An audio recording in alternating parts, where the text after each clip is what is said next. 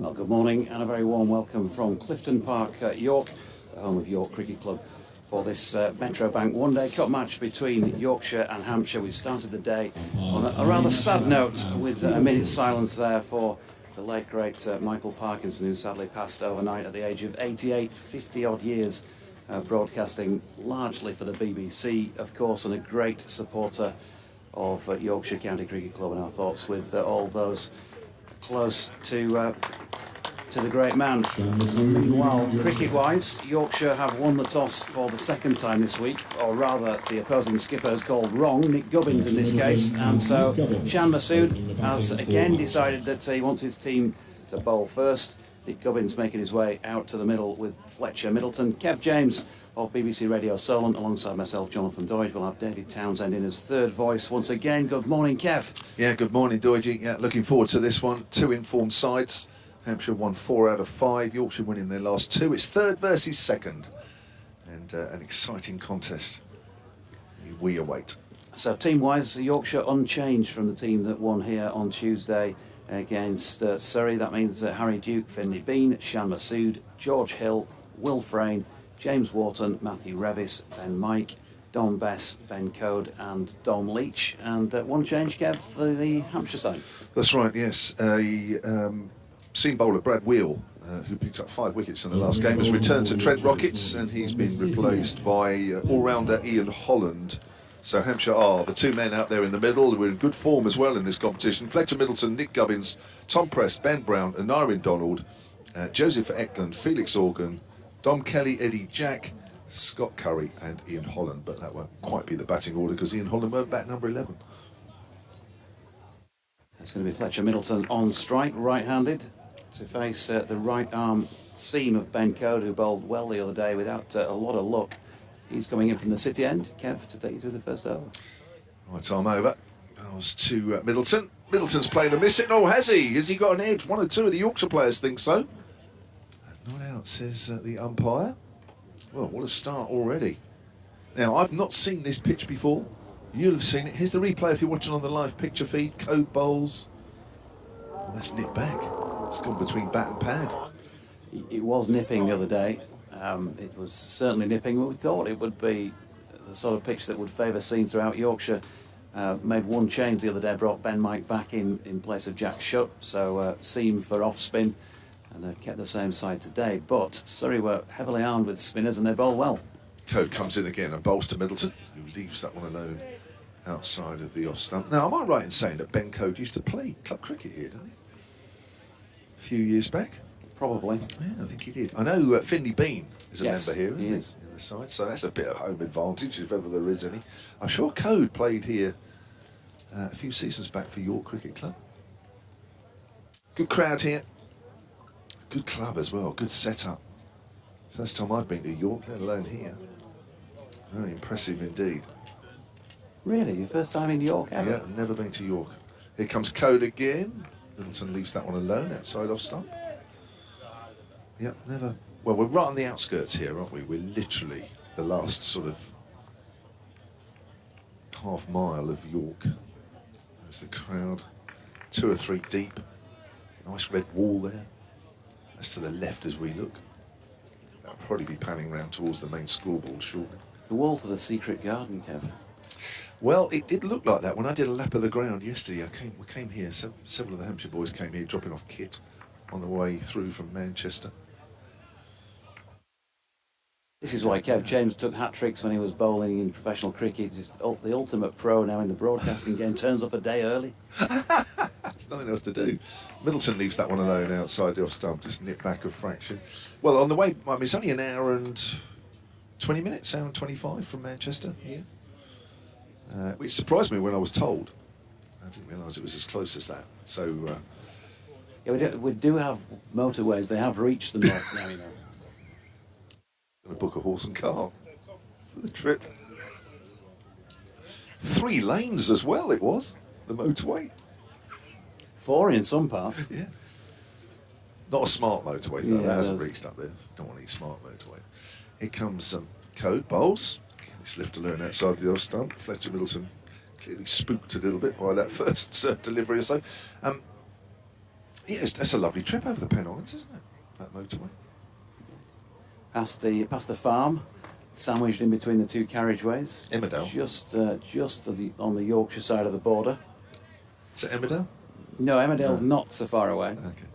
I came past it this morning, actually. I almost came past the old Emmerdale building that you used to see on the opening credits. Okay. It's probably about a mile from it.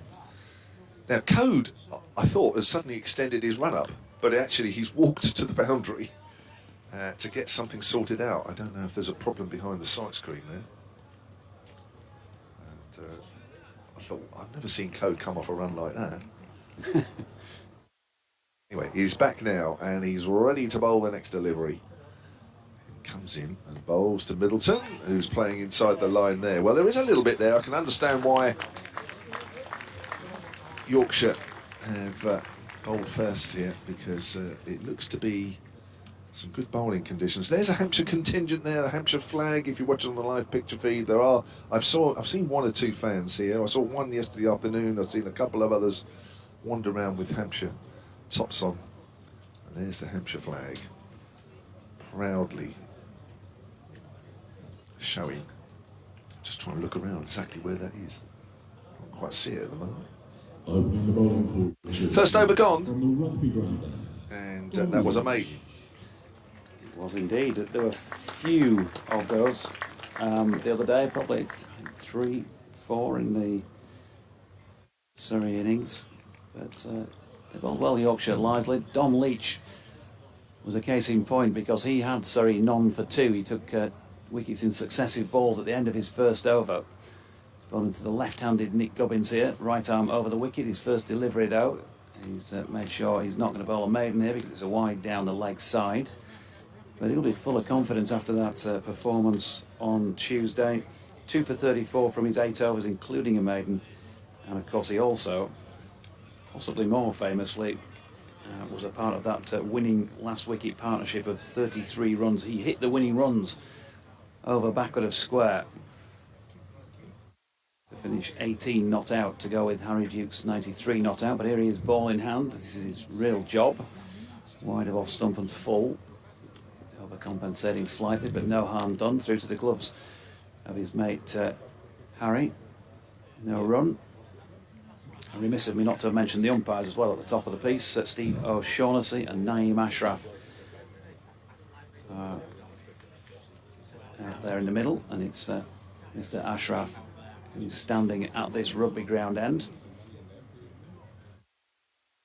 As Leach turns again, 2 slips in place, and it's up there to drive. Invitation accepted, but not struck cleanly by Nick Gubbins. Back to Leach in his follow-through. No run. It's nice to see a Nyron Donald who came over and gave me a shout and a wave.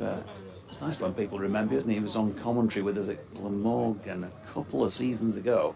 And of course he featured heavily, didn't he, at Scarborough in Hampshire's win in this competition. Right, I'm thinking that was last year? Yeah, 76 he made, yeah. Yeah, and he smashed the ball to all parts and got it pretty rapidly.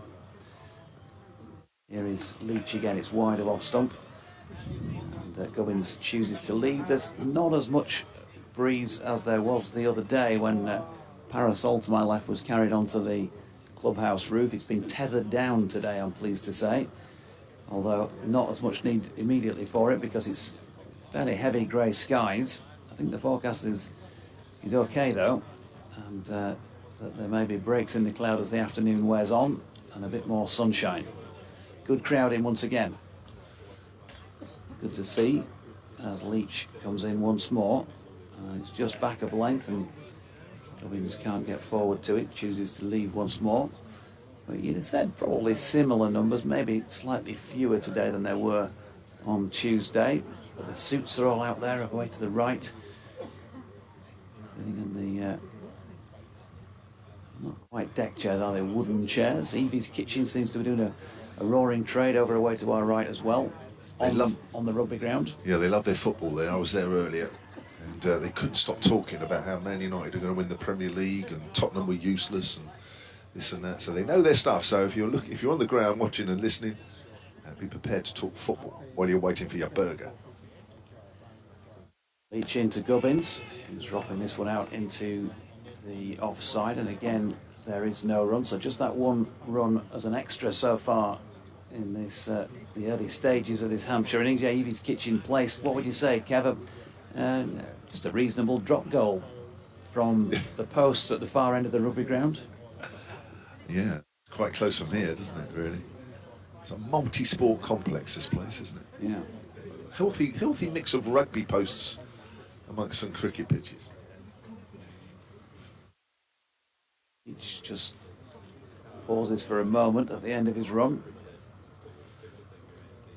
Wynn sets himself, weight slightly on the front foot, and he's had a go at this one. A good delivery by Dom Leach, which looked like it might have just nipped away from the Hampshire captain.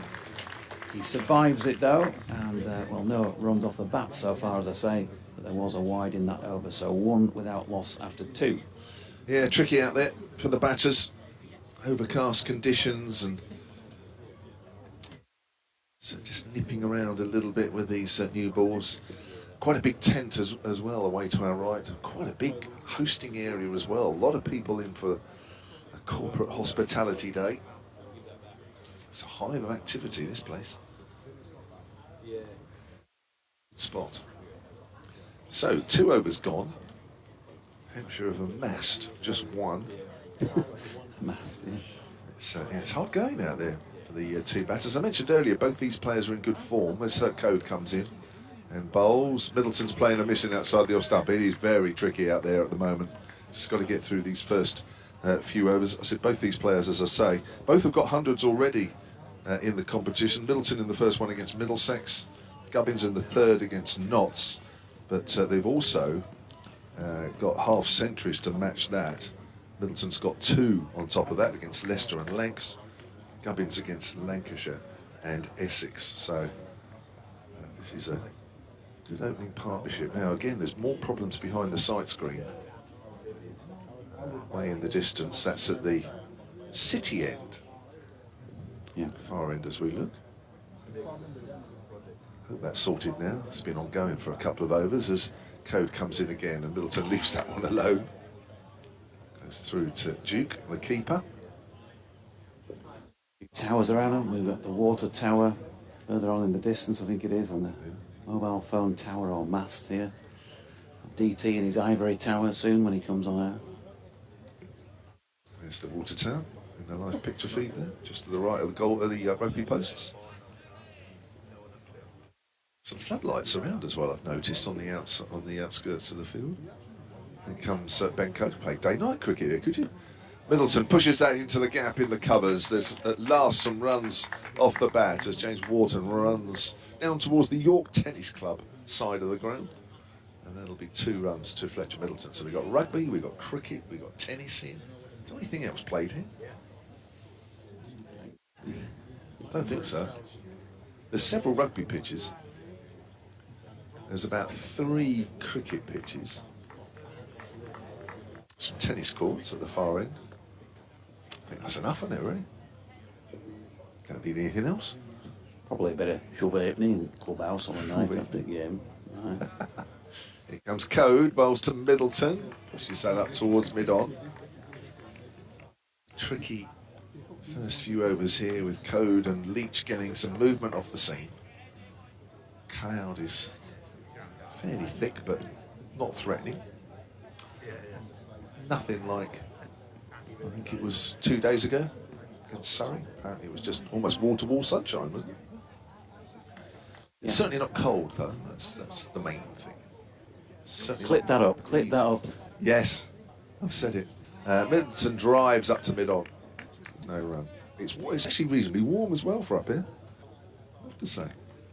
Scarborough was... DT's not quite gone for the fisherman's jumper today, has he? He's a little thinner than that, so he must be warmish. Big temporary stand at the far end, which is fairly full. Healthy smattering of crowd all the way around the ground anyway.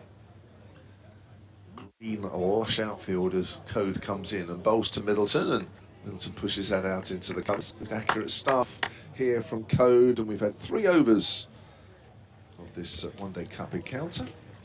And Hampshire have 3. Ladies and gentlemen, just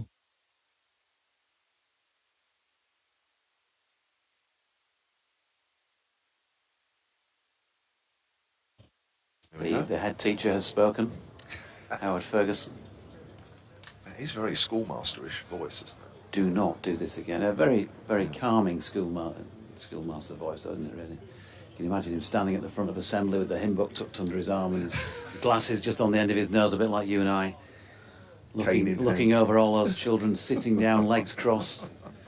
Do not walk behind the bowler's arm. Here's Dom Leach. Oh, lovely shot by Nick Gubbins. We're going to see the first boundary of the day. He stepped into that one, timed it superbly, and Leach just over pitching a fraction, and he was latching onto that straight away. 7 without loss. Martin Bloomfield says, morning JD. So sad to hear the news about Parky. Dickey, as in Bird, will be devastated.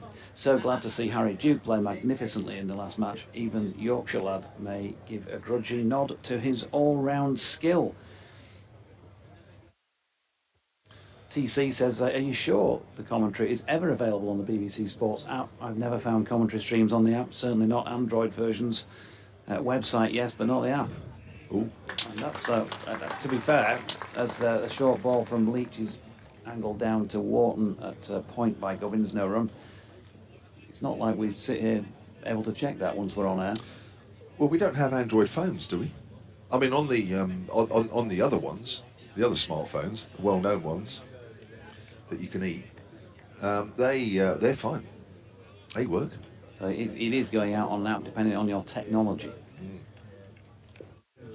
7 without loss. Gubbins with that boundary has put 4 against his name as Leach is in again. That's shorter of length, and he's whipped it leg side. Probably, I say whip, had he properly whipped it, it might have ended up in the hands of Ben Mike at mid-on. He played it slightly softer hands, made some sort of late adjustment, and it dropped short of the fielder.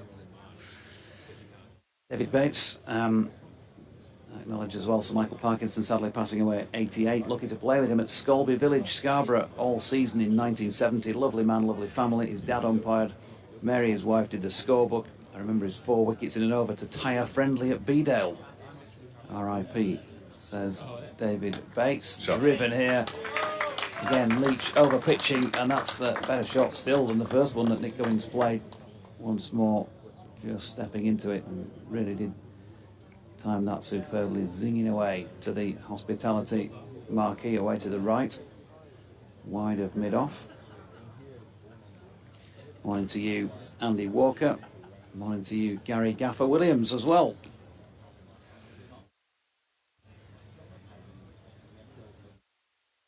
So Leach is just waiting for somebody else to stop moving behind the bowler's arm, despite the fact that Howard Ferguson has just asked people not to do that. I'm guessing the bloke wasn't in the ground at that point. Short ball this time from Leach. That's probably going to be 4. Ben Mike is closing in on it. That's a really superb chase by Ben Mike. And they're going to get 3 for it in the end. Well worth saving 1, as we know how tight the game got the other day, and who knows how vital that could be. 14 without loss so far. Let's hope that there's no rain today, because Mike, who did a superb piece of fielding there, just stood all over the covers in his spikes, so can't imagine that they're going to be as good as they were. It's hard to get them far enough off the ground, but then need to bring them on if you do. You need to get them on quickly. The row, I think, in front of the covers is the ground staff, and somebody got knocked over by James Wharton when trying to field the ball the other day. Leach is in again. That's driven not quite as confidently into the offside by Fletcher Middleton. It was aerial for a moment, but they've got another 2, so starting to get going here, having had a little look for those first 2 or 3 overs that proved a little more troublesome for the batters, and they are 16 without loss, so 13 from that 4th over by Dom Leach. Yes, so what is a good score here? Because I was looking up very quickly. So here, 241, which Surrey made. I know they had a poor start as well, didn't they? That was obviously not quite enough. Well, I spoke to Gareth Batty the other day when he was here, and while the game was still going on, and said, what do you think? The covers have been moved further behind the ground staff, so not going to get perforated, hopefully. And Gareth said, even when the ball was jagging around early on, we thought it was a 300 deck. So he said, 41 clearly, we feel like we're short of the mark. As it turned out, obviously, it certainly made a good game of it. Code to Gubbins, who's on 11. Round wicket this time, left-hander, as Gubbins tucks her away down to fine. That'll be 16 for 1. I reckon 300 on here. Batting second on the second time this pitch has been used, because it's the same pitch as Tuesday. Yeah. It'll take a bit of getting if they can get up. Anything north of 250 is going to be competitive. 280. Yeah. I think pretty hard work. Yorkshire would have to bat better than they did the other day anyway. Of course, if the clouds lift a bit as well, then you would think later on in the day might be a little easier. I noticed back in 2021 list A games here, Yorkshire got 300, didn't they? Yeah. One or two of those games as Code comes in over the wicket. Middleton's playing a missing outside the off stump. Bit of a lottery for him out there at the moment. Code's found a nice spot. Yeah, different deck, different day, of course, and different conditions as well. I think we've had a washout here. I think with a few overs, it might have been the best part of an innings against Notts in one of the previous games, and that was that. No further play. But when on the good days, it's been good, all speaking. Yeah. I think you're right. I think north of 250 will be more than competitive as Middleton plays inside the line there. Definitely short of a length outside the off stump. Is a bit of a tricky area at the moment for the right-hander. Rob Barnes, who's emailed as well, sonofcricket@gmail.com, talking about Ben Code looking as though he was extending his run up there at the far end last over. Just heard you talking about Code running in from the boundary. Reminds me of Butch White, who's the late former Hampshire quick bowler over yesteryear. Running in with flailing arms, terrorising batters. Who was the long run-up that you fellas have seen? Who was the guy? Essex Price, wasn't it? Batters, that's flicked away on the onside, but there is a run. John Price, but a very curvy run-up that we're talking of 60s, 70s. He had a very, very long run-up. I remember seeing pictures of that. I mean, he was before me, but for the pace he bowled, it was an amazingly long run-up. Michael Holdings was long, wasn't he? I thought Sylvester Clark's used to be long. Toby Rowland-Jones for the pacey bowls, long one, says DT. Here comes Code, who's not especially long with his run-up. Oh, he's wrapped on the pad. That looks very close. Not out, says Stephen O'Shaughnessy. And whip it away leg side, maybe going down. I think it's a 10 on the end, but yeah, I think you're right. Looked like it was angled in, wasn't it? Good morning, Jonathan says Russell Walker, wishing the Tykes another winning performance, but without giving me a cardiac arrest this time. Win the toss and bowl. I'm sure the ball will do a bit for the first 20. Have a good day. Certainly is doing a bit. As Code comes in again and bowls. Middleton gets a leg ball, which he plays back to the bowler. That's the end of over number 5. And Hampshire are 17 without loss. I don't think it's the amount of runs being scored here. I think it's Hampshire making sure they keep a few wickets intact. Yeah, I think that is key. And Yorkshire, they've been a bit sort of Jekyll and Hyde in that respect. They took wickets at Essex the other day when Essex have made it to 100 without loss in the first 10, and they bowled them out for 221, took all 10 wickets in around about 25 overs. So they can do it. They did it, the other day there was a steady stream barring the one big partnership, Ben Geddes making his 90-odd, and then they quickly got shot at the tail when they got the opportunity. But there have been some games this year as well when they've struggled to take wickets, so they haven't had an immediate bite here. So there's a challenge for them, but they're keeping it tight enough at the moment as Leach is in, and that's nicely driven by the left-handed Gubbins up to Don Bess at mid-off. Has a shy at the stumps, but misses, and they get a single, taking it to 18 without loss. Mighty Mariners, good morning to you. He's hoping for a Yorkshire win and not a tight finish like Tuesday. And welcome to York to Kevin James, he says. Thank you. Martin Rowe says, one moment, because we'll take Leach's delivery. Back to your tweet, or your ex, Martin, as it is these days. And Mike has just been moved across from the offside into the leg side, and now he's going back again. Bit of hokey-cokey in the field. George Hill has now been dispatched out to mid-wicket. Matthew Revis to deep backward square. They're the two men outside the circle, and they've ringed it in the offside. and they've gone without a slip here as Leach is bowling to Middleton, who's gone right underneath this one, but he's probably going to get away with this. He is. That was probably straight into the hands of a man on one at mid-wicket, but it drops between Hill and Revis coming in from the boundary, and they get a single. Wow, got away with that one. Watching the live picture feed, here it comes. Trying to go big, got right underneath that one, right underneath it. Good sandwich. So here's Leach, 2 slips back in place to the left-handed Gubbins, who pushes that one just into the leg side. There's no run. So Martin Rose says, Kevin James, I believe he played for Hampshire, among others, nicknamed JMO, which I can understand, and the other bloke, which I can't, remember him taking 4 wickets in 4 balls against India, 2 of his victims being Sachin Tendulkar and Rahul the Wall Dravid. Yeah, that's right. A while ago now, though. But I still live off it. Yeah. Comes Leach round the wicket now to Gubbins. Good delivery. Gubbins just pushing at that one. Looks as though it held its line, angled in. Dave Allen saying, you probably know, but pictures and no commentary. I don't know, nobody said anything to us. No, and in fact somebody came back on the Android front saying that I'm listening on the Android app, so it definitely works. Ah, right. Although we're about a ball and a half or 2 balls behind us, such like. Just waiting for some movement to stop as Leach sets off in again from the Sharp.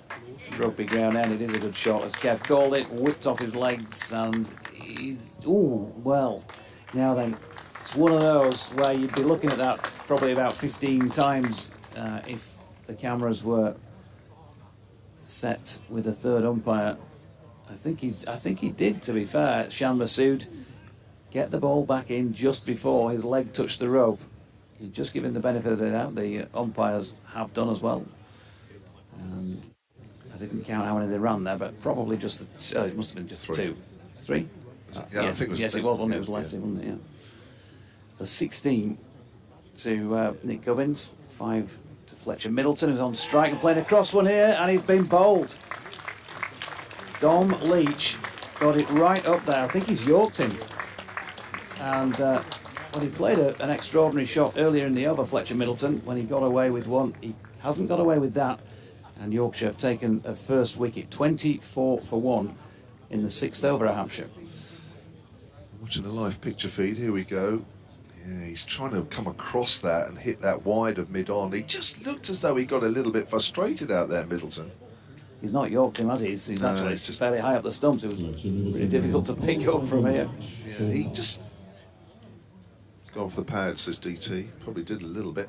I just got the feeling with the shot before where he sort of chipped it away, and then that shot as well. He just got a bit frustrated with the way the ball was behaving out there a little bit. And I know he's been in good form. Probably feels that he wants to try and play the same way out there. Well, this is a little different. The conditions are different. The wicket is a little different. So it's one of those where you just have to sort of just rein it in a fraction, because this is a period where Yorkshire will feel that they can get in amongst the wickets. Newish balls, because it's one at each end. And I think from a Hampshire point of view, it's rather than sort of get set off like a train, it's one of those where you just rein it in a bit. Just make sure you keep wickets intact. Yeah, 5 off 20 deliveries, so there was the frustration. JMO's going to do an update and have a breather, and DT will muscle in, as DT does, between the pair of us. So that was the penultimate ball of the 6th over. Yorkshire finding the breakthrough. Tom Prest is the new man at the crease for Hampshire. Right-hander to replace a right-hander, Dorset born, just 20 years of age and playing his 25th list day match. Tom Press, he has got 181 against his name, his 1 century in this form of the game, plus 5 half-centuries to boot, and he's pushing his first delivery to mid-on, where Bess fields to complete that 6th over then, with the visiting Hampshire on 24 for 1. A reminder that Nick Gubbins called incorrectly this morning, the Hampshire captain, and Yorkshire therefore won the toss. Shan Masood decided that he wanted to have a go second with the bat, and we have this situation. Ben Code and Dom Leach have both bowled pretty well. Code the tidier of the two, but Leach the wicket taker. Good morning, DT. Good morning, Dodgy. Good morning, everybody. It's a little bit cooler than I thought it was going to be this morning, but I might have to go and get that old fisherman's sweater out of the car. It was a tactic that Dom Leach was using on Tuesday, wasn't he? The ball that's pitched up that took the wicket. Code starts new over. Gubbins down the pitch. He's got a little bit of something on that bat or pad, and it's gone very fine to fine leg for 4 leg byes. So we're talking about the dismissal. Leach bowled several very good Yorkers, and 1 or 2 attempted Yorkers against Surrey, which is an interesting tactic early in the piece. Often see that in the death overs, of course. And that was another one, but it really was a long half volley, wasn't it? And he missed it. It flicked the pad and flicked the off stump by the look of it. Code round the wicket to the left-hander, and Gubbins down the pitch. Just plays defensively when he gets there, trying to just to break up Code's nagging length. He really does just get in a groove, doesn't he, Ben Code? Again, very similar to Tuesday when he started off with a very good spell. Just couldn't get a nick for love nor money, could he, on Tuesday? And hasn't got one so far this morning. Bowls again there to Gubbins. Jags back in, takes Gubbins high on the left thigh, just coming back in and making the play no shot, but the ball came back a long way. 28 for 1. Mentioned the other day that he was bowling more on championship length, Ben Code, and it's sort of a bit more of a championship feel about the field, isn't it, as well? 2 slips and a gully. I don't see loads of that in white ball cricket. A few of you, Neil Monnery, James Green, Jamie Fletcher, have mentioned that the shot in the previous over by Middleton that went aerial was a free hit, which I don't think we picked up on. It would explain it, as that ball is sent out to deep backward square. I did, of course, notice it, but I was off air at the time, Dodgy. So We usually write as a nice handwritten note if you've noticed something that we've missed. Chatting away, we're looking at our laptops. No, I missed it as well. I was only joking. 29 for 1.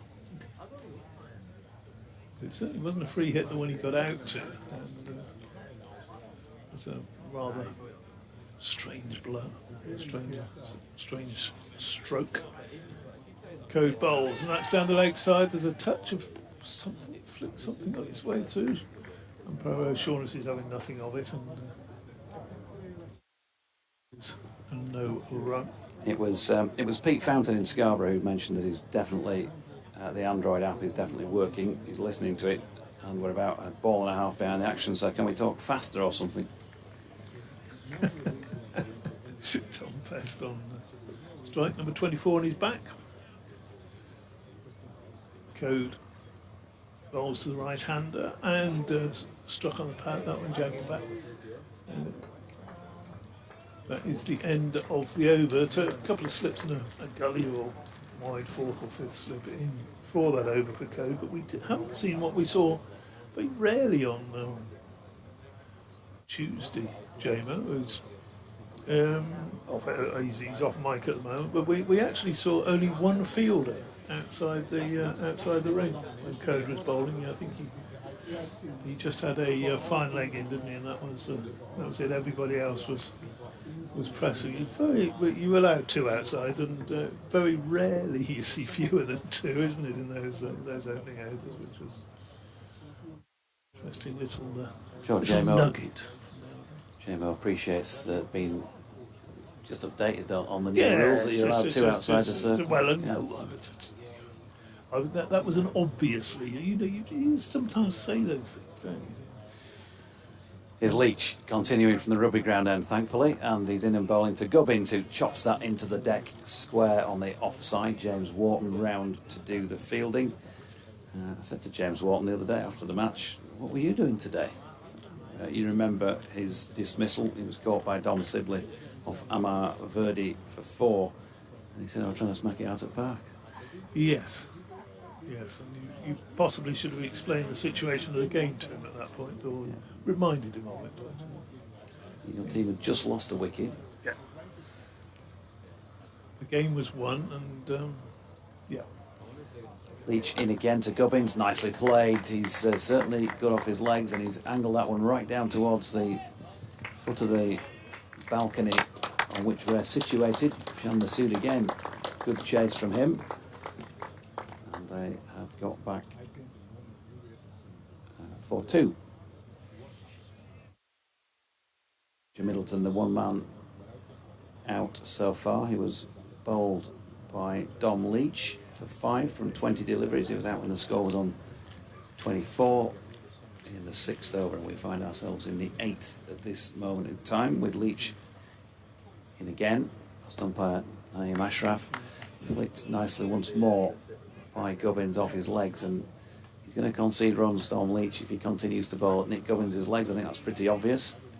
He's gone for 2 down to Ben Code, who's come round from fine leg to do the fielding. You can get in touch on at Jonathan Doidge or at DO_cricket or BBC West Yorkshire Sport at gmail.com.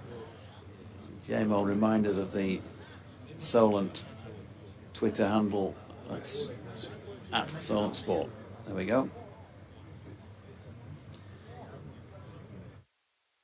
Have your say, questions for the lads, whatever it might be.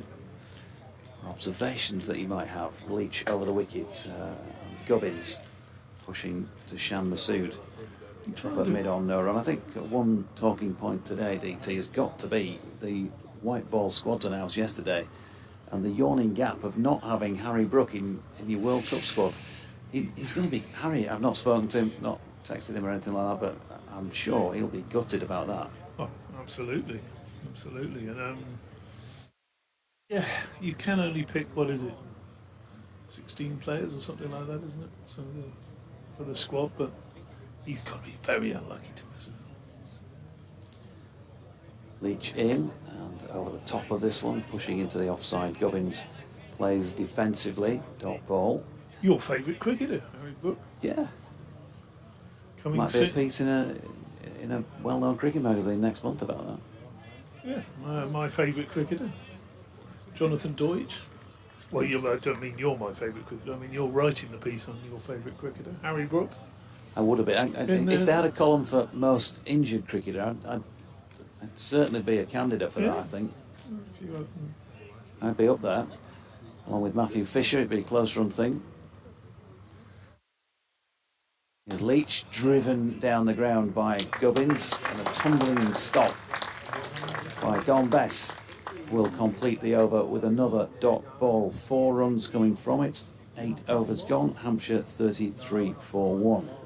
There must have been a few other candidates for your favourite cricketer, Doidge. Had they all been done in the previous columns by other writers in the cricketer? When your friend Hugh Turbeville sent me the list of previous issues of the Cricketer and who had been done, there were several repeats, and I just thought, yeah, okay, so I mentioned a few of my other previous favourites, if you like, but of current players, the one I enjoy watching bat most, who's not previously been done, Harry Brook, I think he is. Very much enjoyed watching and describing the way he plays over the last few seasons. Obviously I haven't seen anything of him this year. Yorkshire capacity here is Code bowling, and Pest has a little dabble at that one outside the off stump. Quite a few batsmen here this week have to vent Code, but none of them yet has managed to get a splinter on it, which is must be quite frustrating for the bowler. But of course, in one-day cricket, it's not as important to take wickets as it is in the Championship, but it's still very valuable, of course.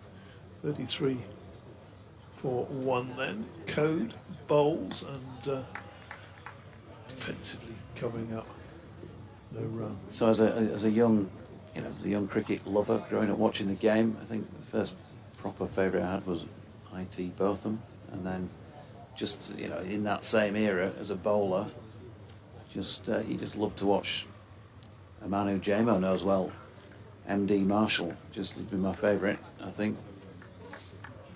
As far as quick bowlers go, you'd have to say. Yeah. He was the man, wasn't he? Next delivery is pushed back past the bowler. So I had a lot of time for Kirtley and Courtney. Kirtley in particular, you talk to Otis Gibson, as I have done, about the great sort of West Indian era.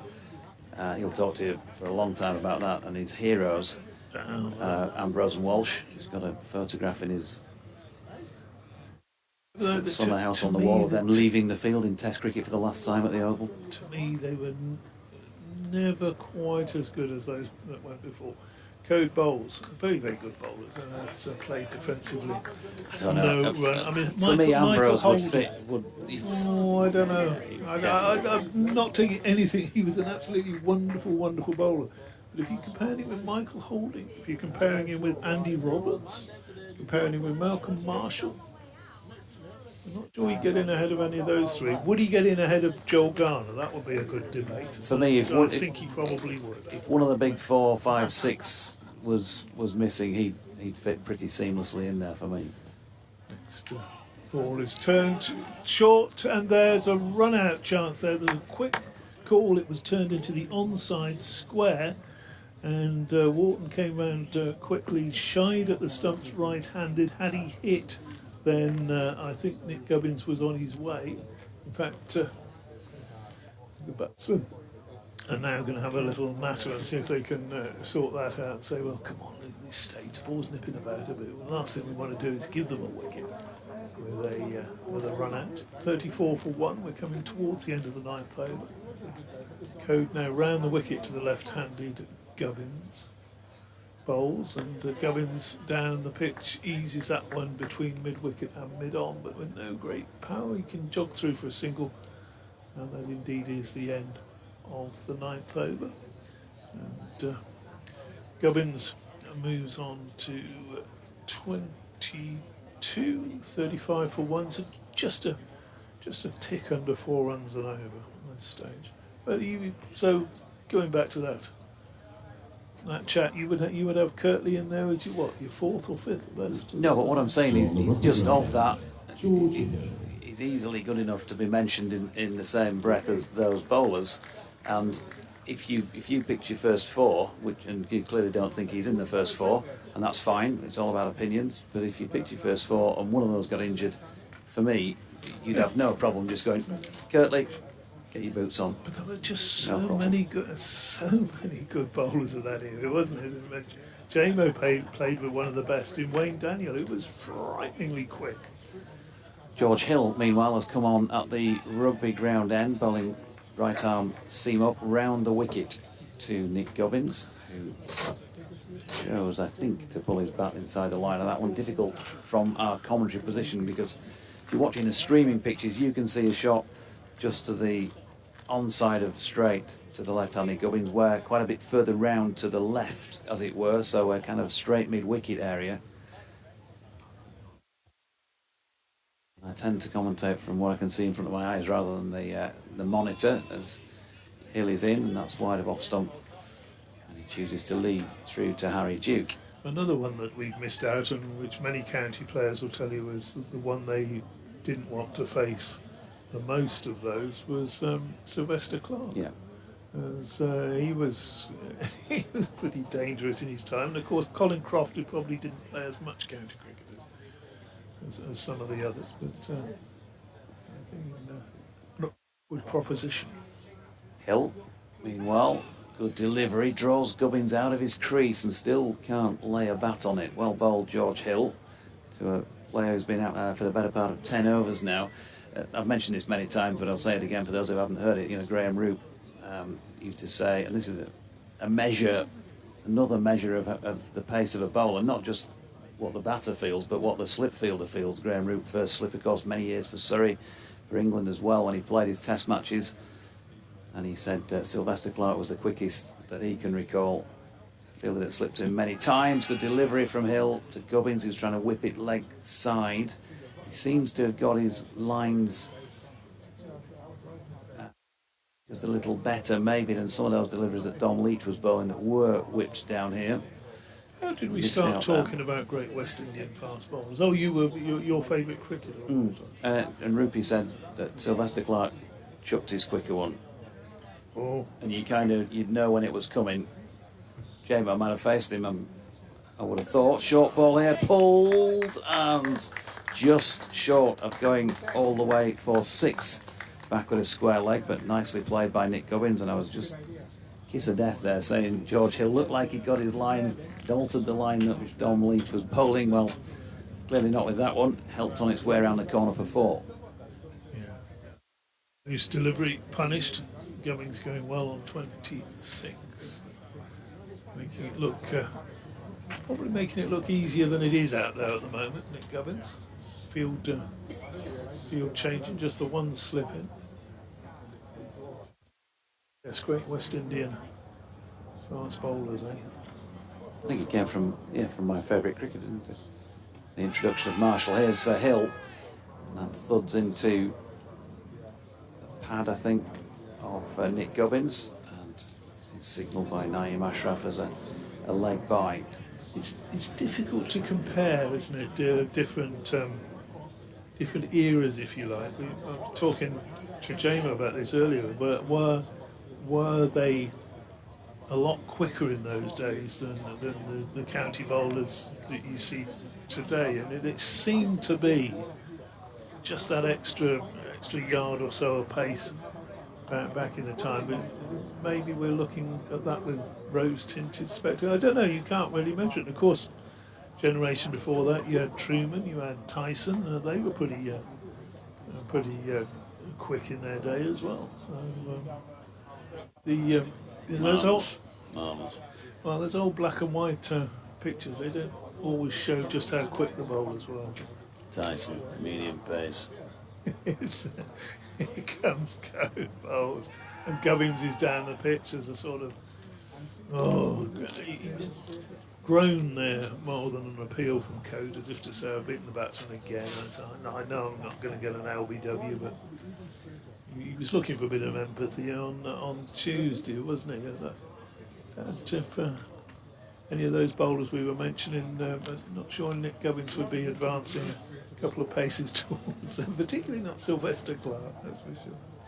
Andy Roberts as well. Andy Roberts, yeah. He'd dig you on, wouldn't he, if he saw you coming, dear me. Bowls, and Gubbins stays where he is this time, plays square of the wicket, quickly through all the signals.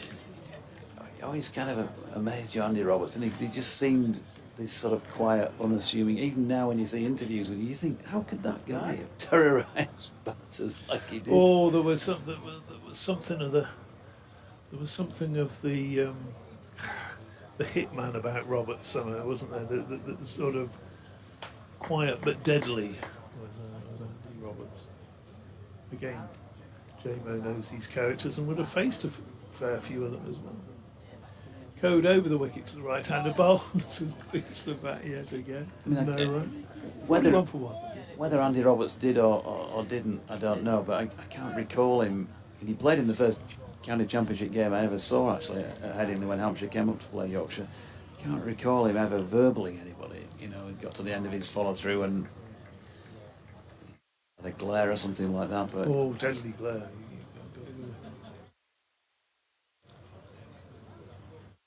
So I don't think you would have taken him on in a staring contest.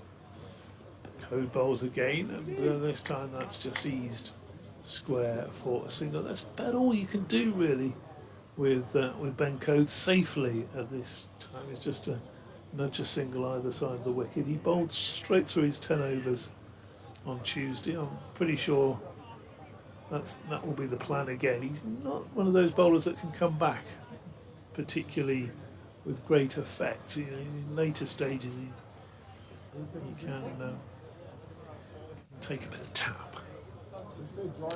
Bowls again to Gubbins. Gubbins stays at home this time and plays that one defensively. No run. 2 for 1. Andy J says, how do JDKJ et al. Sat on the riverbank in York having a bacon sarnie, taking full advantage of the weather after 2 washouts in Scarborough. On my way to the game and listening in. Good to have you on board. Stage drive for Scarborough in a couple of weeks' time. Championship game starting on, I think, the 3rd of September. Code Bowls, and that's defended. No run there. Always a marvellous part of the country up on the northeast coast is Scarborough. Always enjoy that. Too far north for some, but not for most of us. JMO, he spent an entire 4-day match up there. Was it a 4-day match? It felt like about a 10-day match by the time he'd finished moaning about the weather. Dear me. Was I there for that one? I probably was, wasn't I? He does like a whinge though. But one thing I've noticed, if you notice his trousers this morning, I know you can't see that on your TV monitors, but he's got turn-ups. He's got turn-ups on. Next, here is you over. Hill, and it's dropped into the offside there by Tom Prest. He's going to scurry through with a bit of support from Nick Gubbins and pick up a single. I think maybe that's a new fashion that's coming, because we're sort of several years behind up here. Maybe, do you think that we'll all be wearing the turn-ups, or do you think that's just an old suit that he's making use of? He's a Londoner, isn't he, really, Kev? I know he... Well, he went to be 10 years before the fashion gets over here. I think he's a Londoner who was here's Hill round the wicket to Gubbins, who punches into the offside. Good piece of fielding by Finley Bean, and extra cover denies them a run. As I say, he's a Londoner, isn't he? I think he got kicked out by Middlesex for his fashion sense and he had to go down and ply his trade at Hampshire. But he looks like he's sort of dressed as maybe there were some Cray connections, in his London life, something like that. He'll come with his hair greased down next, bit of Brill cream on it, pinstripe suit, and his ISDN kit will be doubling up as a gun case as Hill is in, and Gubbins drops that out towards Gully. There's no run. It's a 43 for 1. Gubbins on to 27, Prest on 3. James Green says Wayne Daniel and Andy Roberts weren't bad. Good afternoon, good morning, I should say, to you, Lily, who is around. Martin Rowe also mentions, talking about John Price and his unique run-up. I remember watching on telly as a child a guy called Asif Masood. He used to begin his run-up with a backward step before a loping approach to the wicket. Here's George Hill with a more direct approach, and that is flicked into the leg side by Gubbins and fielded by Ben Mike. Yeah, I was off air when JMO said about John Price. John Price was quick in his day. He was not a medium placer, and he played for England as a genuinely quick bowler, and actually replaced Fred in a Test match at Old Trafford, where that Test match where Bill Lawrie or Bob Simpson got about 300 or something, and they scored 600 for 4. And that's why they didn't beat me. Here's Hill round the wicket, and that's flicked up to mid-on. Nicely played by Gubbins, who's advancing down the pitch now to stop it being able to do its work, and he picks up one to Masood. Martin Rowe continues about Asif Masood and says it's run up with a backward step before a loping approach to the wicket, which John Arlott likened to Groucho Marx chasing a pretty waitress. Yes. Brilliant. Lovely turn. Over the wicket now for George Hill to the right-handed Prest, who punches to Masood at mid-off. Pretty tidy over by George. Just 2 runs coming from that then. 12 gone. Hampshire 44 for 1. It's not been easy out there, and they've done well to get to the end of the 12th over with just that loss of Fletcher Middleton, bowled by Dom Leach for 5. They're setting things up to move things along as we go through, and they've got some players who can do that. And of course, as I mentioned earlier, and Aaron Donald, when he played at Scarborough, we saw him really put his foot down full throttle in a recent match between these sides, and he can score quickly, so absolutely zero cause for panic or concern yet. Had there been 3 or 4 down, you might have been a bit concerned.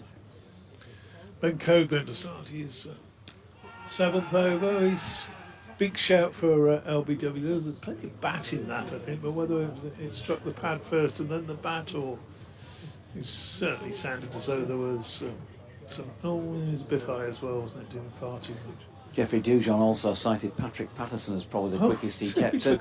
Said Robert Marion. We didn't forget him, did we? We were just talking about the great era, really. Yeah, we. I mean, you wouldn't have him down as, you know, you wouldn't have him in the top no, 6. Yeah, but he was in terms of pace, very quick. yeah. Very quick.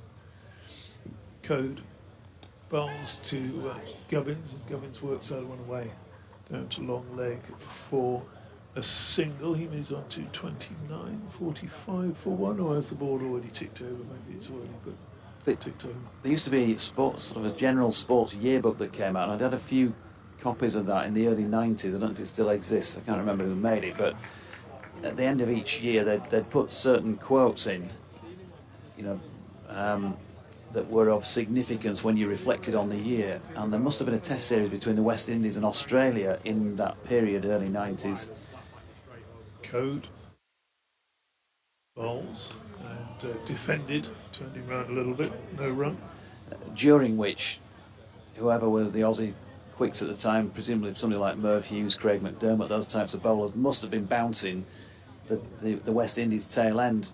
And there was this significant quote just read, "You'll get yours, Patrick Patterson." So presumably he turned round, having been bounced by somebody, and told them that wait till you get out here, sunshine. I'm not quite sure what the result of all that was, but I just remember that quote. Good.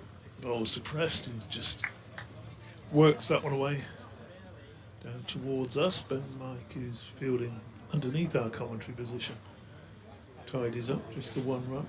I was actually at the SCG, that famous one-day game where Dean Jones insisted that Curtly Ambrose took off his sweatbands around his wrist, and it was just a sort of middling one-day game that was bumbling along with no great excitement to it, as they can sometimes do.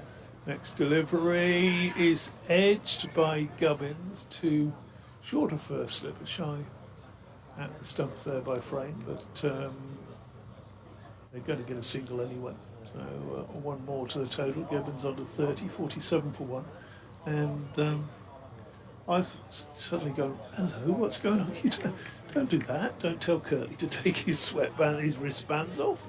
It was like, and Curtly sort of looked at Dean Jones as to say, are you serious?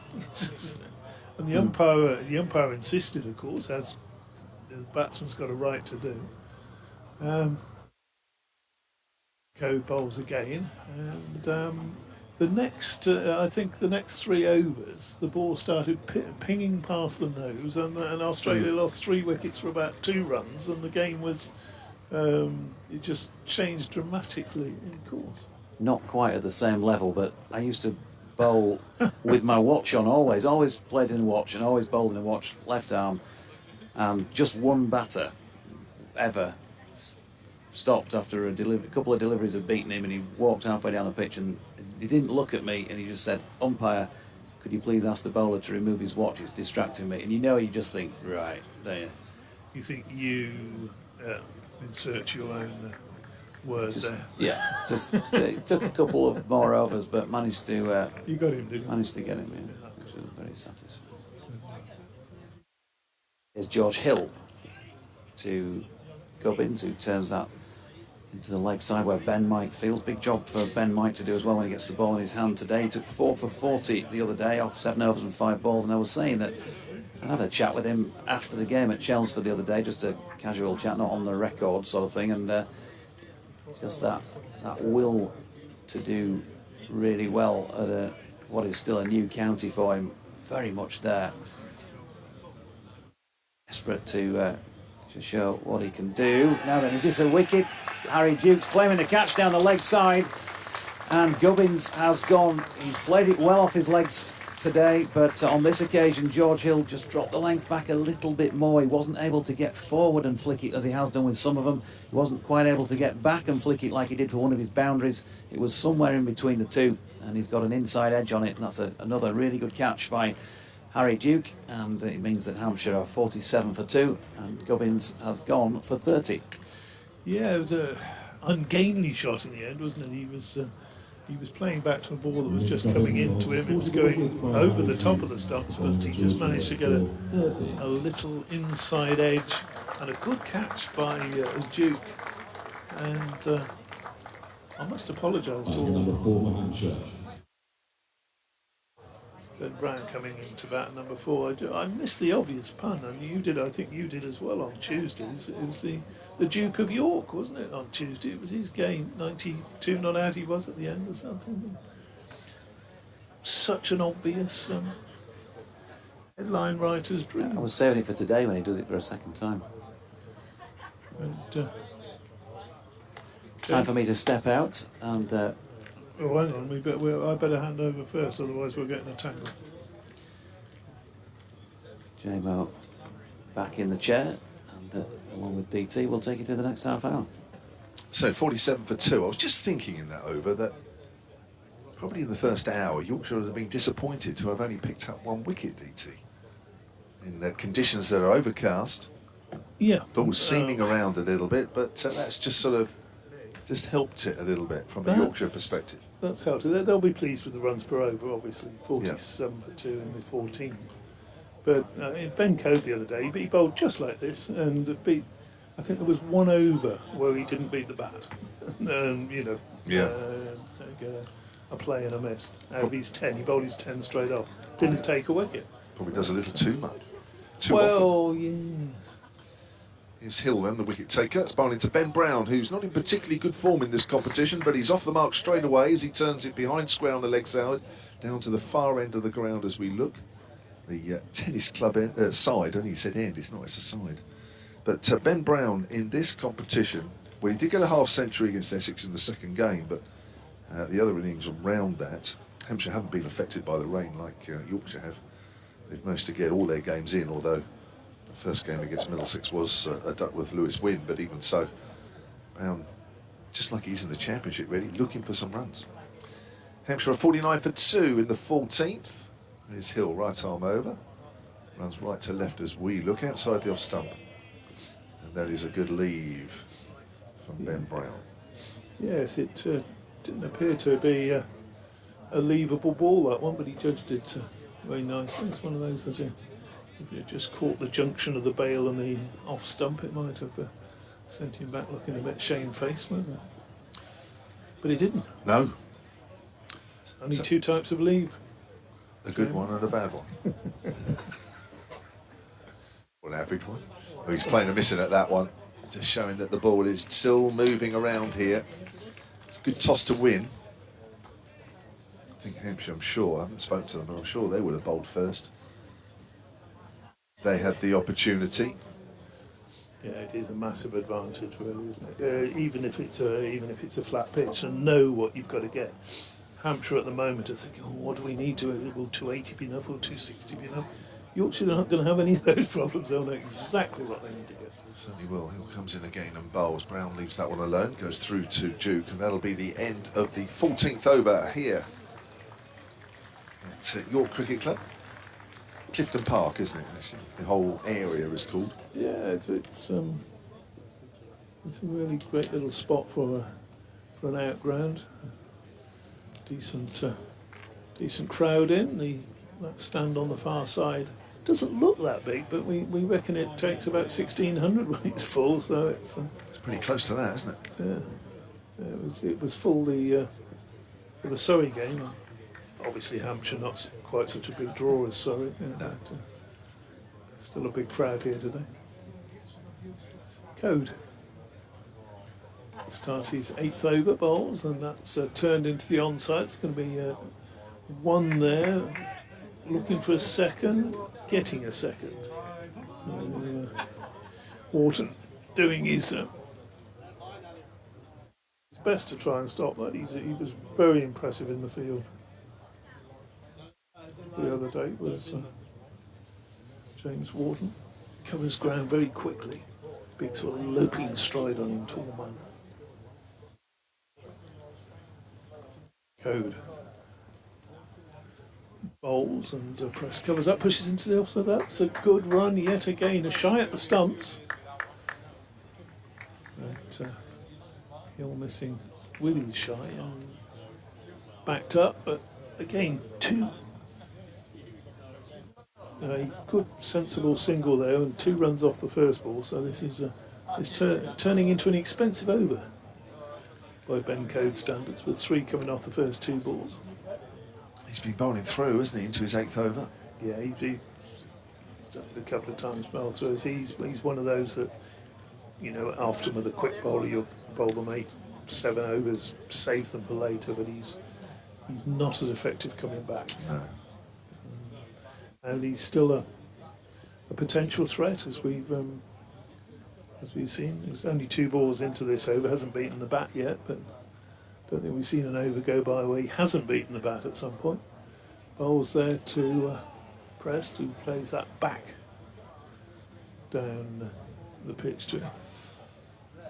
He got 3 for 16 against Kent at Scarborough in this competition. Didn't take a wicket against Essex at Chelmsford. Didn't take a wicket here against Surrey.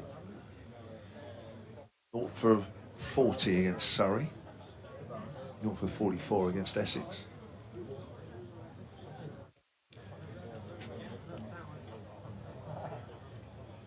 Here he comes again from the city end, bounding in. Bowls, and that ball comes back. It was being left by Brown, but ball's come back in, hitting too high. If we look at this again, he was expecting that one to just go on past the off stump. Too much bounce in it. In the case of somebody like Code, maybe bowling a foot 18 inches too short. If he was that a little bit further up, he would be getting the nicks rather than beating the bat.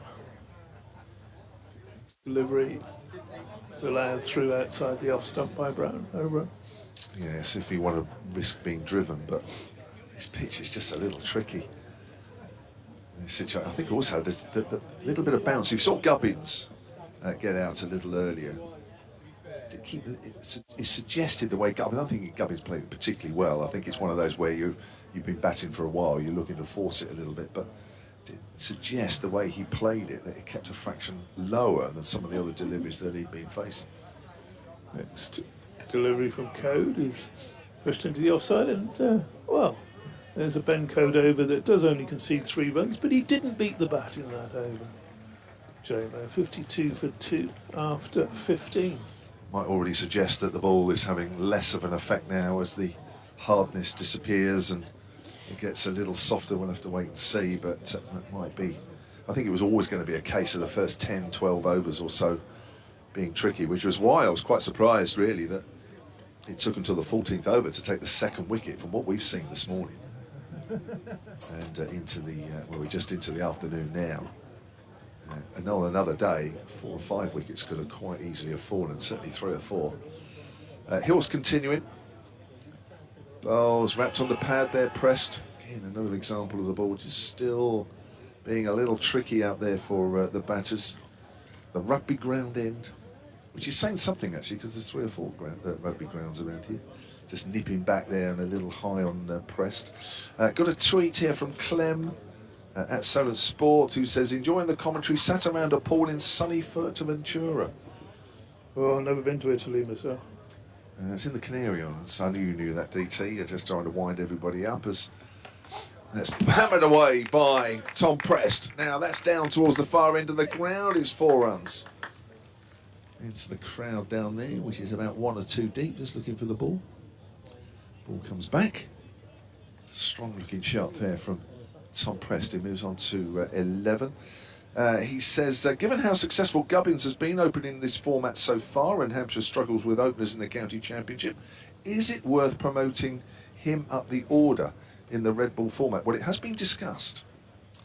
It's been a talking point for a while now, Clint. As Hill bowls, Prest walks into that shot. Brown was going to come down. Oh, he's gone. The throw came in at the bowler's end. Brown with the dive. I think he would have struggled had that throw from James Wharton hit the stumps. Yeah, that was again Wharton. We were mentioning the last over. Covers the ground very, very quickly.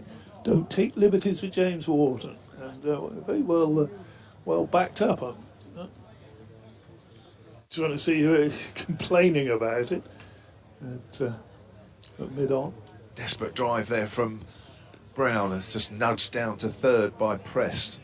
Only be a single there. 57 for 2 in the 16th. Just every now and then here, there's just a hint of a little bit of sun. We just had it for a few seconds there. I think the promise is that the weather is slowly but surely improving as we get through the afternoon. We've still got full cloud cover. Doesn't feel quite as heavy as it was earlier on this morning, but it's still there. And still helping conditions here for the bowlers. Hill comes in again, right arm over to Brown. He gets wrapped high on the pad there once more with a ball that bounces and nips back. Hill's getting the ball just to move around a little bit. Coder's bowled 8 overs, none for 14. Accurate stuff. Has beaten the bat early on. Just watching that replay as well on the picture feed. I think even though the camera's on an angle, I think you can just see the ball nip back on Brown there, and that's. Well, I did him a disservice there. It was well above the pad, nearly in that area that you don't want to be hit. It was. You don't really want to be hit anywhere, do you? But, no, don't. But especially that over. Hill comes in and bowls. Brown whips that away in the air, but safe down towards square leg, down towards those tennis courts again, and it's gone for 4. Just went over the rope. 4 runs. Takes Brown on to 6, I think that'll be. I'm sure the scoreboard has gone quite up yet. Brown plays in one of those familiar flickaways on the leg side that he plays. Yeah, 6 he's on, 16 gone. Hampshire losing the toss, being asked about first. There was no surprise there. 61 for 2. The 2 wickets are fallen. Fletcher Middleton went for 5 off 20 balls. Just looked as though he got a little bit frustrated there with his innings, didn't he, DT? Just tried to hit Leach over the top, wide of mid-on, and just came across it a bit. He was bowled off the pad. And Nick Gubbins caught behind for 30. That was a 46 deliveries. That was an odd shot from Gubbins as well, wasn't it? He was just trying to make a late adjustment, and it looked rather ugly the way he got out. But, didn't it? Good catch by young Harry Duke behind the stumps. Code bowls, and that's just. I would seem to just keep a tad low, isn't it? That's exactly what I was thinking. It's just pushed into the onside. No run there. James Wharton doing the field, didn't he? So, he and Don Bess are now throwing the ball back and forward to each other, and Don Bess always sort of catches the eye with something. I mean, you're expecting him to catch that ball and throw it to the bowler, but no, he's thrown it back to the bloke who threw it to it. Code bowls hit in the air over square leg. That's going to be a couple of runs. Didn't catch hold of it.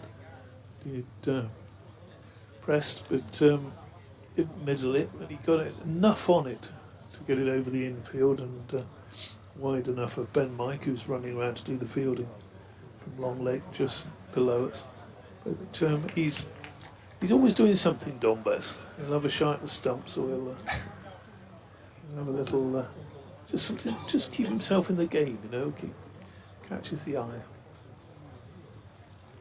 Code to pressed bowls, and that's nibbled away down to a third man, a very fine third, and he's going to get 4 runs for that, just a little nudge past the 2 slips. Into the hospitality area, which is well stocked, isn't it? That's it'll need to be with those many people there. It's a busy area around there. It's in the tent, plenty of people in the tent, plenty of people sat outside the tent. There'll be a few bottles emptied down there during the day, I'm pretty sure. Enjoying the cricket though. Not too many in the front row. Though. So I look at the sort of the different sort of social areas of a cricket ground. Here we got the establishment. Here we got the club. We got the members. You don't get in here easily. You can pay to get into the hospitality, and you got the tents around there. And the next delivery is pushed to the offside no run, 67 for 2. So you make a bit of money. You can get in the hospitality. You know, you've done well, but you're nouveau over there, right? Here you're establishment, and then over the other side. Oh well, that's where the poor people go. You know, sitting over there, watching their cricket. Different social whatever levels. What are we on the balcony then? Oh. That next ball is just angled down again, looking to work that one fine, but this time there's a fielder in place. We're almost we're the elite up here, aren't we? You know, you've got the coaching staff next door. We're in the old days, if it was one of those gladiator contests or something, we'd be giving the thumbs up or the thumbs down from up here, wouldn't we? A little bit of Asking Ben Coe to go in for the kill. which he's tried to now, bowling to Prest, but no, Prest is behind that. The sun's starting to come out, batting is becoming a little bit easier, and that's the end of Ben Coe's 9th over. You'll bowl one more, 67 for 2. You'd be no good at that, would you? As the emperor with a thumbs up or thumbs down, you'd always just let them off, wouldn't you? You wouldn't want to see. Open the gate and let them go. Yeah, you let them go. So, you wouldn't give the thumbs down. It was the thumbs down that meant he had to be killed or something, wasn't it? Here's Hill again then. Brown leaves that one alone again. He's bounced and nipped back. Well, then taking it well down the leg side. And if you weren't sure if it was the thumbs up or thumbs down, you could get it wrong and it'd be disastrous for the bloke. Wouldn't be a job for you, Jamie. No, you don't think I would be. I wouldn't want that responsibility. You wouldn't, would you? No. There's the, if you're watching the live picture feed, the York Tennis Club, which is directly at the other end of the ground from us. Some artificial courts there, and there's some cricket nets in front of those as well, which one or two of the crowd are taking advantage of as that's pushed to mid-wicket by Ben Brown. Fielder in that position is Finley Bean, who's a member here at York Cricket Club. This is his club.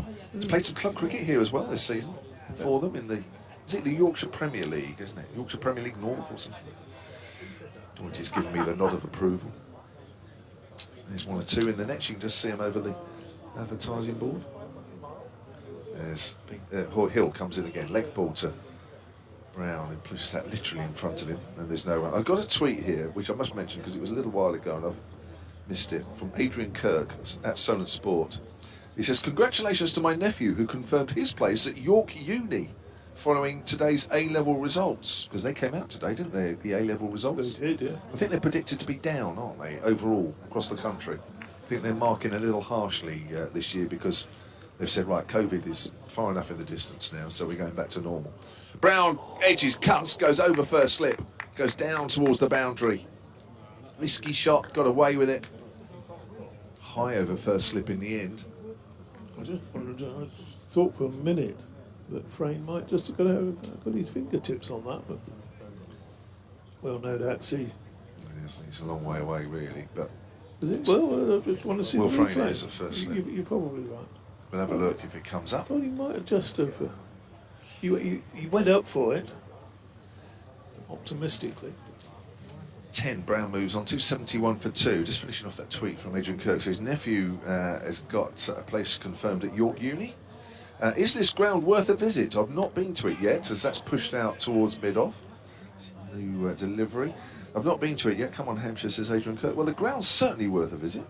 I've never been to York before. I went into town late yesterday afternoon. It was very busy, I have to say. Very busy in town. But it's not, I'd heard it was a really nice spot. And it is, but very touristy. It's one of those towns, it's a bit like Bath. You don't have to go to Bath to know Bath is a nice spot. It is. It's a very nice spot. Brown's on the back foot, steers that out into the covers. That is the end of Hill's over. So that's 18 overs completed in the Hampshire innings. They are 71 for 2, 18 to Tom Prest, 10 to Ben Brown, and the 2 wickets that have fallen have gone to Leach and Hill. Did you ever wander down the Shambles? Yes, I did. That's where I parked, actually. Parked in the Shambles car park. Walked across to the Shambles. Yeah, it was lovely. As I say, it was very busy. Nice few little squares where people were out having some food. And Churchy reckons the Shambles has been taken over by Harry Potter these days. There's a lot of Harry Potter shops and wands and things like that. well, I must have been going around with my eyes closed because I didn't see one. But that's not to say there wasn't. I didn't look that hard, to be honest. I sort of tend to do a bit more of the historical stuff, and there's a wonderful little chapel down there that we were mentioning the other day. It's literally the size of your front room, if your front room's not very big. And it's there, and you can go in and look at all the history on the walls. Code starts his final over. I think he's resigned to not taking a wicket at the moment, isn't he? That one's pushed up to short extra cover where Matthew Revis does the fielding. And although I mentioned this on Tuesday, if any Yorkshire listeners listening, please forgive me, there's the story of a martyr in there, a woman who was put to death for being a Catholic back in the day when, you had all those things going on. And she was put to death in the most horrible and extraordinary way. And the next delivery is dabbed down into the gully. And she had a large door put on top of her and weights added to the door until she died. Lovely story. Well, it's not a lovely story, but it's just extraordinary, isn't it? Can you imagine not only that happening, but somebody actually coming up with the idea, oh, I'll tell you what we'll do, we'll put a door on, and when it's ridiculous. The things they used to do. The things they used to do, Jamie. There you go. You couldn't even put an imaginary thumb up or down to see off a gladiator. I thought you wouldn't like that one. Next delivery turned down to long length there, and Ben Mike does the fielding, just the one. You spoilt my day with that image. Prest is on 19, Ben Brown on 10. Sometimes you have to just get a little bit of reality in on how things used to be and how comfortable we have it these days. Even though you are up north, and it's never hot enough for you up here. It's warm. Yeah. It's just no sun. Shambles, go and see it sometime. I think her name was Mary. Okay. Code bowls to Brown, and that's through outside the off stump, and there's no run. But They did give her a few chances to repent, apparently, but she wasn't having any of it. Is that right? Yeah. Stuck to her principles. Yeah, fair play to her.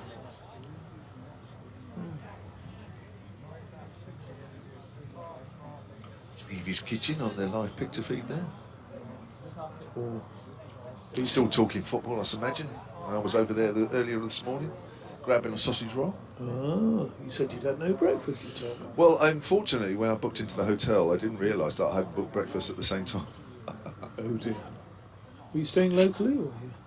A well-known hotel chain just up the road, about a mile away. Next delivery through to the keeper, and Ben Code's work is very nearly done, and he just isn't going to take a wicket. It's very well known chain. Well, it's a nice hotel as well. It's not it doesn't rhyme the same, but it has its word is very similar to the closest planet to the sun. Well, I've no idea what that is. Venus or something, is it? Saturn? That's not. No, none of those are. No. Saturn's further away than Earth. Is it? Oh, Yeah. Venus is the second closest. Ah. Next delivery is just short of a length. Yeah. Mercury. Is it Mercury? Yes. Ah. Oh, excellent. So you've learnt something today. Yes, I have indeed. And so have you. What? A flattened woman under a door. Yeah, but I rather wish I didn't know that. That's the difference. So 19 overs gone. Hampshire are 72 for 2, just a one run off that hill over. And again, a feature of this wicket has been, yes, a bit of movement, sort of helped by the overhead conditions. Round of applause there for Code at the far end as Hill comes in again, pulled away by Prest. There is a fielder down at deep square leg, 73 for 2, but the wicket is a little bit up and down. as well. The bounce is a little bit Yeah, variable. it is, and you can tell that there is a little bit in the pitch by the fact that there's still a slip in the 20th over. So Yeah. just a little bit there, just hoping for a little tickle, Will Frame. It's pushed out square on the offside by Ben Brown. Ian East at Southern Sports says that door story was only from 1978, apparently. I don't think it was. Was it? Perhaps Ian's having a wind up. 1978. Not sure they did that sort of thing in 1978. Well, not to Catholics.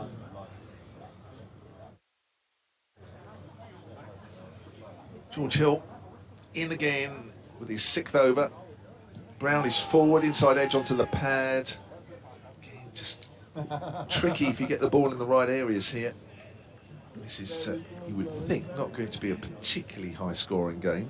You can see why Surrey were 0 for 2 here a couple of days ago. Yeah. Decent enough shout, but I think it's just going down. Yeah. Just going down. Brown it is. Facing Hill. Runs in once more. And bowls. Brown just works that away past the diving first slip. It's gone very fine. Code Fields. Oh, where's he going, Tom Prest? Gosh, he was a third of the way down, turning for 2, and had to turn quickly back. And keeper Harry Duke, even though he took the ball in front of the stumps, had a little shy, and I think Prest might have been struggling there. What was going on? Wow, well, that would have been silly. In conditions like this, it looked like Brown was going to set off, which I think Prest He was back. was then committed. But, and you know, in conditions like this, you do not want to be run out. That is a mode of dismissal that needs to be taken out of the game. Here comes George Hill. Prest plays that late, angles it down to 3rd, 75 for 2. And Prest moves on to 21. Wow. Well, I know running in sort of one-day cricket is always a little risky, and that's very much part of the game. You've got to calculate tight singles, tight twos, but sometimes the calling needs to be very, very clear between the batters. In fact, it always needs to be clear between the batters. Quite sure what was going on there. It's wrapped on the pad there, Ben Brown. That's another wicket nip backer. Well, if conditions stay like this throughout the day, But they won't. They'll get easier when Yorkshire are batting. yeah, it is forecast to be like that. There's a nip backer there. Well, that's only just gone over the top of off stump, or certainly close to it. George Hill has certainly got the ball to move around during his spell, although he has gone for 24 from his 6. But yeah, well, it's a good toss to win if conditions do get a little easier. At the moment, it's a little tricky for the Hampshire batters out there. Certainly is. And they'll we've still got Ben Mike to come on as far as seam bowling goes. Probably see a few overs from Don Bess at some stage, but once the batters get in, and it does, if it follows the pattern of the Surrey game, you'll see runs start to come easier after the sort of 35th over. Not just because you're getting towards happy hour, but because it's actually the conditions are easing as well. So it's Matthew Revis, of course, who will bowl a fair bit of seam as well, with his high kicking run into the stumps, taking over from Ben Code at that end. And you know what? Ben Code bowled 10 overs against Surrey. He was similar to today. Probably beat the bat more often against Surrey. And sort of muttering to himself, his luck was out always. Revis has come in, bowled a short one first up, and it's been hooked straight to mid-wicket. First ball, not just his first, right? not just his first over. Sure. As a bowler yourself, you'll know when your luck's out. It's Revis bowls, and Ben Brown clips that one away down towards our position. Mike does the fielding. And there is no run. I've just got to leave you for 2 minutes. I'll come back. It's not a problem. I'm sure DT can handle it. I'll steer the ship on my own. 77 for 2. Well, we're nearly at 12:30 anyway. So No, he's messed the microphones up now, hasn't he? So we'll do a quick changeover in a minute. Revis bowls, and that's pushed down to third for another single. Quick.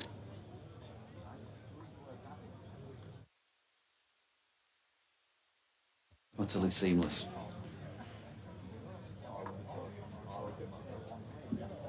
Not sure it was entirely seamless, Georgie, but there you go. Like that ball, I took so many wickets. Revis bowls pitched up, and that's clipped away, and that's a bit of work for Mike to do. He makes good ground to it though. If he's left, and sends in a good throw. Just touches hands with James Wharton, who was covering behind him. Wharton coming round from deep backwards square. Now Cody's off. A little bit easier against Revis. Talking of great Yorkshiremen, because we've lost one in the last 24 hours, and Michael Parkinson. Great man, Parky. He met me, you know, in Sydney. Geoffrey Boycott in the clubhouse behind us.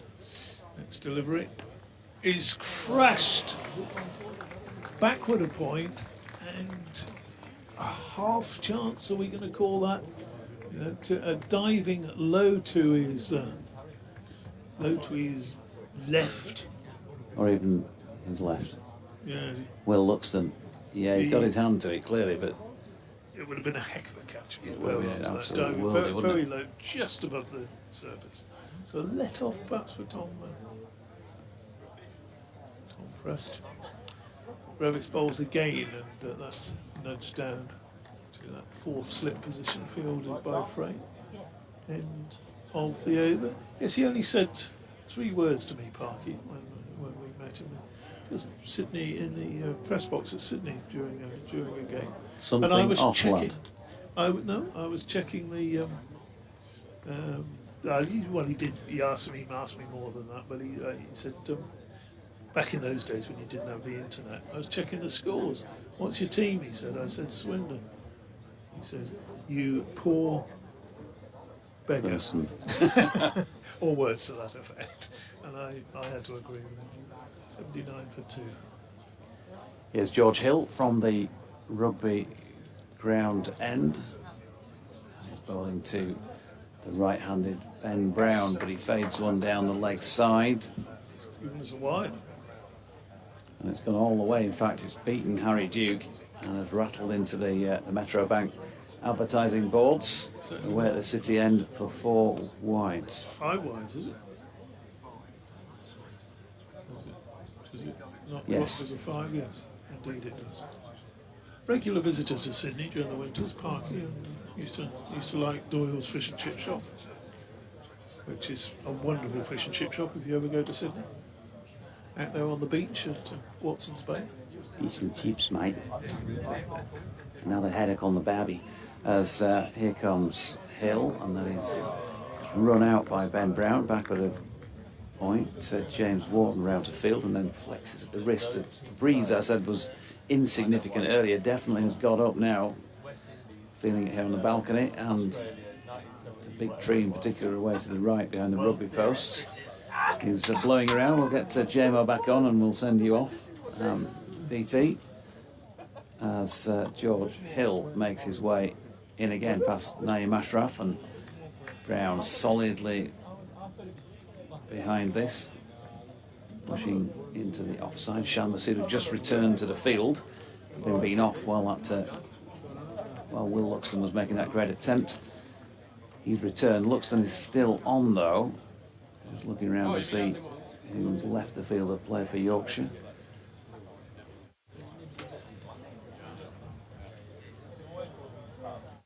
So Hill is in again. It's full. Just dealt with respect by Brown, who opens it at the face and pushes into the offside.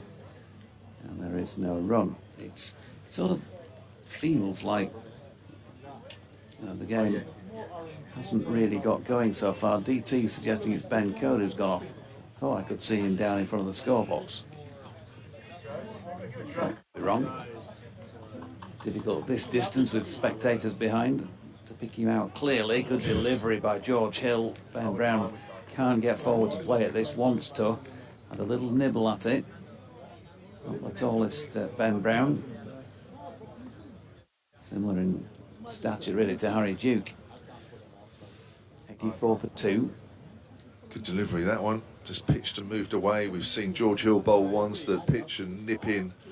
Very difficult for the batters at the best of times, but to ask them scoring at a fairly quick rate, as one-day cricket necessitates, very difficult. Hill again. Brown. Sees a little nibble at it, but misses out. It is code, says DT down by the score box. So good job I didn't announce him as being off the field of play then.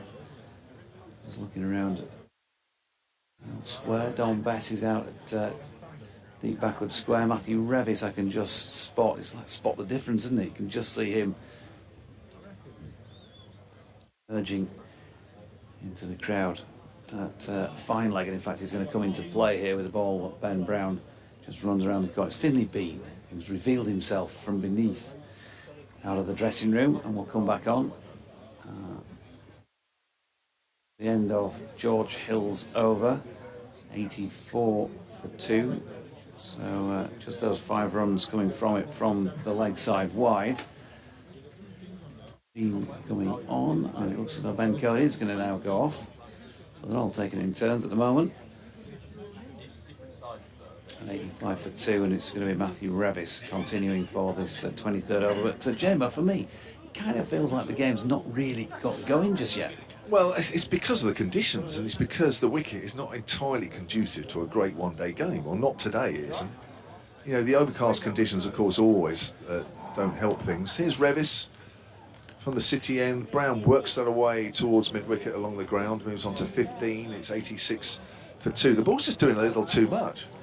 And not only is it the odd one nipping back and the odd one sort of straightening and what have you, but you've got that slight subtle changes of bounce as well. So it's just not absolutely ideal. You're not going to see any booming drives on the up here. Yeah, you know, maybe if the ball gets a little older and a little softer, you might see a few more. But, you know, at the moment, the batters just don't exactly know where the ball's coming by the time the ball's pitched. That's a pull shot. Oh, top edge, down towards 5. There's nobody there. 1 bounce for 4.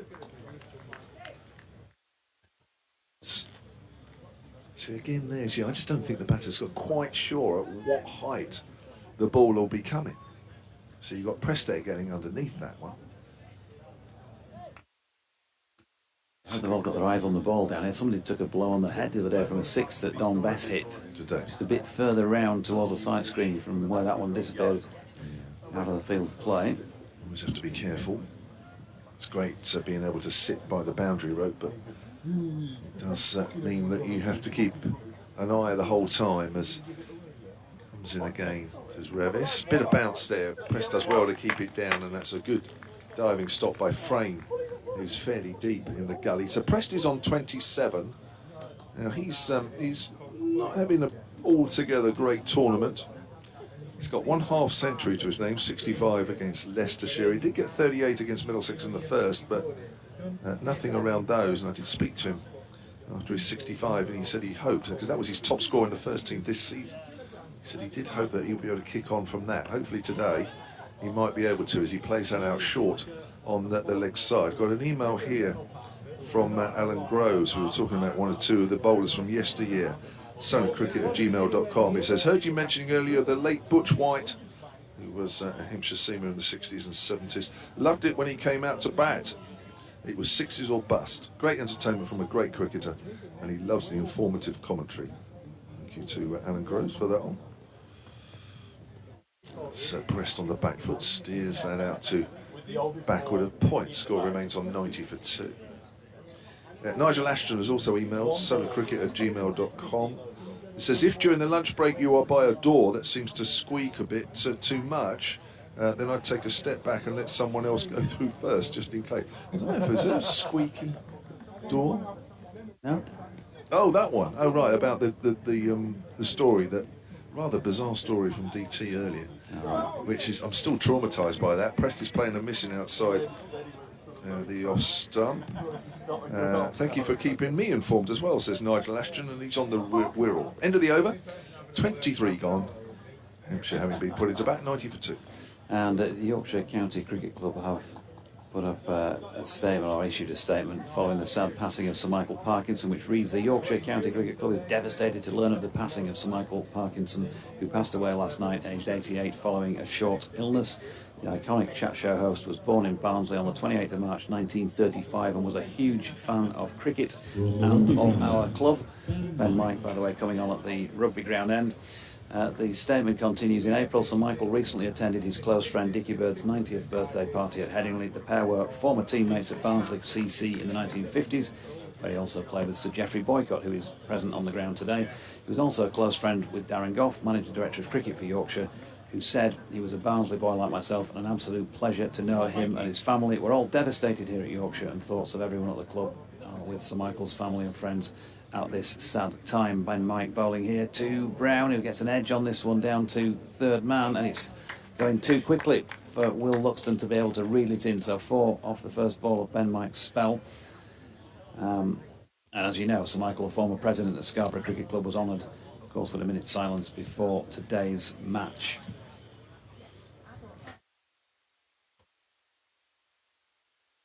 How do to you, Andy J.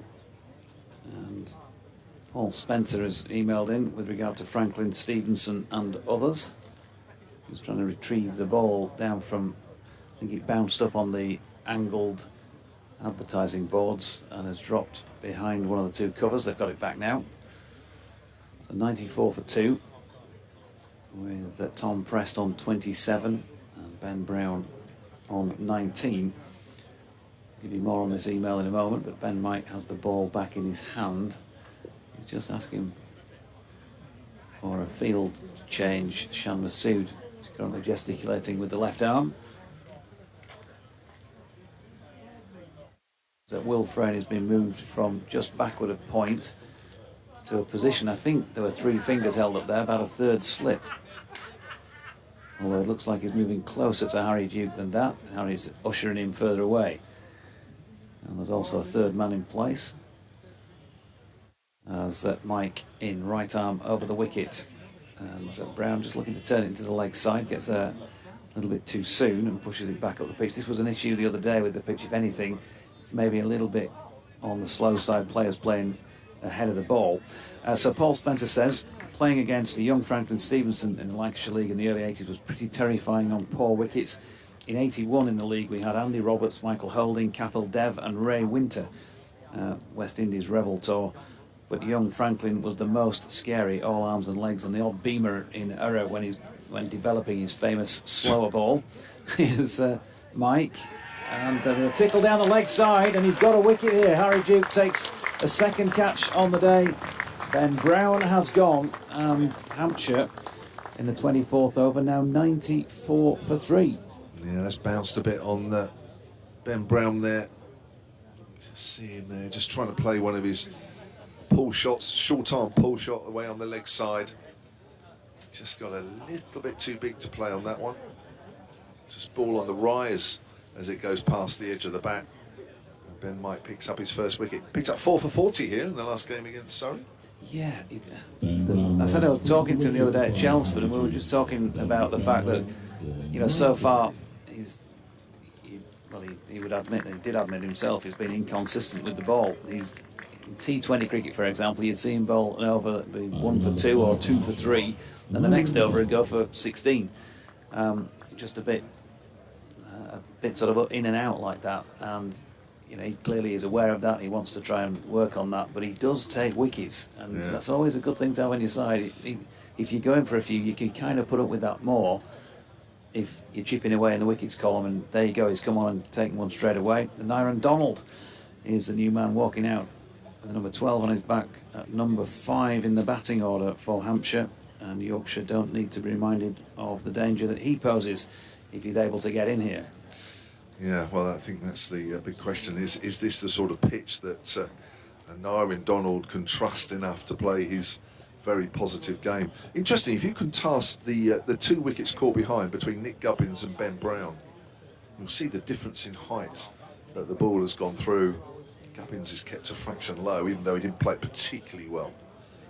Just going to have an update to do, James. I'm sorry to interrupt, Yeah, with Radio York in a minute or two. They are just calling now. That's Aaron Donald.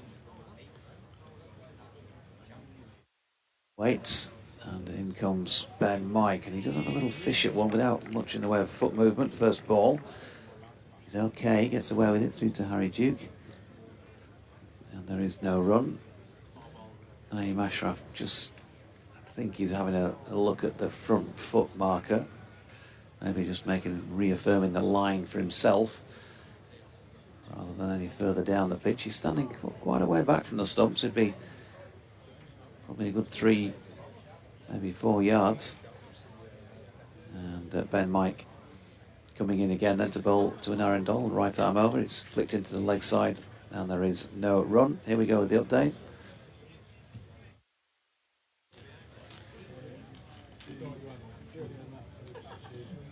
Yeah, obviously that was a very sad moment, and there's been a bit of reflection around here about what Sir Michael Parkinson meant to Yorkshire folk as well as Yorkshire cricket. As far as Yorkshire Vikings go today, they won the toss again here, second time in the week.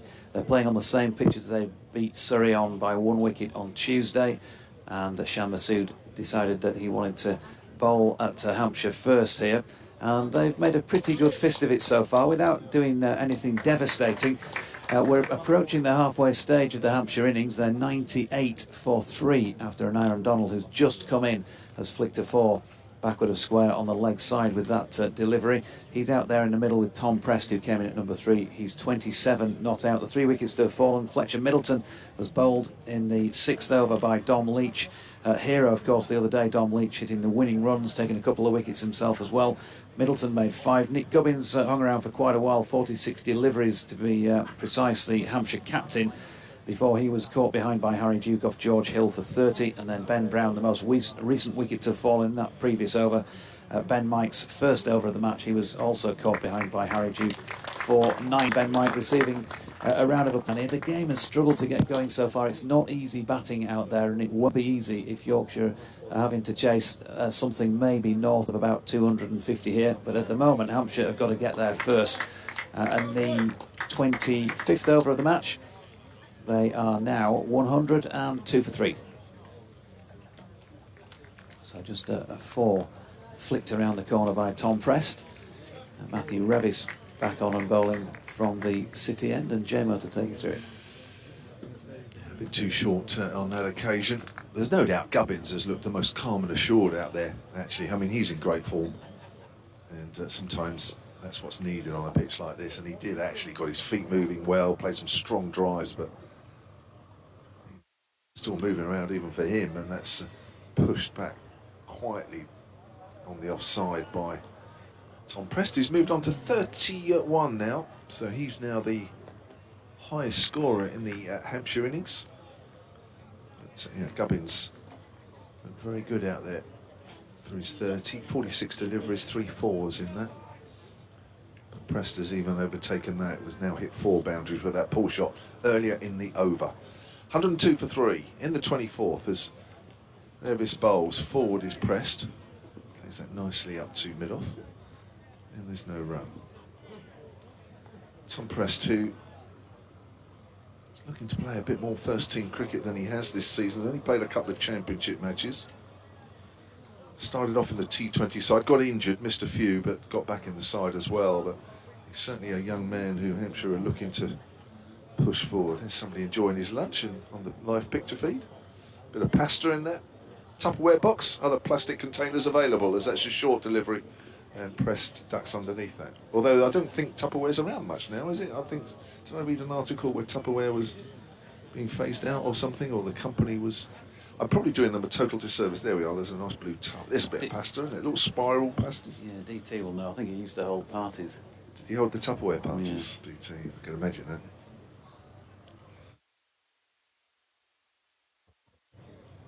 Here's Revis again. Oh, it's too pressed. Pressed on the back foot, steers that into the gap square on the leg side. Moves on to 32. 105 for 3. I remember my mum going to Tupperware parties. I think it was sort of a very 70s thing, really. It was, isn't it? Yeah. Avon. Yeah. Other makeup products available? You're not in party form? I suppose they probably are, really. I think I read something that Tupperware was going out somewhere. Well, here we are. Yeah, I've just read something here. As Brevis bowls, this time it's Donald flicking it into the gap on the leg side and moves on to 5. In April, Tupperware Brands Corporation announced that there is substantial doubt about the company's ability to continue as a going concern. 77 years old, Tupperware. Say other plastic box firms available. It's pressed back on strike, just waiting for the field to change. In fact, there is a change on the offside where there is now a deep backward point. As Revis comes in and bowls, press drives up to mid-off. That's the end of the over. 24 overs gone here at York Cricket Club, right on the outskirts of York. And 106 for 3, Hampshire, with Preston 32 and Donald on 5. And the wickets spread about so far between Dominic Leach, George Hill, and also Ben Mike. Yeah, Ben Code bowling well but wicketless. 10 overs, one maiden, none for 21 was his spell, and he bowled it off the reel from the city end. So no more from him. Yeah. They've still got Don Bess, of course. Potential for some work from him. Good piece of fielding here from James Wharton as an Aaron Donald's got that away just in front of square on the offside, where there is a big gap because Will Frayne had been taken from that area and put in at slip to the new batter. And maybe that's just a nod to the danger that, as I say, an Aaron Donald may pose here if he gets going. Can we get him to nick one early? See the back of him. 2 runs off Ben Mike there. 108 for 3. Donald is fairly quickly on to 7. 32 to his partner out there, Tom Press. He's got that wide attacking stance, taps the bat down between his feet. He's flicked one there and he's gone. Finlay Bean taking a really good catch at straight mid-wicket. He was positioned there clearly for that. Ben Mike getting it right. And he's bowled him a straight delivery. He's tried to flick it leg side. He has flicked it leg side, but unfortunately for Aaron Donald, straight to hand. So whether Will Frayne was at slip or not, it mattered not. He's gone, and they're 108 for 4. Yeah, good catch. Well, Donald was always going to try and be positive. As I say, with this wicket, it's a little tricky. Wasn't quite a half volley. Got to be totally sure what exactly you're going to do when you're out there in the middle. Now, young Joe Eklund is the new batter. Toby Albert was originally down to be in the starting 11 here, but he's got a few problems with a hip injury, and it just doesn't seem to be healing quite as much, or certainly improving quite as much as he or the management staff at Hampshire would like. So Joseph Eklund keeps his place. What was that story you were telling us about with regard to Brit?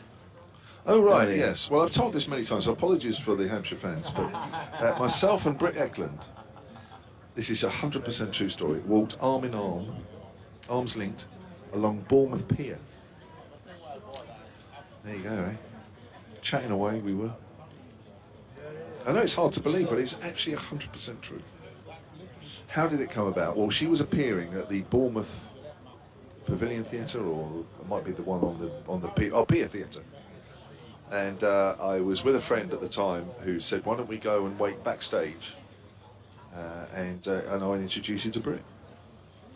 And she came out, and there was a few people obviously outside the back door because obviously they wanted autographs and what have you. And she was signing 1 or 2, and my mate said, "Oh, Brit, hi." And she said, "Oh, hi, Tony." She said, "Brit, come over here, somebody I want you to meet." How it started. Here's Mike to Eklund, and the leg side of straight, but not given as a wide by Naeem Afraf. He's saying it's one of the short balls for the over, though. So she came over, and he introduced me, and he said, oh, Kev plays. It was I was playing. Was right at the end of my cricket time, and she said, oh, Kev plays cricket. She said, oh, it's a bit like baseball, isn't it? And her sons, I think, or one of her sons was playing baseball in the US at the time. I don't know what level. And she said, come here. She said, we'll talk all about it as we walk along, and we did. We chatted baseball, whatever. And Mike and Eklund shouldering arms to this delivery wide of off stump. If only there was a photographer there, that would have taken pride of place. I would have blown that photo up. I would have framed it in the best frame I could afford, and it would be hanging even now in my lounge. But there was no photographer around, unfortunately. Most famously, possibly, Mary Goodnight in The Great Man with the Golden Gun. Yes. Possibly not. Here's Mike bowling once again to Eklund. Different spelling, same sound to Joe's name. No relation. Pushes that into the offside. No, right. It just gives us a chance to talk about Britt Eklund for a minute. Yeah, that's right. That's my sort of famous story. It's quite an impressive one, although I say it myself. I'm quite proud of that. She married to Peter. She was Sellers originally, at once, yeah. And just went out with Rod, didn't she? Rod the Mod Stewart. Yes. Back in the day. She's got a break in play here. Shan Masood having a chat with Ben Mike, who's going to be asking him for something, fielding wise, but Shan gesticulated as if to say, let's just leave it like it is for now. And so Ben Mike coming in once again from the rugby ground end, short, pulled for 4. It looked as though it was going to go miles at first, but it's actually bounced short of the mid-wicket boundary, but it's still well clear of any of the fielders, and it's going to be 4 runs. Tell you what, that's a hell of a shot. Early on in your innings, in fact, to get off the mark. Wow. Yeah. Good afternoon, Ben. Only 19 years of age. Joe Eklund playing his first team cricket in this competition. The man with the golden bat, perhaps. Well, we shall see. Ben Mike in again, and this time Eklund might have got a bit of contact. I don't think he hit the body as well. We'll see if there is any signal from umpire Ashraf. There isn't, so 1 run. 5 to him then. Eklund, that is, and 115 for 4 at the end of 26 overs. Made just 2 not out in the first game against Middlesex. Didn't bat in the game against Essex. Made 17 a couple of days ago against Lancashire at Old Trafford. Part of the England under-19s setup that played a series of matches during the winter out in Australia. Hampshire have got fairly high hopes for him. Bit of a keeper as well. That's a great way to get off the mark. Wasn't quite expecting that. Good crowd here at Clifton Park, home of York Cricket Club. Enjoying the cricket. It's not all action, that's for sure. It's not one of those type of games, but not that type of wicket. Not in this game anyway. As Rabbits continues from the city end. And bowls. That's flicked away by Eklund, and that's going to be 4. It's the dive of Mike. So Eklund is on to 9. Hampshire move on to 119 for 4. I'm just looking at the scores in the comp so far for your boys, JMO. You know, if they get 230 plus even, they'll feel like they've got a bit to bowl at, and they can do some damage. 250, they'd start to, on this pitch, start to feel a bit more confidence. Could end up in a humdinger, this one. There's Revis again, bowls. Eklund's forward, pushing that up to mid-off. Yeah, I mean, obviously from a Hampshire point of view, you want these clouds to stick around. It's still full cloud cover or there or thereabouts, although there are 1 or 2 pockets of blue sky appearing now. Starting to feel just a little touch warmer, isn't it, than it was earlier on? Yeah, it's just -5 now. It's quite nice. We're in short sleeves. Well, I'm in short sleeves. Here comes Revis again. Bowls. Eklund gets a length ball. Pushes that out into the covers. No, it's pleasant. That's one One thing you can say, there's hardly any wind, pleasant temperature. It's not too much sun at the moment, although it is forecast to get a little better as we go through the afternoon, which of course will suit Yorkshire when it's their turn to bat. 27th over here coming up, in the middle of, as Revis bowls. Eklund works that to mid-wicket. There is no run there. Revis is into his 4th over. How long is it now since they brought in using the different ball at each end? That is a very good question, which I'd hope to give you an equally good answer. 2 or 3 seasons? Or is that a guess? Yeah. More? Before COVID, says DT. Certainly an international level, it's been around for quite a while. Eklund cuts strongly down to 3rd. Just a little bit of width there from Revis. And Eklund moves into double figures. Yeah, Ben Nielsen just actually tweeting to say, nice bowling so far. Am I imagining things? I get pills to try and avoid that, but is it a different ball used from each end? Yeah, it has been for several seasons. That's why I asked Jim. I can't remember exactly when it started, but it might have even been my first season on comms in 2019.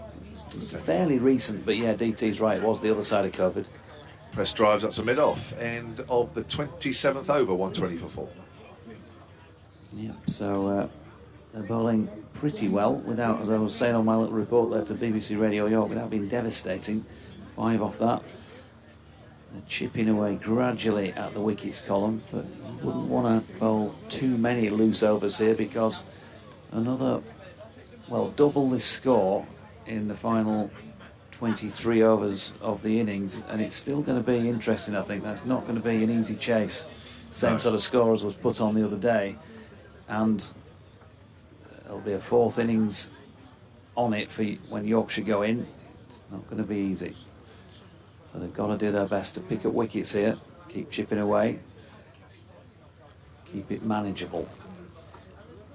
Ben Mike in and bowling to Eklund, who punches out to the offside. Will Luxon is still out there as 12thers, does the fielding. Yeah, Surrey probably felt that 241 all out, they'd won it when you guys, 210 for 9? Probably felt they had that game. Good win for Yorkshire in that one.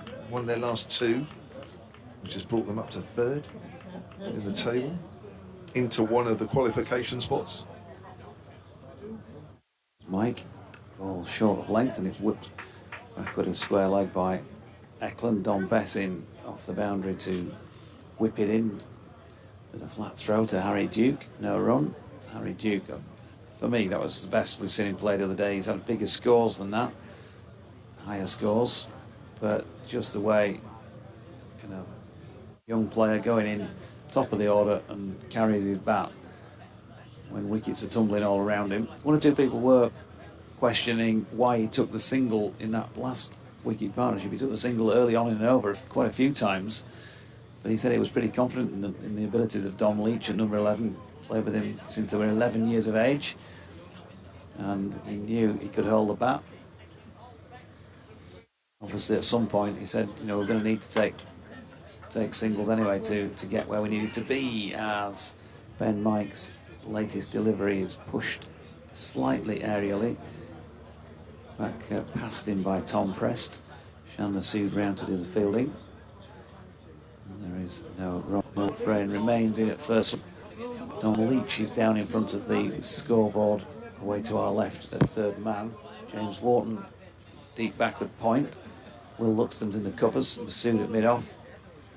Code at mid-on. Finlay Bean, who took that catch, is coming into play here from straight mid-wicket, running in to do a piece of fielding to a slightly clothed shot. Pressed, and then out in the deep on the far side, Don Bess is in front of the floodlight pylon. He'd probably be a good 10 to 15 metres backward of square. Last time I spotted him against the drop, Matthew Revis was somewhere to his left, down at long leg, fine leg. As Mike's latest delivery is pushed to Bean once again, coming in from mid-on. There is one run. Yeah, Revis had disappeared prior to that ball, but I've seen some movement over there with 77 on his back, and he is at fine leg. Almost about halfway along that temporary stand. Lovely scene. Was fairly quiet for quite some time, as I said to JMO a minute ago. It just feels like it's getting a little bit warmer, a bit brighter now. Sun threatening to break through the cloud cover.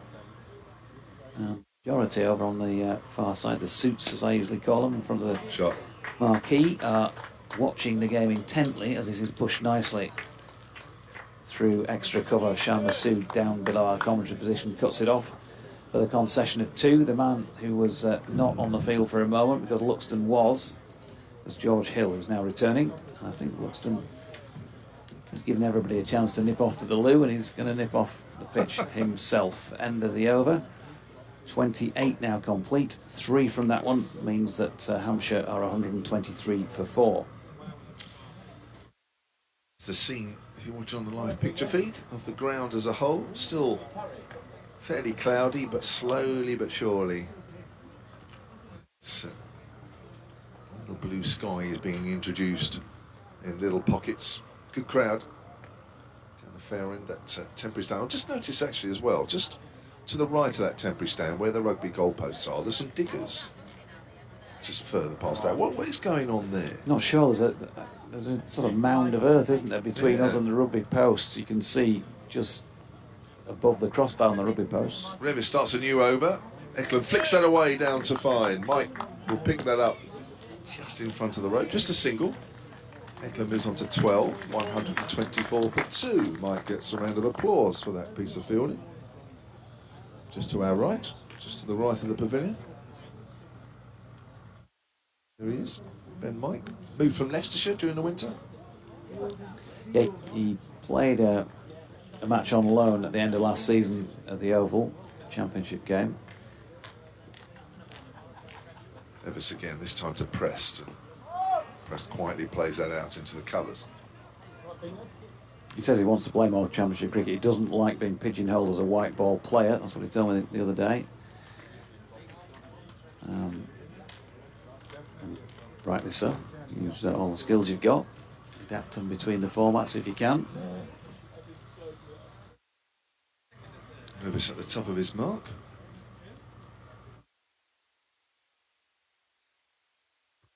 Yeah, and bowls to Preston. Preston pulls that away in the air, but safe. Out towards deep square leg, although there's no real pace. James Wharton comes in. He's just to our left. So I'm just having a look at Mike in the championship. Well, you'll know this anyway, I know, but so Mike, just trying to work out how many games he's played in total. Right, 125 for 4. We are here. Can't find him at the moment. Comes in again, does Revis. Right arm over, bowls, and Eklund pushes forward. Goes down off the thick outside edge down to 3rd. Ben Mike hasn't played a championship this season in a championship game, no. That's got to be a disappointment for him, isn't it? He was playing a bit for Leicestershire, wasn't he, in the championship? Yeah, well, that's his move. Clearly, given the fact that he hasn't played, the coaching staff, you would think, view him more as a white ball player, but he said, you know, I don't want to be seen just as a white ball player. Yeah, sorry, you would have known that. It was for my own information. There's 126 for 4 in the 29th.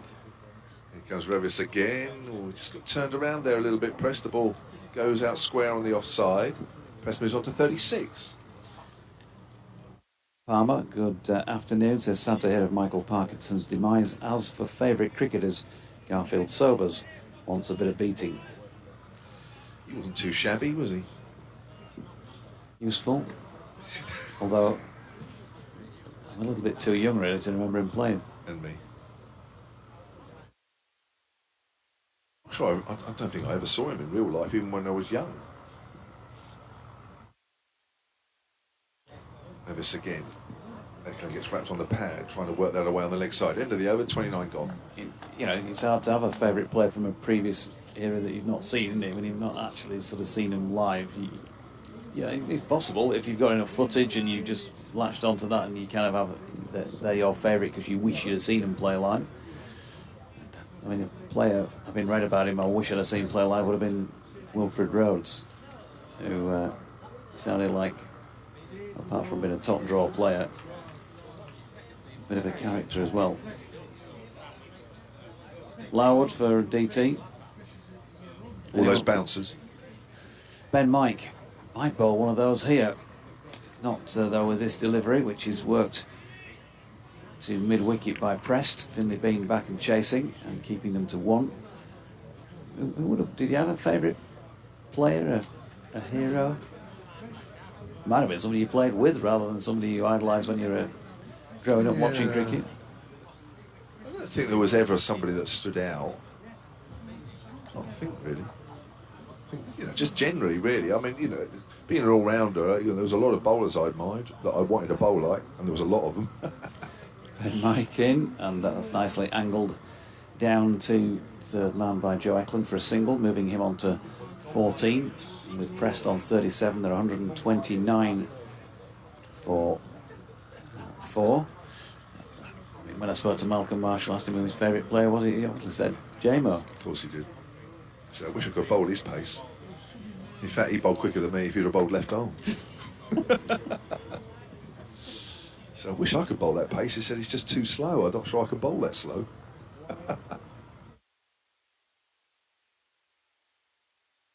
Mike gripping the ball quite precisely as he comes in, and wasn't quite precise enough to bowl a legitimate delivery because that's down the leg side for a wide. Yes, I think what's good now is that there are so many cricketers that play very positively. I know sometimes it's their downfall, but there's a lot of players around now that can whack the ball, hit the ball hard, hit the ball out of the ground. When they come onto bowl, they can mix the ball up with paces, different cutters. Here is Mike at top of the bounce. That's pushed into the offside. George Hill fielding, no run. You know, a couple of decades ago, there was only a handful of players that could do that. But to be able, you know, there's a lot of players around that can do that now, and it just shows how much the game is moving on. Because it's not easy bowling different paces, you know, and still get the ball in the areas that you want to bowl in. That's not easy to do, you know. A lot of the time, coaches will tell you just get a good rhythm, you know, bowl the same ball, bowl the same ball.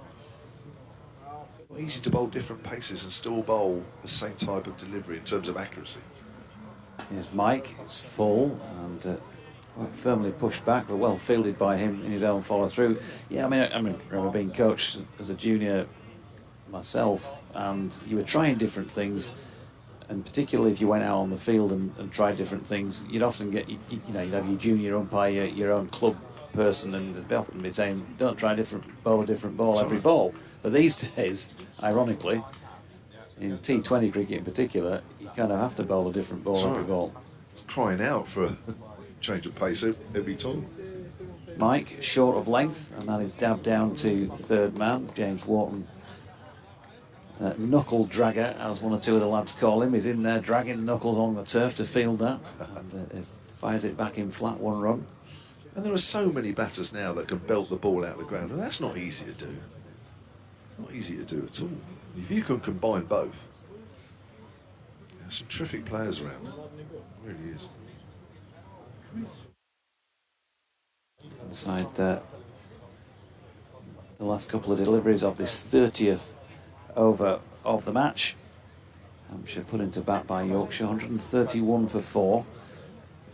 Ben Mike bowling here to Eklund, who gets the ball short of length and fends it really as much as anything round the corner. Down to Matthew Revis for a single. In fact, that is the end of over number 30, 131 for 4. There's that sort of mythological double your 30 over score off the last 20. Maybe these days it's even double your 35 over score of the last 15. But it's something like that would ideally, you'd have thought, be the aim for Hampshire, and if they can get to 260 odd, Yeah.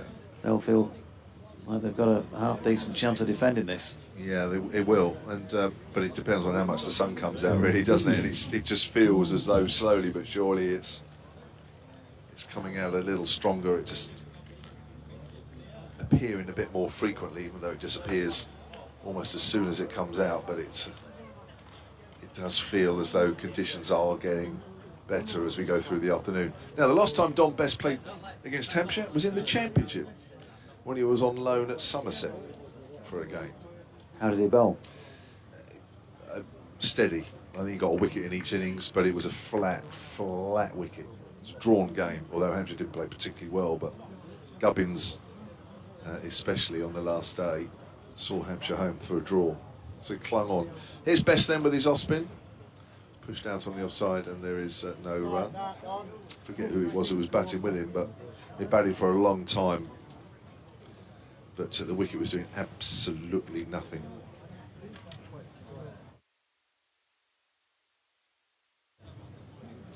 Work out who was batting with him in a minute. Oh, Liam Dawson. So we're into the 31st, 132 for 4. Here's Bess. Reverse sweep there from Eklund, past the diving slip, and that will go for 4. Down towards the entertaining area, which is still full. Haven't quite gone for lunch yet. They're all sitting in the seats watching the cricket. 136 for 4, that'll be. So there's going to be a change in the field.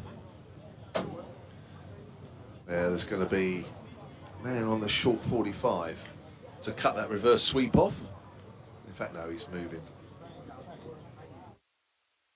Is that Mike, who's going from where I thought was short 45, is going on the leg side. There is a backward point for the reverse sweep, but that's all there is. So the shot is on again if Eklund wants to do it. He moves on to 18. It's Best bowls, flighted, and Eklund just turns that away to Mike. Good position, that. Just moved there. Exactly for that. 38 to Tom Prest. These two came together with a score on 108. That was in the 26th over when Naren Donald was well caught by Bean at mid-wicket off the bowling of Mike. One of 2 wickets that Ben Mike has taken. Ben Mike's having a chat with the umpire there about something to do with cricket by the looks of it, as Best bowls. Pulled away, Mike dives, misses, and that ball is hit strongly enough to take it over the rope. A little too short there from Don Bess. Eklund moves on to 23 and it's 140 for 4. Yeah, Ben Mike disappointed in himself that he didn't get a hand on that by the looks of the body language. He's a lingering stay with his face buried in the turf. 31st over. Ben Code, the one bowler that's bowled out so far, 10 overs, none for 21. Has played out square on the offside by Joe Eklund. Batters out, Middleton for 5, Gubbins for 30, Brown for 19, and Donald for 7. Then comes Bess again and bowls. Flighted again, that's pulled away. Again, it's gone past Mike's left hand, and again, it's gone for 4. Well, Bess just gave that a bit of air, but the ball just holds in the turf. It stands up, waiting to be hit. And Eklund has taken full advantage once more in that over and moves on to 27. 144 for 4, 31 gone. Yeah, and just the first signs that the ante may be being upped. We've had just the one maiden in the innings so far. Not many overs have gone for that many runs, but that one went for 13. And Don Bess got to work on that length, just gave his opponent too much time, didn't he, on a couple of occasions there. Good placement as well. First one could maybe have been stopped by Ben Mike, the man who's got the ball in his hand now, but it would have been a good piece of fielding. Here he is. And that is flicked in front of square on the leg side by Prest this time. Finley Bean round to field. No run. Sorry, 1 run. 145 for 4. Prest on 39. Eklund on 27. Wickets to have fallen. Fletcher Middleton bowled Leach for 5. Nick Gubbins caught Duke, bowled Hill 30. Ben Brown caught Duke, bowled Mike 19. And Naren Donald well caught by Finley Bean at straight mid-wicket off the bowling of Ben Mike for 7. In again, and this flicked off the hip down towards Revis. And just at the moment, those balls that are racing towards the boundary are beating the field just. A bit of frustration maybe for Yorkshire, but that's 4 more to Eklund. Revis is down at long leg, and that was on his or to his right, finer than he's positioned. So 149 for 4. Ominous at this moment in time, and they'd want another couple of wickets here, the Vikings. Ben Mike, who's produced a couple so far, bowling there. That's dropped behind Eklund to the gully region. Will Frayne round to field. Just Ben Code has completed his quota of 10.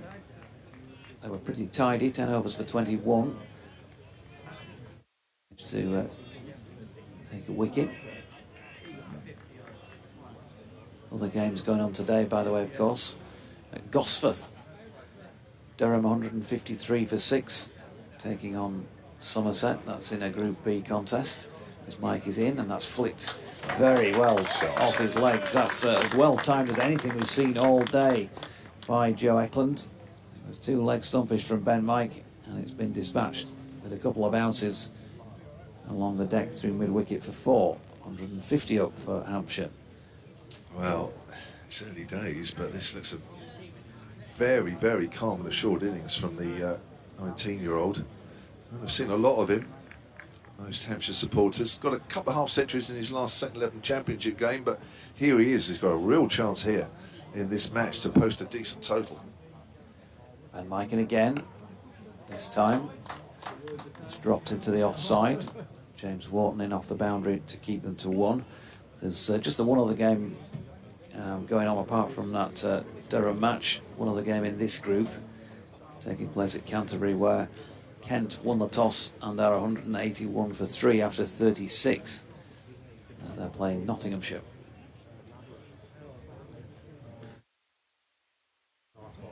Ball back with Ben Mike then. Quickly on to 36, Joe Eklund, but he's at the non-striking end, and the shorter pressed weights as Mike is in again, but it's down the leg side, and inevitably Naeem Ashraf turns towards the scorers, who are away to our left, Fiona and John, and signals that is a wide. Well remembered, the Hampshire scorer's name. You only met her once. I don't remember her surname. In fact, I don't know her surname. I should say, not remember it. Should remember as well. John Potter, of course, Yorkshire scorer. Talking to us about power boating earlier, Fiona. Yeah. Here's Ben Mike's short ball. Really does bang that one in to complete the over. Bowling there to Tom Prest. 11 runs coming from it. So 13 from the 31st over. And 11 from the 32nd over. Means that Hampshire are now 155 for 4. And they are just beginning to squeeze the foot down on the accelerator. Yeah, well, they've managed to hold on to a few wickets. It was very tricky early on. And in fact, only lost their 2nd wicket in the 14th over, Nick Gubbins. And I think they would have felt that they got through that spell pretty well on the whole. And as the sun starts to shine a little more as we go through the innings, maybe conditions are just getting a fraction easier. But I have to say, I think Eklund has looked superb out there for his 36 so far. Here he is facing best, drives up to mid-on. That'll be a single, taking the total onto 156 for 4 in the 32nd over. He looks quite strong, doesn't he? Some of the shots he plays, very powerful. DT had produced a photograph on his tablet a short while ago. Was that the one of you two? I don't know. Yeah, the one of us. It was very impressive. Best bowls. A reverse sweep there from Tom Prest. Now there is a man out at point. Dives, can't pick it up. Goes over the rope. At the far end of the ground as we look. 160 for 4. Prest moves on to 43. And that's the 50 partnership between these two. 108 they came together at. Yeah. So if it's 160, which I think it is, that is the 50 partnership for the 5th wicket. Biggest partnership of the innings the innings so far. Best bowls quicker this time, predictably. Prest plays out square on the offside. That picture from Tuesday, was it? Look at that. You got you two there. Okay. What a commentary duo, those two there. That is a photo. That should be put up in the bar. The first picture of you, the first picture of summer, DT. Ramp shot from Prest goes fine. We'll take two. Throw comes in. Duke takes, throws at the stumps. Prest's home. Now that I'm going to push for that to go up in behind the bar here at York. It's one of those photos, isn't it? It draws you in when you look at it. The more you look at it, the more you think. That is that you know. If you're looking at a commentary pet duo, and the photo taken at the right moment, there it is. This is not good on the BBC website. It's not good even on the live picture feed, as that's driven back to the bowler, no run. But take it from me, that is a very, very good photo, and one that it deserves to be more than just on your tablet. Best bowls. Down the wicket comes Prest, in the air, but safe because mid-off is up, and that's a beautiful shot. 2 bounces for 4. Knew exactly what he was doing with the field up. And Prest moves on to 49. Now, this is a good little run of overs here for Hampshire. And 160, did I say 162? 166 it is at the end of the 33rd. Yeah, so 13, 11 and 11 of the last 3. That is definitely up in the ante, and they're going to have to be careful here. Yorkshire is looking ominous for them unless they can break this partnership. Have you offered that photo to the York Cricket Club? He's offering it apparently to the World Darts Council so that the players can improve their game. Honestly, I can't keep my eyes off that photo. It's so good. Did you pose for it, or did you know it was being taken? I can't remember it at all. Dom Leach coming back into the attack for Yorkshire, so they're just trying to change it a little. He took the first wicket of the day. Fletcher Middleton bowling him. We have 2 players on sizable scores now. Prest has been out there since the first wicket fell, so he made his way to the middle the last ball of the 6th over. It's been calculated in terms of how he's put things together, but he's on 49 and a little bit more rapid fire, but also looking, I think you'd have to say, the most fluent player of the day so far. Joe Eklund is on 37, and it's he who is flicking this one off his legs out towards Dom Bess on the mid-wicket boundary, and they're going to get through for 2. Eklund on to 39, the score to 168 for the loss of 4 wickets. Well, I'll say it again, that for me this is what the competition's all about. A 19 and a 20-year-old out there in the middle, turning the innings around. Not just playing well, but actually getting some momentum where there wasn't too much before. That's what you want to see. As a coaching setup, you want to see your youngsters putting their stamp on the game, and that's what these two are doing at the moment. Leach coming in again then. It's bowled to Eklund, who drops that one square on the leg side. Finley Bean round to field, 1 run, 40 now to Eklund, 169 for 4. Cavallino Pick says he missed Ben Mike's wickets, but every time he sees him, he thinks he sprays it both sides of the wicket. That's Kevin Liversidge. Yeah, I think I was alluding to that earlier on, just that inconsistency. He's striving for consistency. He's aware of that. But as I also said, he's picking up wickets. That part of things clearly has to be the positive. Here comes Leach, right arm over. He's turned around the corner by Tom Prest, who receives a round of applause because he has made it to a half century, the first man to do so in this match. And he's gluing things together for Hampshire, having lost that early wicket and a couple of others while he's been out there. And he acknowledges the ripple of applause from the crowd at 170 for 4. James Green said after some tidy bowling in the first 20 overs, too many short balls and wide balls have been delivered and pressure lifted. Usual culprits responsible. Here is Leach again, and he's pushed up to mid-on by Eklund. Ben Code fielding. And Tony Sweeney says respect for the Lotus Eaters reference. Oh, you got that one. Good. The first picture of you, the first picture of summer. Oh, right. Which I think, if I had my Guinness Book of Hit singles on me right now, I think I'm right in saying would just about have been in the top 40 on this day 40 years ago. When Jamer was walking Britt Eklund down the aisle. Here's Leach. Ball short of length. It's whipped off the legs this time by Eklund. It's not the best of deliveries from Leach. In fact, it's not whipped off the legs. Well, not with the bat off the legs. I'll probably start that description again. It's hit his pad and it's gone for 4 leg byes. Yeah, it's an attempted whip into the leg side. Didn't quite make contact, but he got enough on it with his pad to score another 4, and runs flowing, Doidgy. I reckon they're going to get 300. Oh, it is going up out there. Yeah, it certainly looks that way at the moment, doesn't it? It's going to be a tough chase, this. Sun's coming out. Unless somebody can find a glut of 2 or 3 quick wickets. Short ball again. It's pulled down to long leg. Revis round to field. And they get a single. That's the sound of Chris Waters with his chair behind us. Yorkshire Post, just trying to get himself shaded from the sun. Always good on the effects, Mike. He's a delicate flower, isn't he? He can't have too much sunshine. End of the over. If you're going to plant him, you plant him next to a wall in a bit of shade, wouldn't you? Of course. 67 deliveries and 6 fours. 175 for 4. 50.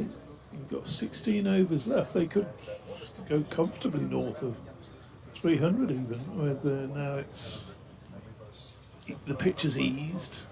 The bowling hasn't been the best, or even the best. Who's going to continue from the city end? He'll be bowling round the wicket now. And fires that one in and defended. We'll just have a change of headsets because I'm disappearing off. Go on. And Jamo, the other side of his little update, back on as best bowls here, and Eklund hits him on the hip and balloons out into the onside, and there is no run. Welcome back, Jamo. So 67 runs these two have put on for the 5th wicket. Pressed with his second half century at the non-striker's end. Joe Eklund closing in on his first as he pushes that out on the offside, moves on to 42. And Hampshire on 176 for 4. He's been impressive, hasn't he, young Joe Eklund? I have to say. Like the look of it. Yeah, I agree. And I obviously haven't seen a lot of him. Hasn't had much of a chance up until today. As there's a reverse sweep from Press, gets wrapped on the back leg. Half a shout. Not convincing. Difficult, isn't it, round the wicket? Trying to get an LBW, you've got to be right in the slot. Pitching in line and hitting the stumps, not easy. Press plays that late, but there is a man on the 45. No run.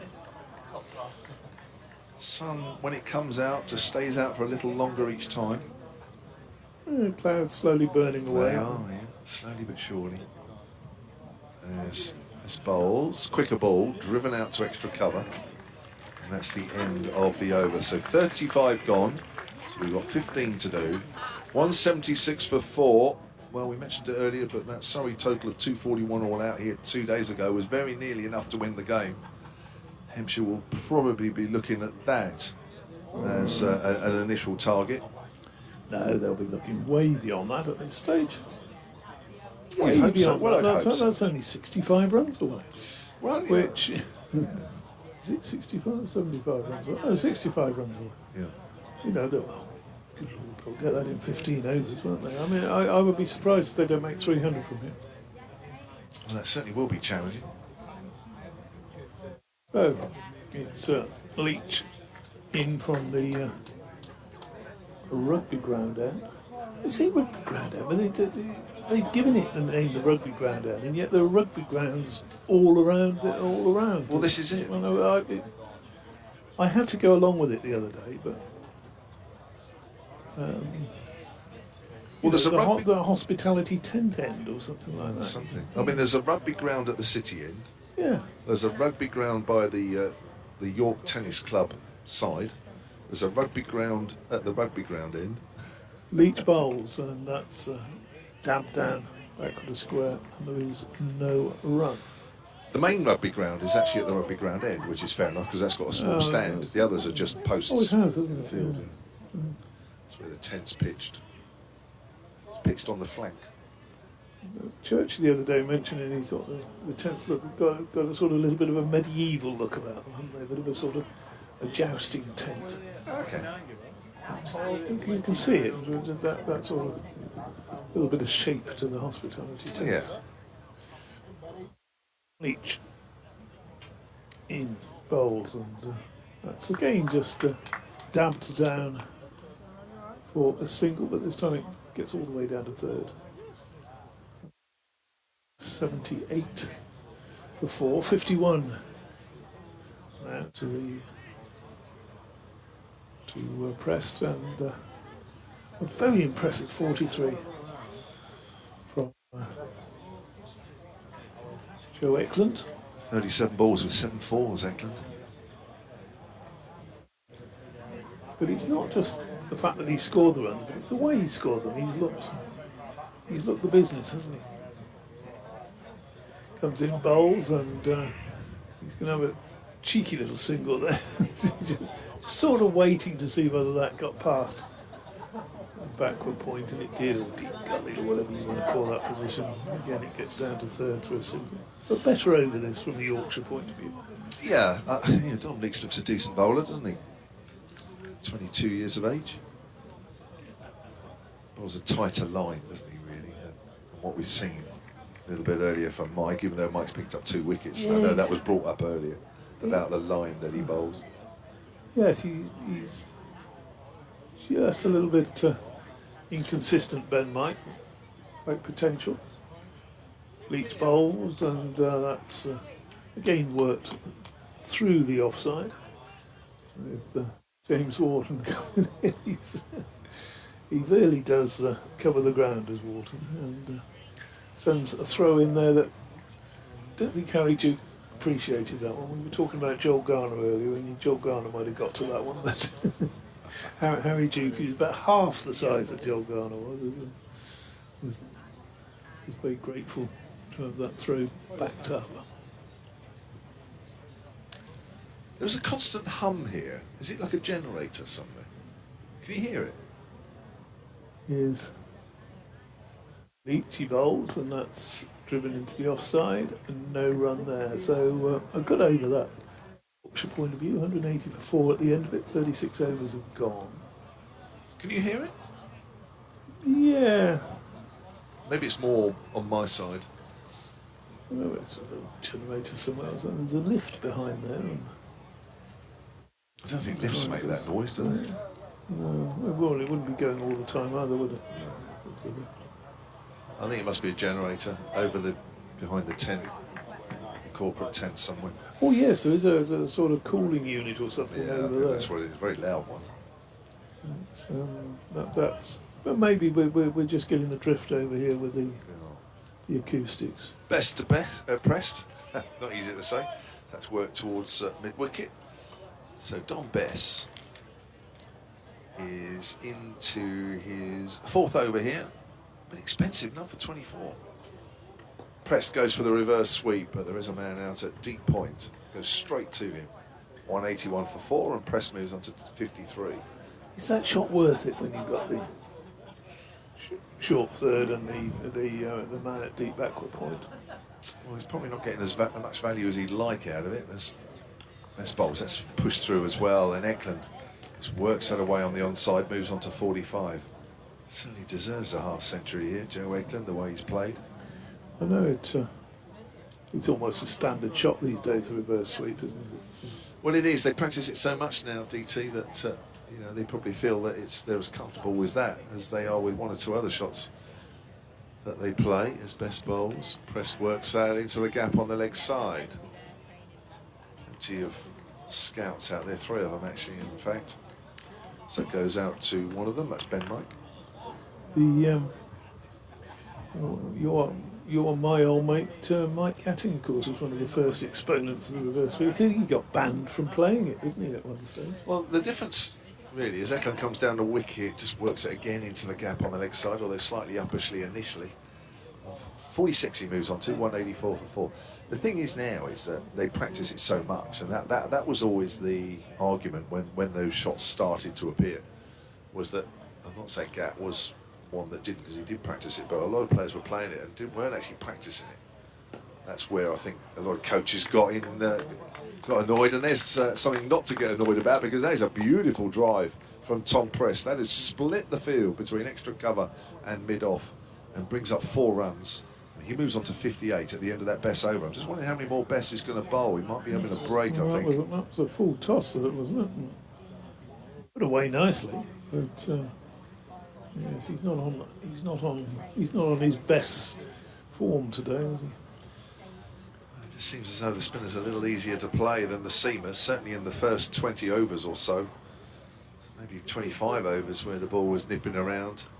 8 runs from that over, so what's that? Is that 4 overs for 36 now? He's Yeah.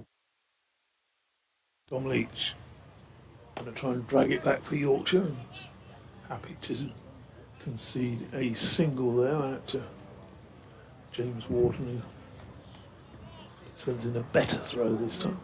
189. Before a little bit of breeze as well. The clouds. What do they say burning? They evaporate, don't they? So that's how they do. Well, I was just sitting there thinking, you know, like you do when you get to our age, you sit and ponder things, don't you?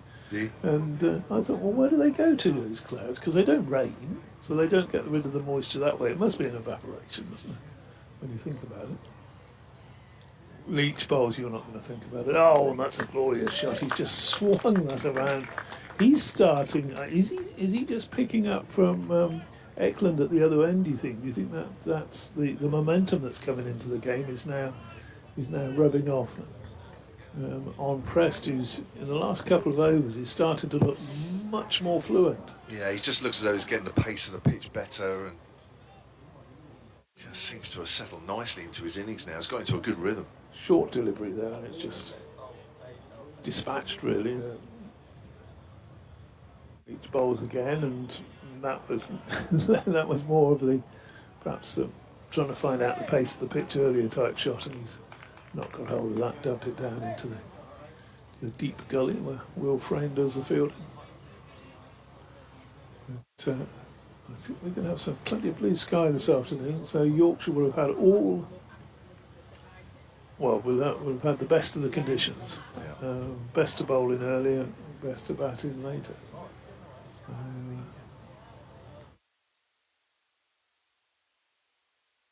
So, again, to a balanced approach to the crease bowls, and that's what was he trying to play it though? He somehow got it out to square leg. A fierce throw coming in from Wharton. He took him on, and I think the way he aimed that shot rather deceived backward point, didn't it? And, anyway, James Wharton's got around. Hampshire have got 2 runs. He's got Scores turned around. 195 for 4. He just got turned around, and I think he just sort of came off at an odd angle, didn't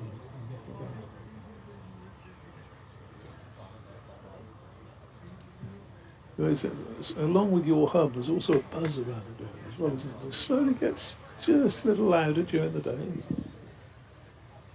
Bowls, that's down the leg side, that's a poor delivery, and it's wide. And it takes the score to 196 for 4, with 12 overs to be bowled after this one. So I reckon 300 is comfortably on at the moment, because you can score very, very quickly on this ground, as we've seen a few times. I think Matthew Waite took 32 off an over here not too long ago. Balls disappearing over into the secret garden, away to our left. Leach bowls, and that's defended up to mid-on. There's no run there. It just feels in the last few overs, and probably something to do with the fact that you've got 2 batters out there playing well, but even so, it just looks as though the surprise extra bounce is being taken out of the innings now, probably because the ball's a bit softer. We saw early on, didn't we, the batters just being surprised by a bit of extra bounce from time to time. Yeah. That seems to have gone. Yeah. Much easier batting at the moment you'd think Leach bowls, and that's driven, just eased really through the offside. James Wharton again fields. He's been kept busy out there on the boundary in front of the ground staff and the covers. 197 before, that's the end of the 38th over, 12 overs to go. You're going to get a decent score. Well, they look on for it, don't they? No doubt about it. These two now, for the 5th wicket, have put on 89. And in pretty good time as well. Yeah, came together in the 26th over, so that's in 12 overs, just under 12 overs. They've put that on. And Don Bess is staying on. From the city end as he's forward is pressed, plays that back to the bowler. And there is no run. It's going to remain on 197 then. Pressed with his second half century in the competition. Reverse sweeps. And there's the man on the 45. You were saying, DT, there that there's two fielders, one deep and one short for that reverse sweep. In fact, this is equalled Tom Prest's best score in this competition, 65, as Bess comes down the wicket, and again he's gone through that area and extra cover, he's gone aerial again. Oh, now the fielder there, I think, has fallen over. I say the fielder, and want the man in the crowd. I hope he's all right. He got up to field the ball on the boundary, and he's still sitting on the floor. It looks like his chair has fallen down as well. I hope he's all right. Oh, I think it would be. We had one of the spectators struck on Tuesday here. Yeah. The ambulance had to go and see. I think he's okay though. He's getting a cheer. He's getting a cheer. It's on the live picture feed. Prest comes down the wicket. Short-armed push shot. There he is up, and he's fallen over. He got up to field it. Yeah, he did. Yeah, just overbalanced. So that's pushed back to Bess, and there's no run. So the 200 up for Hampshire. That's come up in the 39th. Prest now has his top score in this year's competition with 69. Here he is facing Bess, and that's pushed out to deep cover, and he moves on to 70. 202 for 4, and these two have now put on 94 unbroken for the 5th wicket. I got an email here from Dave Allen, Hampshire's archivist, you'll know DT, and historian. We were talking earlier about Wilfred Rhodes, great yesteryear cricketers.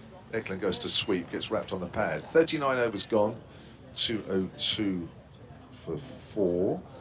He says, I agree about Wilfred Rhodes. I wish I'd seen that in towards Yorkshire side, but I did see Yorkshire play the West Indies at Bramall Lane, in brackets on holiday. Has anybody gone on holiday to Bramall Lane? In 1963, when Sober scored a century. I saw him quite often after that in tests and for Nottinghamshire, and he's the finest all-rounder I've ever seen. There we go. Kelly Sobers, he really was an all-rounder, wasn't he? He was a genuine all-rounder. Because he could do just about everything. I don't know, did he ever keep wicket? Might have been about the only thing he didn't do. Probably did.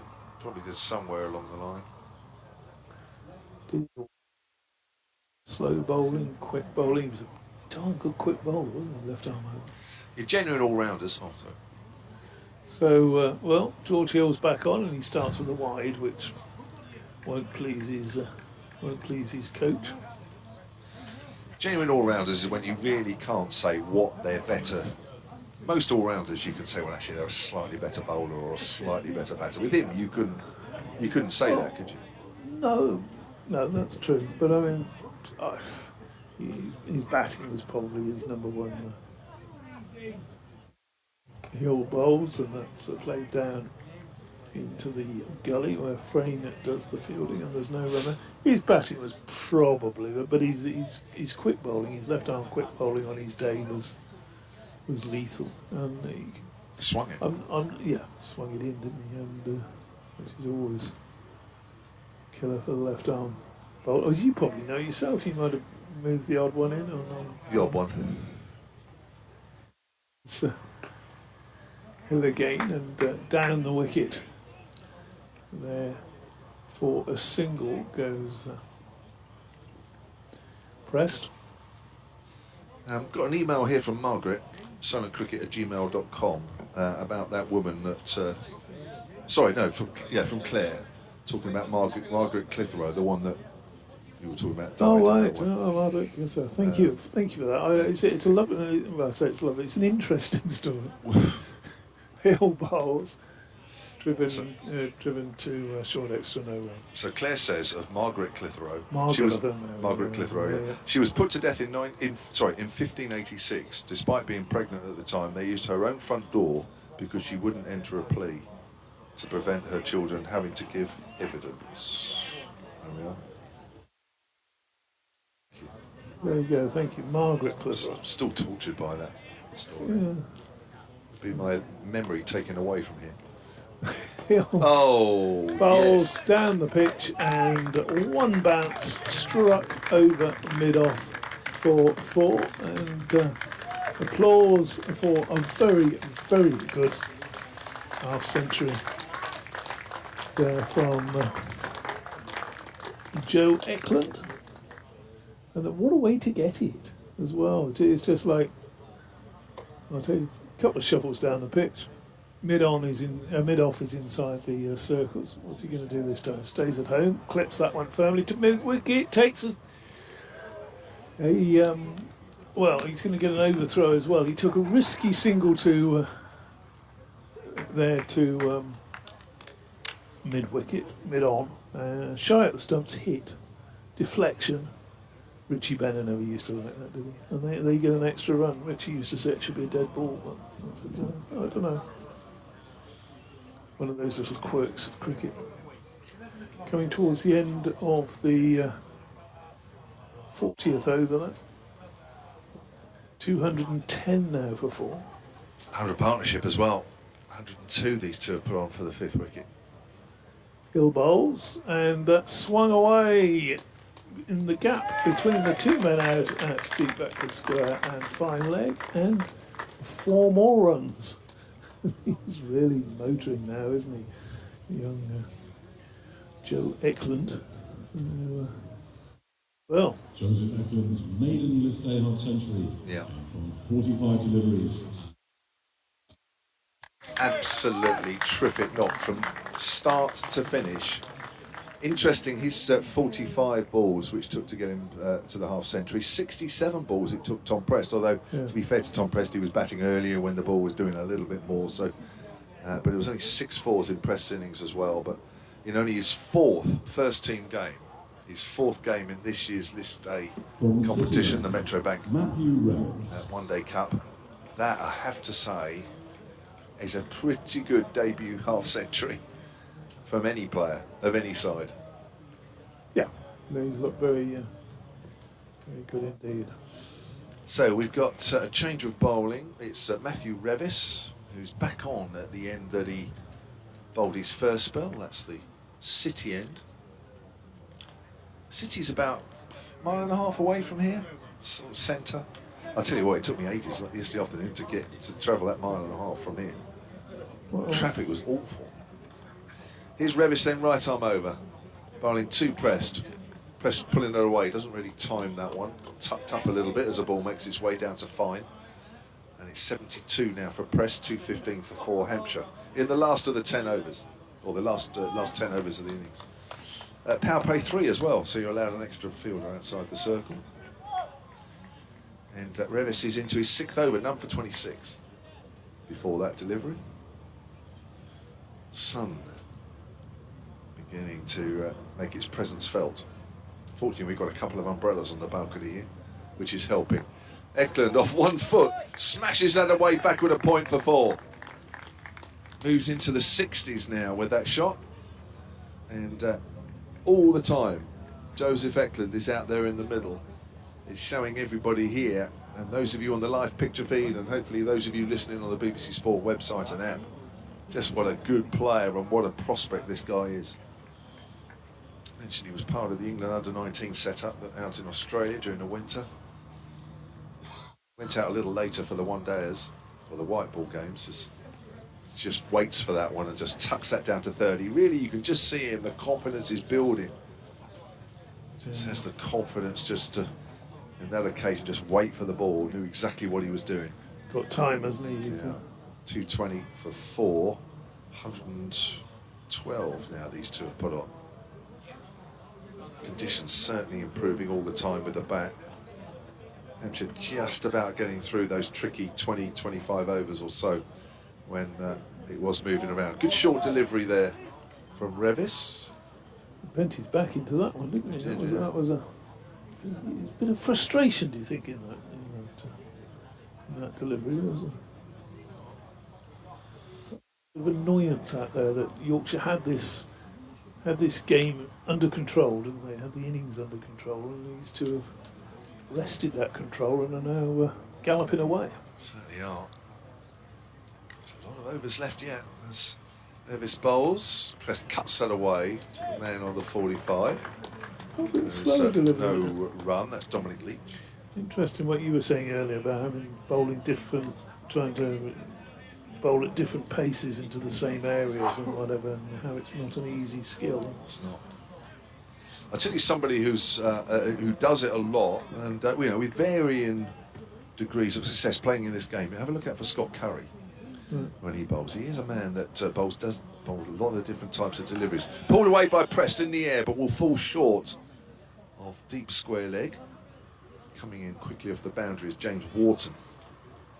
Another good short delivery there. Prest wasn't 100% in total. That way they didn't try and hit it too hard. That was the secret there. Prest moves on to 73. 221 for 4. 9 overs left. The variation of pace has come in far more than in recent years, hasn't it? As a potent weapon, as opposed to the variation of bowler have in length, obviously. But the pace is definitely something that. Did you sort of vary it much in your day? Not a lot, really. I had a sort of a slower ball, which was even slower than what I bowled. It never reached the other end, DT. But you had to have something. I mean, I wasn't a great exponent of it, really. But there was a few bowlers around that could. But now, of course, there's so many more. Did you have a mystery ball? Yeah, all of them.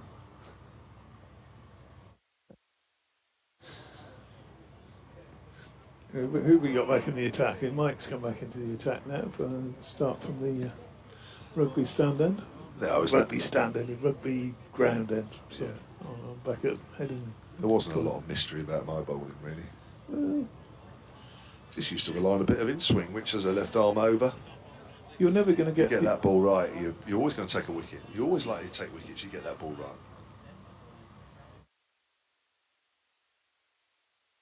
You can get anybody out with that ball. 221 4. Mike bowls, and again, just all the time in the world this time from Prest, as he just waits for that when he eases it away down to third for a single.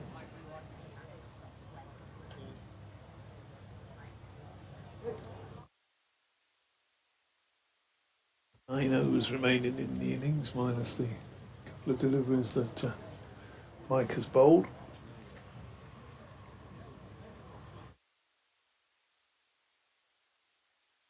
Bowls again, and driven obviously by Ecklanders. He's only going to get a couple for that. I thought when it left the bat, that was away for 4, but maybe this outfield's still a little bit slower after the rain that we've had in the last few months. Yeah, I was going to say, one thing that struck me when I got here yesterday afternoon or yesterday lunchtime was the fact that how damp conditions were. So it struck me straight away. Mike bowls, and that's swung away for only 1 run. Excellent fielding out there in the deep. I'm trying to see who that is. I think it's Finley Bean in the far distance, over in front of the catering vans and the portable loos and the tennis courts on the far side of the ground. Mike again, bounding in. Oh, sees a big appeal for LBW, but I think even up here we heard the sound off the bat as the throw comes in, and Indeed, it is 1 run, the ball running away to third. Oh, Mike, he can't believe this. It's been signalled a run. His hands on his head there. Saying, really? You heard that, didn't you? Well, it sounded more of a bat than a pad sound. Let's put it that way. He has wooden pads. Not You'd be a- many players do. I was going to say, you would be a fool as a batter to wear wooden pads, wouldn't you? It's easy enough to get out as it is. Next delivery from Mike is pushed up to mid-on. And we're trying to work out about a swap in the microphone thingy, aren't we? And no, it's somewhere around you two have sort of messed up the sequence here. So, I will hand my set over to Doige, and I'll take over from J-Mo. So end of the over, 2:27 for 4. We've got 8 overs here left in what is now a sunny York, as opposed to earlier a cloudy York. Doige. It is, and nice to see a bit of sun, particularly when you've got a bit of shade as well from it. So a bit more pleasant of a feel on the balcony here than it was the other day. We've got 8 overs remaining in this Hampshire innings, and they've been cutting loose in the last 10 dozen or so. Now then, there's an aerial shot here by Eklund, and he might have squeezed it through, for a boundary. Well chased by Shan Masood to prevent that. He's flicked it back in just before the rope at the city end of the ground. Revis bowling. So 2 runs to that flat bat, really, as it was, back past Matthew Revis. 229 for 4. Eklund on 68 now. And 75 to his partner out there, Tom Press. It's been a superb partnership between this pair of 121. Unbroken for this 5th wicket. Revis in again, goes short of length, and it's lofted again by Eklund over the top of Shan Masood, and this time has sufficient power to make it all the way to the boundary. Revis, double teapot. But it will say 4 runs in the records. 72 now to Eklund, 233 for 4. He's got mid-on and mid-off inside the circle. I think he's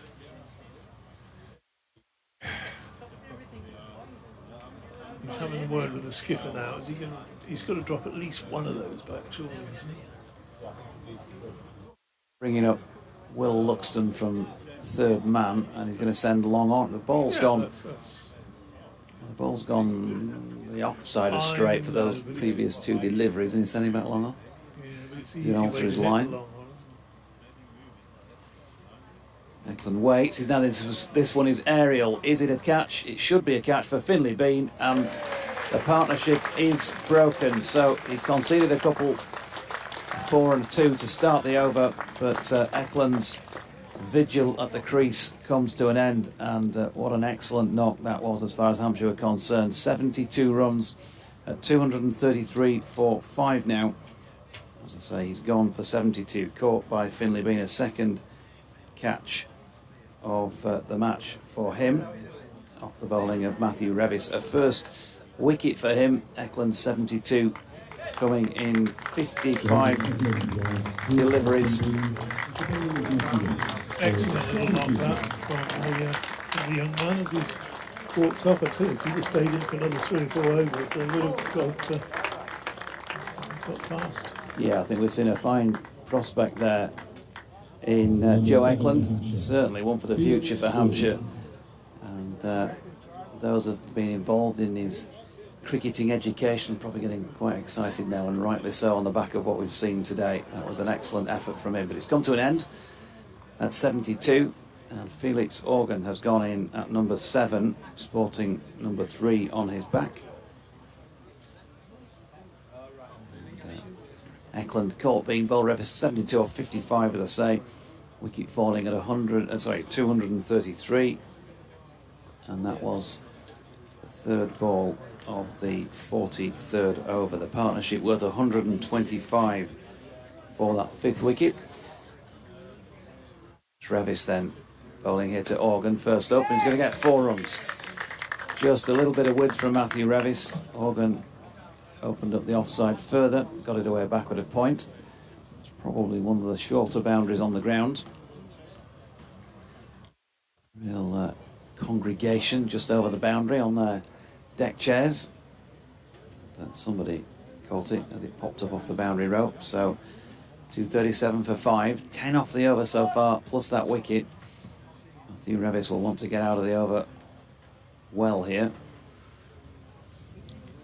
George Hill just being sent back from mid-wicket inside the circle to the boundary. James Wharton's already at deep backward square.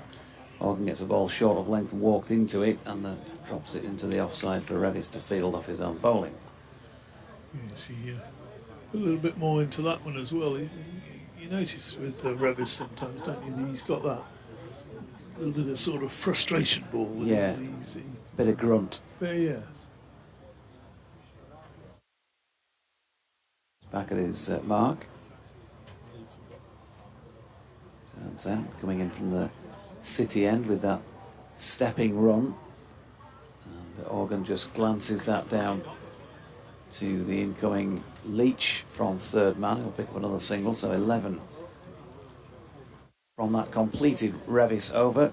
Perhaps importantly, he took the wicket of Joe Eklund there, who was going well and was looking even more threatening, you would have thought, for the final 7 overs that are still to come.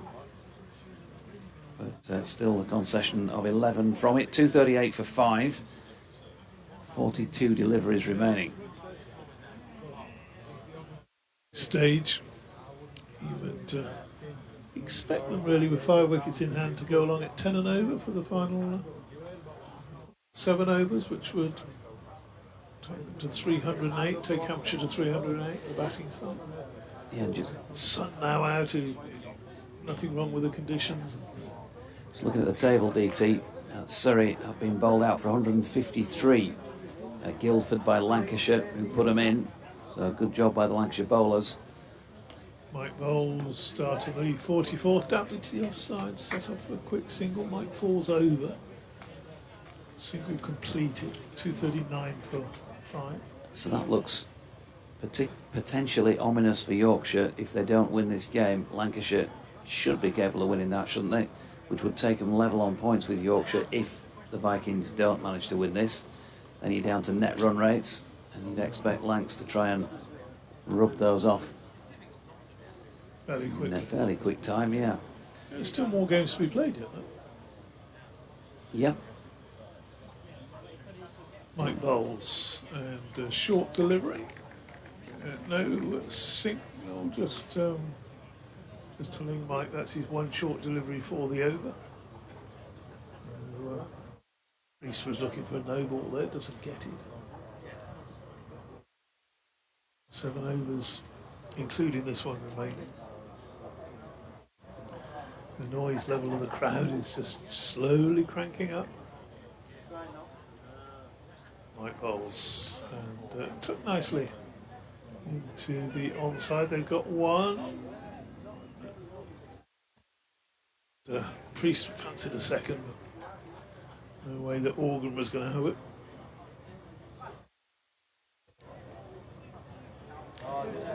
Hampshire still got Surrey to play at Guildford on Sunday. Also Kent at home next Tuesday. Mike Bowles, and Orkan's got hold of that one. That's over into the portable loo area, that one. Hopefully it'll come back dry. It's a big shot to Luigi, that one. Yeah. Landing in the portable loos probably just about sums up the delivery. Yes, a short sit up and hit me type delivery from that Ben Mike. Let's see what he can come back with. Its Organs move very quickly on to 12.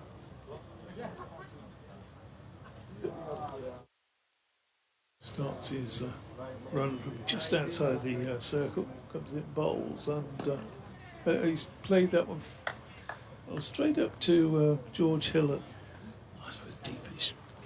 extra cover, wasn't he? Yeah, good response actually from Ben Mike. That was a sort of slower Yorker, wasn't it?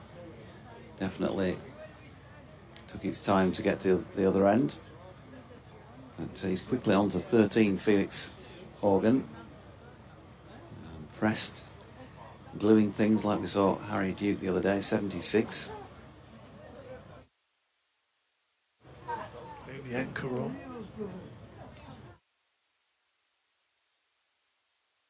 Back again, and that's outside the off stump. He made a bit of room for himself, and pressed and through to the keeper. No run. Ben Coder, who had been off the field, comes back on.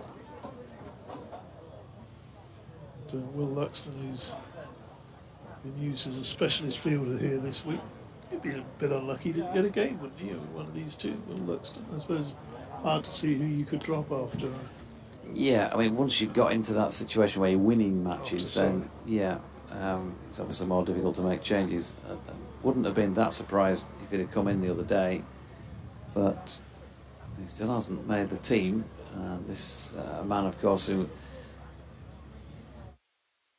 fanfare about his debut at Scarborough a couple of years back when he made 68. Did get a few early opportunities in his career, but he's been made to sweat at the moment. Did get offered an extended contract, of course, a couple of months back or so, something like that, when we were down at Worcestershire. Short ball there from Revis.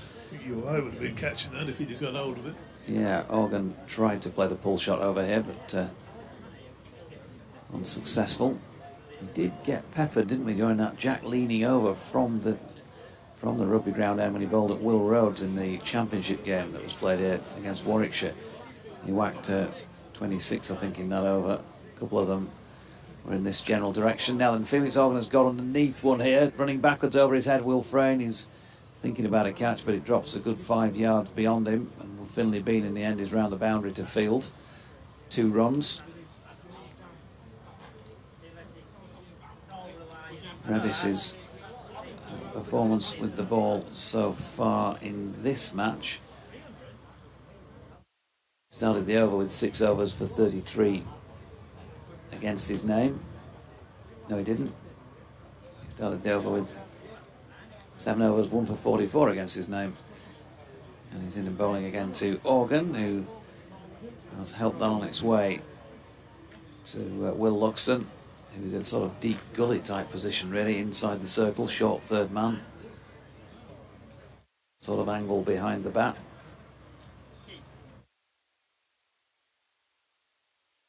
.249 for 5. If they get themselves a Matthew Waite type over hitting here, they could go a long way past 300. Waits and steps back and turns this one into the leg side. Don Bess is round to do the fielding from mid-on. They get 1 run. 32 was it in an over? 32, yeah. A couple of which ended up in the secret garden. Yes.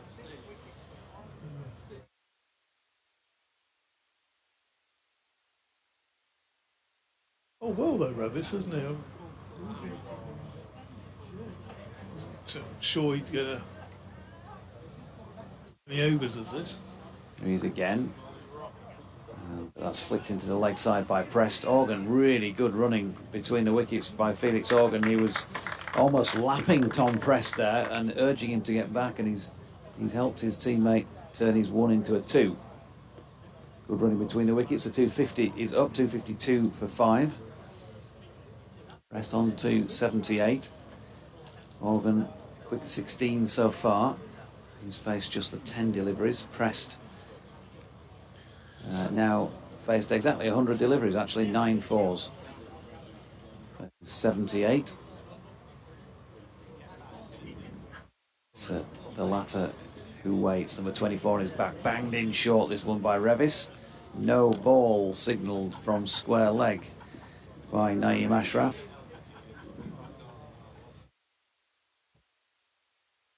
Two added to the total. Yep, too high that one. Steve O'Shaughnessy just having a word with Matthew Revis. He's now having a word with Ben Cliff and asking him to come up from third man inside the circle, which has allowed him to drop Dom Bess out to long on. So in comes Revis again, bowling here to Prest, who uses his feet to come down the pitch. Revis saw him coming and dropped one up there near his feet, dabbed down to Luxton, and they've picked up 255 for the loss of 5. So slightly tidier over because just the 8 runs coming from it this time. 79 now to Prest. Yeah, 2 of those from the no balls. So, as you say, he tied you over. Danger time though now, 5 overs remaining. So who do...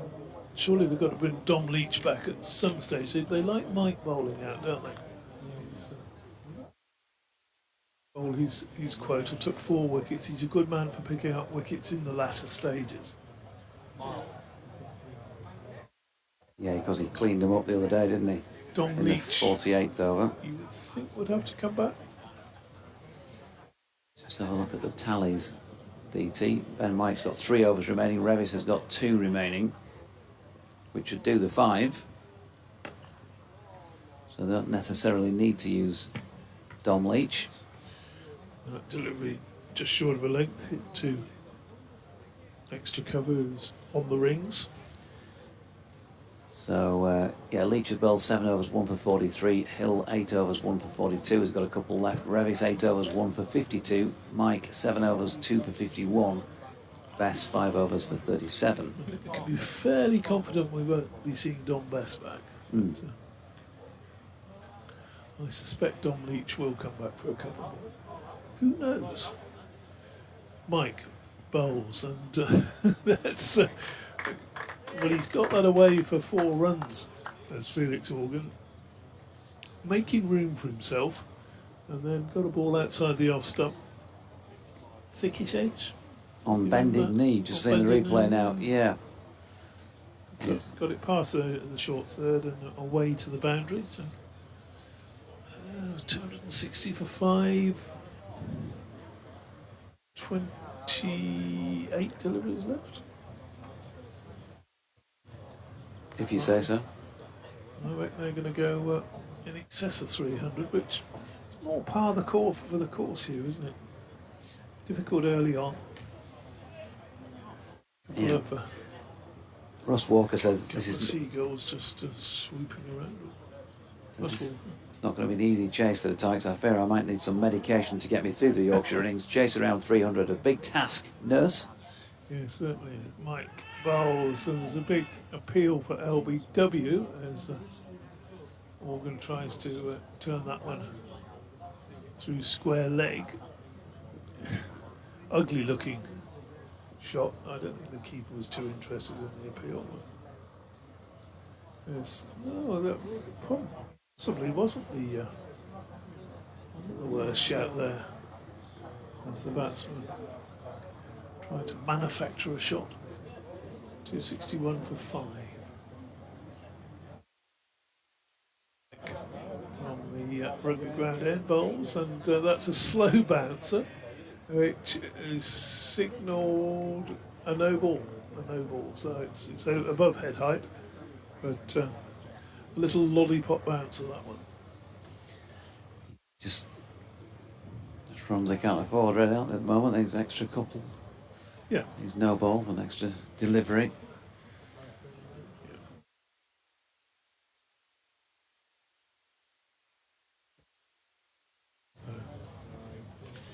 Mike will try again once he got up his sleeve this time. Comes in bowls, and that's going to be a wide outside the off stump. Although Priest was moving across that way, sort of followed him, went a lot wider too now. Come on, Ben Mike, you've just got to mind your work here. Just bowl. Just a couple of Yorkers on the stumps might be his way to go. 10 no balls and 11 wides bowled so far. It's a lot of runs, isn't it? Yeah. Mike bowls, and that's outside the off stump, and adds another wide to the total. So Mike's rather lost it here. Ben Mike. Skipper's come over and had a word. Just wants to. The batsman is moving outside off stump, but by following him there, he's just going even wider.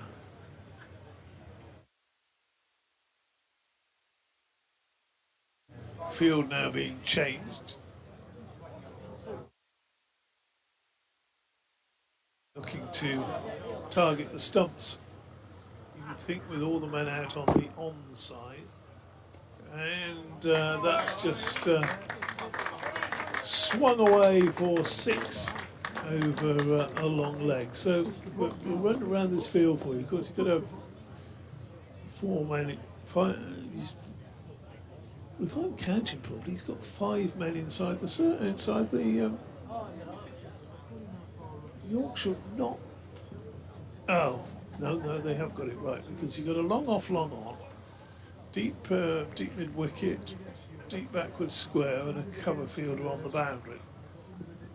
Mike bowls again, and that's played nicely through the offside, but straight out to that sweeper was James Wharton. And there's 1 run, so 272 now for 5, and this over's going on a very long time. He's bowled a couple of wides and a no ball, and been hit for 6. They're going to struggle to get it through inside the cut-off here, you would think. This is the most expensive over of the match so far. It's not done. Although might be after this over. Bowls again, and that's an attempted. Well, that's got through as well. It's an attempted Yorker, and it's gone for byes. What on earth did happen there? The batsman's gone right across his stumps, trying to just glide it down towards fine leg. Missed it. Has the ball actually gone through outside the off stump there? Peculiar goes on. It would have probably been a wide if it had gone through outside the. What is going off out there? 21 off the over. That mammoth over in terms of runs and time it took to bowl it. It's finally come to an end. So that's 46 overs bowled, 276 for 5. Yeah. Shades of Shannon Gabriel last year. Ben Mike just having a chat with some of the speckies as in comes Don Bess, and that's going to be 4 more to Tom Prest this time, using his feet and driven firmly along the deck. Shan Masood, I think he might have got a hand on it or something. I was certainly diving in the right direction. Hard to tell in the brightness of the sunlight, but either way it's 4, and Prest is into the 90s here. 91, 280 for 5, and Yorkshire really have let this go in the back half of the innings. Slower ball by Revis, turned down to Ben Mike at fine leg. They're going to pick up a single. But 131 for 4 after 30 overs. And we were saying if they can double it in the last 20, they'll feel like they've got something to bowl at. They've doubled it and some. And there are still 3, almost 4 overs remaining here. So this is going to be a very difficult chase, you'd have to say. And they're running out of games in which to get a qualification place. Revis is in. It's turned in front of square on the leg side this time by Felix Organ. We'll pick up 1 to the incoming James Wharton. We sort of said after the game the other day, win all 3. They're probably through. Win only 2 of the 3, and they're probably going to be relying on other results and net run rates and all those sorts of things. So if you lose this today, then you're going to top of the table Leicestershire on Sunday, and then bottom of the table Middlesex on Tuesday. You have to come up with back-to-back wins. Not impossible. But you want to get another 2 points on the board here to alleviate that situation. Nice piece of fielding by James Wharton to that delivery from Revis that was turned backward of square leg by Prest, and he was round the boundary, whippet-like tall figure, James Wharton, long striding. So the lads call him knuckle dragger, and 1 or 2 other things as well. But he's not slow across the outfield, and he's got a good flat arm which he threw in and kept him to 1 there. Here's Revis at Felix Organ. that looked like one of those starters where you got your coach with a cone and the ball on it, and he's saying to the young lad, "Go on, step into that and really whack it." And he stepped into it and really whacked it, but missed. Through to Harry Duke, who's standing a fair way back, isn't he? An indicator of pace that Matthew Revis is generating here. And he comes again, and Organ this time tries to dab it fine in the offside, but misses out. So end of the over. That was a better one, much better one from Yorkshire's point of view. It's conceding 7, Matthew Revis. 283 for 5, 18 deliveries remaining. 2 a ball from here. Still 300 and a fair bit. Yeah. And a fair old chase. Yeah, it will be a good chase, but we've seen chases that big on this ground. It's not an impossible ask. Getting the 320 or whatever they will get. Just a heads up that Richard Stead will be coming over for an update just after the 2:30 mark, which is still probably going to be during play, isn't it? It was after the first innings had finished the other day. Ben Mike is having faith kept in him by Shan Masood and continues for over number 48 from the rugby ground end. So 21 from his previous over, not all of them off the bat. Balls, and as ball goes through outside the off stump, Yorker lengths delivery, which is a dangerous ball to bowl when you've got men up at short third and backward point just inside the circle, because any sort of nick is going to go very quickly at third man boundary. He paced this innings beautifully. It was difficult early on, the ball was zipping about, but they kept their wickets intact. That was the important thing. Mike bowls, and that's swung away to long on for a single, fielded by Tom Leach. You must now know he's not going to get another bowl. Shan Masood's decision to stick with Ben Mike at this stage, looking a good one with just 1 run coming off the first 2 deliveries of this 48th over. Changes in the field. What's the cut-off point? Is it 2:30? I think it's 2:30. There may have been an allowance for stuff. Mike bowls, and Organ flays that away down towards long on. He's got 1. He comes back comfortably for the second. At this stage, Yorkshire will almost be happy to concede a couple rather than obviously conceding a boundary. 286 for 5.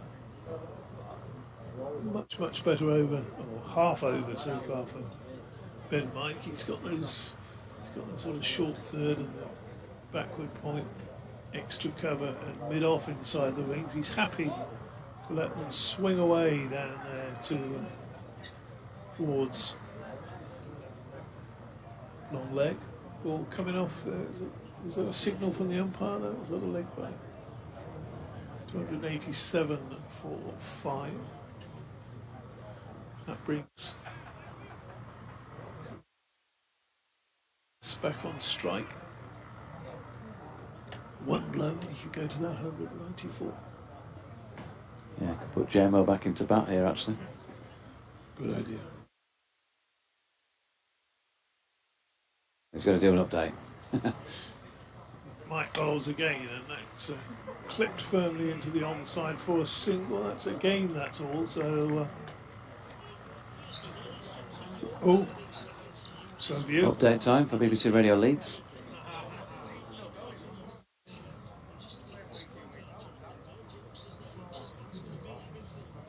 Yeah, they have, and largely Joe Eklund, who is now out, 72 from 55 from a teenager, was an excellent effort. He looks like a real a good player for the future for Hampshire. But out there at the moment, Tom Prest has been there since the first wicket fell. He's at the non-striking end at this moment on time on 95 not out. He's been joined more recently by Felix Organ, who's made it to 23. Just had a loose over from Ben Mike a couple of overs back, which went for 21, the most in the match so far. Wickets wise, he's taken 2 and therefore is the leading wicket taker for Yorkshire, Ben Mike. But as usual, there's a bit of inconsistency in what he's producing as well. Dom Leach took the first, George Hill in the wickets column, as has been Matthew Revis. And the story of the match really so far, Richard, was that they were tied in tight really for the first 30 overs. It's the same pitch as was used on Tuesday in the win against Surrey here. And so after 30 overs, Hampshire 131 for 4. And there's that sort of theory in cricket that in a 50-over game, you can try and double what you got in the first 30 in the last 20 when you put the foot down on the accelerator. Well, they've clearly more than done that. 293 for 4. We've just seen a boundary crack down to our right towards the clubhouse. 293 for 5, I should say, with 2 overs remaining. So Yorkshire could here still be chasing something like 320. Bearing in mind they struggled to get 240 here on the same pitch a couple of days ago. It's looking like it's going to be a tough chase. At the moment, Hampshire 293 for 5 with 2 overs remaining. Revis coming in here to bowl to Tom Prest, who steps back almost on his stumps and works it away backward of square leg. James Wharton comes in from the boundary to keep them to 196 to Prest. Super stuff from him.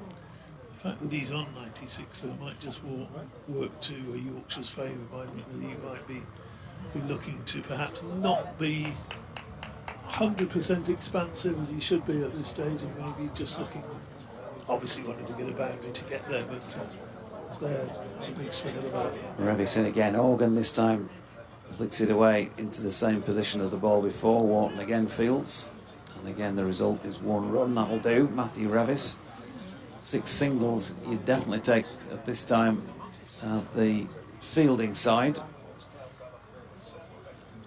And I suppose from here, 10 balls left. The result would be something like 310 or fewer. Revis is in, and here we go. Pressed down the track, has lofted that all the way over long off for 6 runs. Superb use of feet and a brilliant way to bring up a century for Tom Prest. What a wonderful knock it's been. They lost that wicket in the 6th over. He really has anchored the Hampshire innings, and he's been thoroughly well rewarded with that century. It's included 10 fours and that a second 6, and has taken him just over 3 hours of batting. Kev James is back with us. That was super stuff from him. We'll bring him back in after this delivery as Prest flicks it away backward of square leg, and Wharton does the fielding. But we saw a bit more flash and fluency, I guess, from Joe Eklund, but you need that rock around which to build your innings, and Tom Prest has provided it. Yeah, and I think the secret has been is that they didn't lose too many wickets early on when the ball was seaming around and a bit of inconsistent bounce, cloud cover. Hampshire only lost their 2nd wicket in the 14th over, and yeah, Prest has played superbly. Organ on strike, and he'll flick this one aerially through mid-wicket. No danger because George Hill is out on the boundary edge, comes in and fields and keeps them to 1. So I was saying a result would be 310 or fewer from that position. 6 the next ball. Now 303 for 5. Trying to keep count. I think this is the final ball of Revis's over. 103 to Prest back on strike. He's been ably supported by Felix Organ since the pair came together at 233. So they've put on 70 for this wicket. Will Frame with a dive to a lofted flat bat really through the covers by Prest, and he couldn't get his hands on it. 1 run to complete the over then at 304 for 5. Matthew Revis will therefore complete his 10 over quota. 10 overs, no maidens, 1 for 69. Well, I mean, it's been terrific stuff from Hampshire in the second half of their innings. Been absolutely no doubt about it. I just think Yorkshire have looked a little bit lost in the last 10 overs or so. I know it's difficult when 2 players are playing well and then you get another one coming in like Felix Organ that is going much better than a run of ball. It can be difficult, but I just feel that Yorkshire don't seem to have too many ideas out there. I'm not sure of the field in 1 or 2 overs either, but nevertheless, and Ben Mike is staying on. You know, Don Leach still has 3 overs. Here's Mike, bowls, and it's cut away. A single out into the covers by Tom Prest, who moves on to 105. I just think 1 or 2 of the field placings could have been better. It was interesting, Ben Mike, 2 or 3 of his overs ago, there was a deep mid off and deep mid on. How many balls have been banged down the pitch past the bowler? Not too many. I can understand 1 maybe out, but there's more balls that have gone square, and that's been another feature. Balls going square on the offside and square on the leg side. Difficult to set fields to. Yeah. So I think there's a few things there that Yorkshire could have tightened up on, and I'm sure they'll reflect on that at the end of this innings as Mike comes in and bowls to Organ. Organ pulls that away, so there's another ball that's gone out square. Fortunately, there is a fielder there. It's on the leg side. Organ moves on to 31, 306 for 5. I was just looking through the List A games played here because 2021 was the first time that List A cricket had been here with Yorkshire, and twice when Yorkshire made 300 they won, and in the other games when sides like Surrey here two days ago, even though it was a close game, but if you haven't reached 300 then you actually haven't won the game. So 300 is definitely a marker here as towards giving you a really good chance of winning this game. Here's Mike, bowls wide outside the off stump, and that'll be another ball, I'm afraid. And then that's another thing, these last 6 or 7 overs have taken absolutely ages. It's not like the ball's been hit out the park and we've had to look for balls and we've had stoppages in play. It's just been a lot of extras. I just think in that Yorkshire coaching camp, they'll be looking at this and they'll be thinking this is not great. 14 wides now and 10 no balls, Kev. Yes. You know, they're all areas that can be improved on. That's the main thing, but it's just been a little ragged. I think Revis has probably been one of the standout bowlers as that's hit in the air. Now this could be out caught at deep mid on, and is so. And that is the end of Tom Prest's innings. He goes for 105, 307 for 6, and Don Leach takes a good catch just inside the boundary at deep mid on. Yep, had to make a few yards round, got himself into a good position, and his catch means that Ben Mike has taken 3 wickets. So as I say, he can take and is capable of taking wickets. He keeps showing us that. Just got to strive for that consistency. He's clearly trying. He's exasperated with himself at times, but he's picking up some wickets as well. And standing ovation here for Tom Prest. Superb knock. By his own admission, he's been a bit out of form in first team cricket, hasn't played a lot. I said a couple of games ago when he got a half century, he hoped it was something and he would kick on. Well, he's certainly done that. He was true to his word. Top innings. But again, I go back to the fact that Hampshire managed to keep wickets intact in the first 20-25 overs, which has allowed them to play like this in the sunshine, where things have obviously got a lot easier for batting.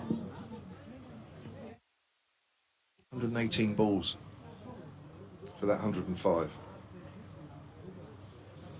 New batter for Hampshire. Scott Carey, is it? No, yes, it's not. Ian Holland. Ian Holland, of course it is. Just worked away towards extra cover for a single. Ian Holland in the side. Back in the sides, having 1 or 2 little injury niggles at the moment. He's sort of been in and out at the moment. I think he was fit to bat but not fit to bowl in the previous game at Manchester, so obviously Hampshire deem him to be okay for that. In a match where runs have not been that easy to come by in the first 30 overs, Kev, they really have kicked on that 6th wicket partnership in precisely 7 overs was worth 74. Wow. It's good going as Mike comes in and bowls. Slower ball, and Felix Organ has to wait for that and always plays 2 shots at that as he hooks that down to fine leg. That really was a slower ball bouncer. In fact, it's called, what's it called? But the umpires called this? Well, 1 for the over, I think, that's all. That really was a tennis ball off the pitch. Talk about taking pace off, that really was. Organ had all the time in the world. He moves on to 32. Little cameo from him, which may yet prove decisive between these 2 sides, but I think Yorkshire won't mind too much in terms of the conditions, but I think they'll be looking at the board thinking they've got more than they should. Just waiting for field change, I think. Sean Masood having a chat with Ben Mike. I'm not sure who's setting the fields really, Masood or Mike or both or what. Here comes Mike bowls. Holland swings away on the leg side. In comes Leach from the deep mid on boundary. They'll run two. Slightly to his right. Throw goes in at the keeper's end. Duke, I think, thought he was going to hit the stumps, which he doesn't. And that is the end of the Hampshire innings. 50 overs completed here. And with those 2 runs right at the very end, Hampshire finished with 311 for 6. 32 not out to Felix Organ, 3 not out to Ian Holland. But it really, the innings from a Hampshire point of view, really got going in the second half with Joseph Eklund and Tom Press putting on 121 for the 5th wicket. And that set up that 6th wicket partnership, which Doherty just mentioned, 70 in 7 overs. And Hampshire will be very pleased with that total at the break. Yeah, extras column, as we were just saying, not a good look about it from Yorkshire's point of view. With 10 no balls and 14 wides, 10 leg byes, can't do so much about those. 4 byes, 38 extras involved or included in that 311 for 5. And the bowling figures as follows: Ben Code, 10 overs, 1 maiden, none for 21. Dom Leach, 7 overs, no maidens, 1 for 43. George Hill, 8 overs, no maidens, 1 for 42. Matthew Revis, 10 overs, 1 for 69. Don Best, 5 overs for 37. And Ben Mike finished up with 10 overs, no maidens, 3 for 84. So again, expensive. He is bowling at the death. He's picking up some wickets. There's still some work for him to do, as well as 1 or 2 others in the side. The feature then, Tom Press, 105, an excellent 72 by Joe Eklund. Yorkshire will need 312 to win this match. I think that's going to be quite a tough old chase, but we shall see how it goes in just about half an hour's time. JMO, myself and DT will say bye for now. We'll leave you with a bit of stadium at Moss. Ticket of another colour, something's gone dreadfully wrong, so they're all blue today. Firstly, we have number 71. That's for a bottle of gin. So once again, number 71. Secondly, number 778. That's 778. That's for a bottle of red wine. Next, we have 168. That's 168. That's for a print of the Clifton Park ground. And finally, we have 663.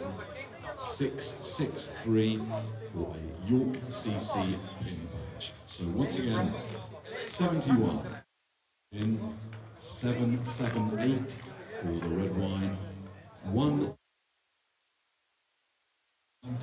663 for the York CC pin badge.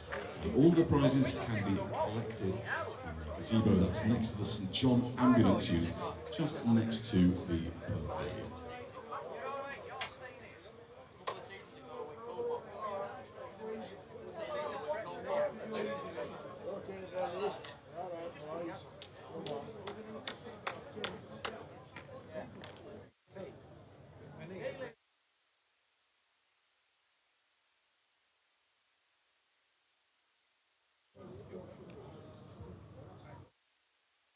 Just to let you know that Sir Geoffrey Boycott is with us once again today. He's going to be signing copies of his latest book, which is entitled Being Geoffrey Boycott, from 3:30 onwards. And that's over at the Owsat Cricket Unit in the tented village near the marquee. I think it's kind of near the big green silo thing. So that's Sir Geoffrey signing copies of his new book from 3 onwards.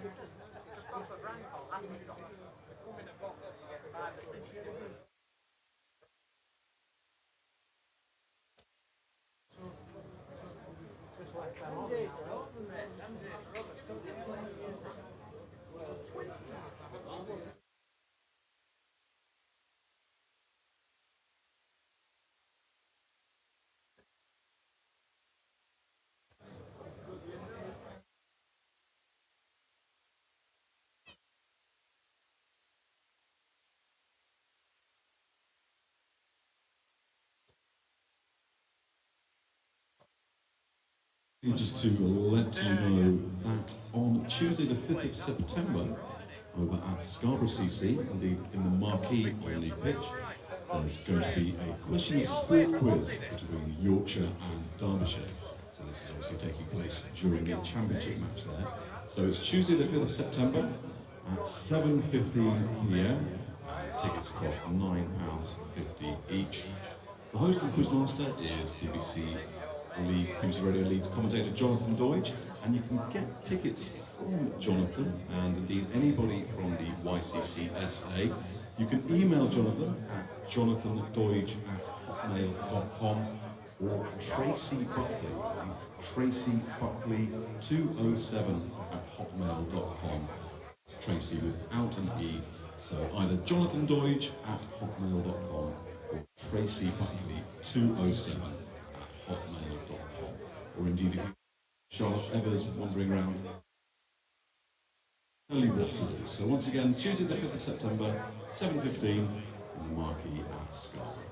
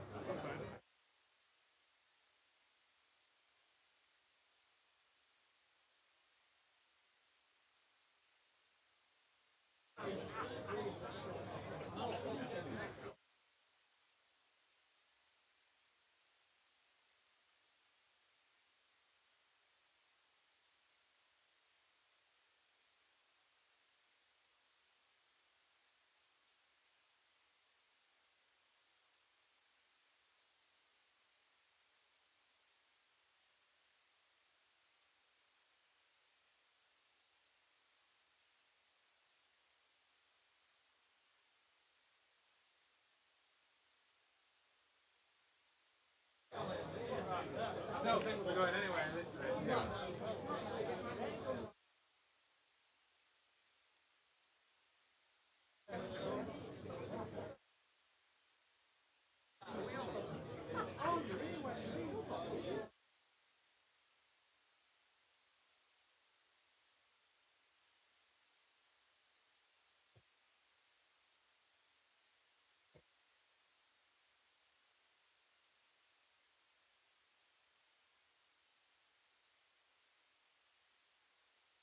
No, that won't be White's idea.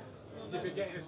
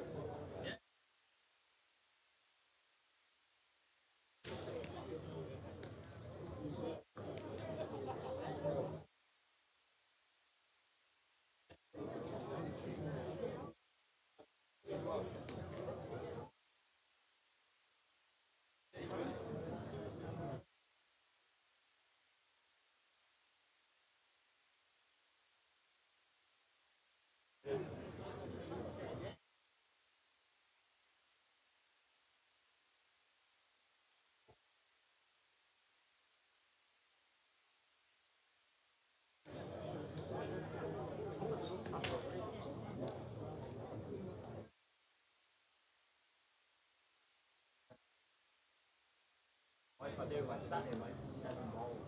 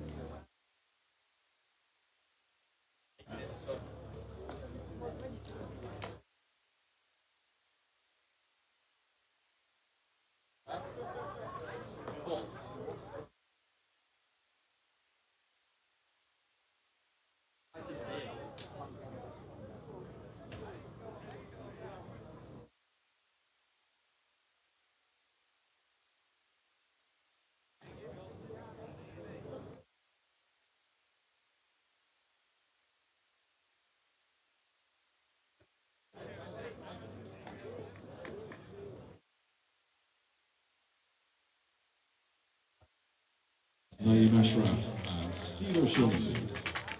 Nick Gubbins leading out Hampshire.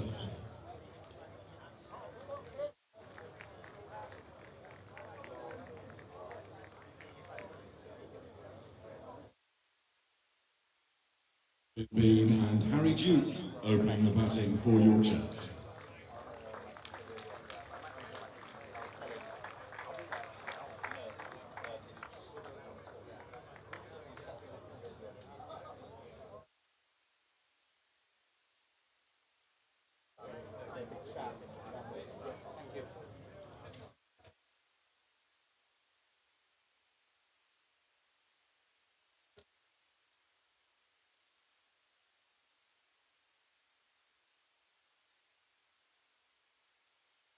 Well, welcome back from Clifton Park, York, for the second half of this contest between Yorkshire and Hampshire in the Metro Bank One Day Cup. 312 Yorkshire need to win at the outset of this second dig. Hampshire 311 for 5. The feature, of course, Tom Prest's superb 105, 72 as well, sparkling 72 from Joe Eklund. And other chip-ins, well, Felix Organ 32 not out to finish things off, 30 as well from skipper Nick Gubbins when it was tricky earlier on, and that adds further weight to that, the quality of that Tom Prest innings, to see it almost all the way through. Yorkshire, well, they made hard work of knocking off 241 here on the same pitch the other day.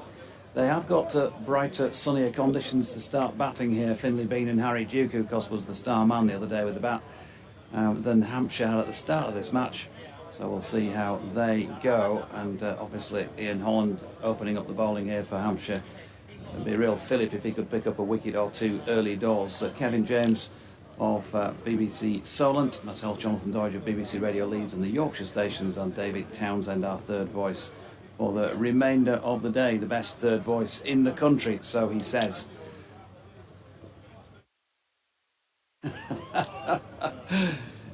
Holland to open things up, and here's JMO doing the same. Finlay Bean on his home ground, facing outside the off stump, and that is left alone. Well, history not on Yorkshire's side here. I know there hasn't been that many List A games, and just a couple of years since COVID. But on the two occasions where a side batting first has got 300 or over, and they were actually Yorkshire both times, they've won. And in the other matches, well, one was abandoned, but in the other matches where sides have failed to get 200, i.e. Surrey 2 days ago, as Bean leaves that one alone outside the off stump, again it's gone through to Brown, the side has lost. So Yorkshire not only chasing what looks to be a more than decent total, don't have history on their side. No, but those things are there to be reviewed. They are. Of course. They are. Chelmsford on Sunday. I don't think any side had won there. I'm trying to remember what Yorkshire did now. Ever. Here comes Holland being placed forward, and there is no run. Essex make 221 all out. Yorkshire 222 for 5 in the 46th. No side had won batting second for the previous 6 matches. Okay. On that ground. So Okay. Oh yeah. recent history, I know. We're just building it up, really. Because if Yorkshire do win this, it just shows what a very, very good win it'll be.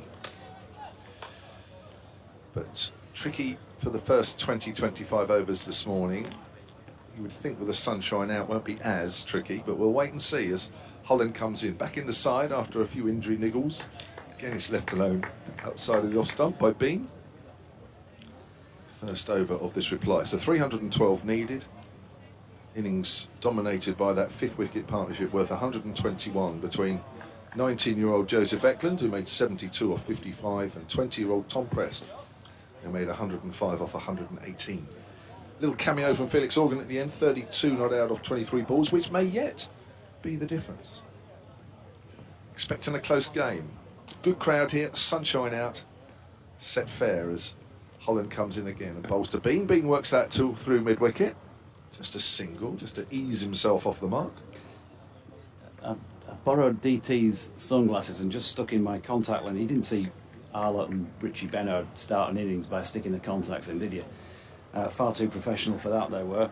But that's what I've just done. DT's handed me some sort of Starsky and Hutch type 70s specs. I feel like that player in the team who dropped 3 catches and has to wear them all Saturday night in the clubhouse, you know. So. They were expensive in 1972, were they? Probably a good bargain now. I think David Cassidy once wore these. Look him up if you don't know who he is. Here comes Holland. This time Duke is leaving that one out outside the off stump. So quite over to start off with, just the 1 scored. But Yorkshire chasing 3-12 to win. Yeah, already ahead of it, you see, JMO. It was none for none after the first over. That's all you can do. Just need to be 1 ahead at the end of the match. Just in case Duckworth Lewis. Don't think we're going to get any rain. We don't want to mention that after what happened at Scarborough No. a couple of weeks ago. Both your games at Scarborough weren't great, were they? Was it?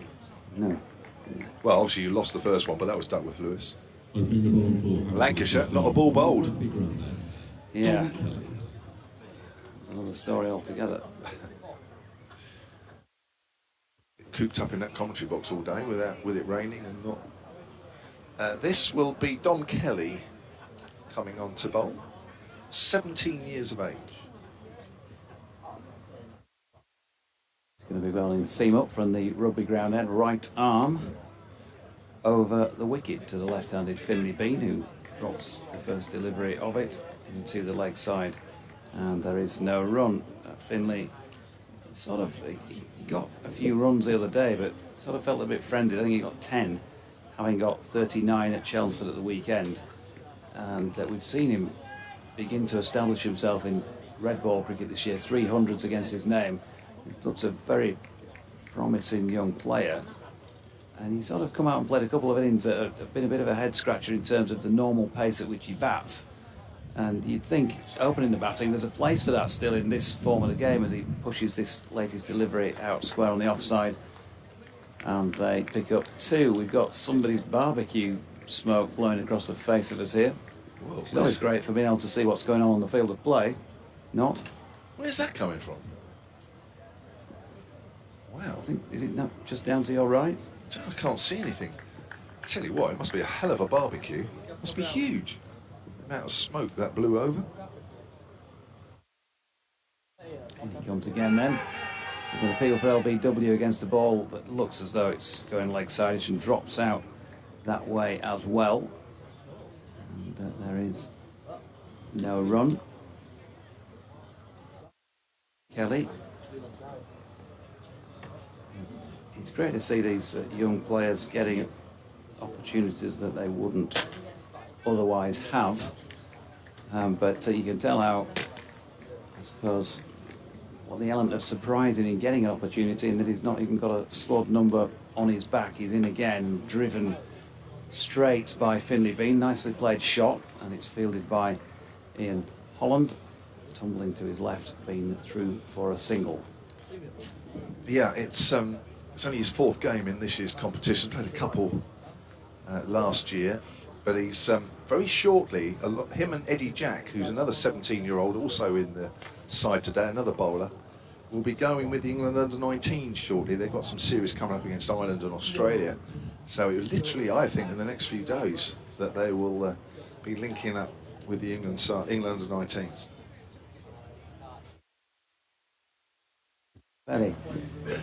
Very sizable run-up. He's coming through it in measured fashion. He's banged this one in short. Chance for the first wicket, and it's taken. Harry Duke, the hero on Tuesday, is gone. And he's gone without scoring on Thursday. He's pulled one. It was dying on the man down at fine leg, Felix Organ, who got down and took a good catch. And a tough enough chase as it looked before the off has seen Tuesday's star dimmed very quickly on Thursday. Harry Duke gone for a duck, Yorkshire 4 for 1, and already it's skipper Shan Masood walking out to the middle. Well, he just helped it around on the leg side, really. Didn't try and hit it in the air, didn't try and hit it along the ground, just helped it along. Good catch in front of the big temporary stand there, really. But as I say, watch on the live picture feed, really, just helped it down there. But it was a good low catch nevertheless. That's a big blow. You want your men in form to be scoring runs at the top of the order. Yeah, disappointment for Yorkshire and for Harry Duke for one in the second over. And so Shan Masood, who he's had some runs since he came, of course, to Yorkshire. He's been a bit in and out due to his international calls, but if ever there was a day for you to get your first ton for the club, then today would be a very good one to do it. Left-handed, of course, so an all left-hand combi. 2 slips in place. Dominic Kelly will be cock-a-hoop, having taken that first wicket. 5th ball of his first over. Played for Derbyshire in this competition last year against Hampshire. Of course, moved in the winter, didn't he? And Harry Duke faced just the 2 deliveries. Didn't score, and despite all the pleas by the man who was sitting to our left, Howard Ferguson, on the PA, he's not there at the moment. There's still somebody wandering behind the sight screen at the bowler's end. Final ball of the second over then. Kelly to Masood, and flicks it off the hip into the onside, and there is no run. 4 for 1 after 2 Yorkshire.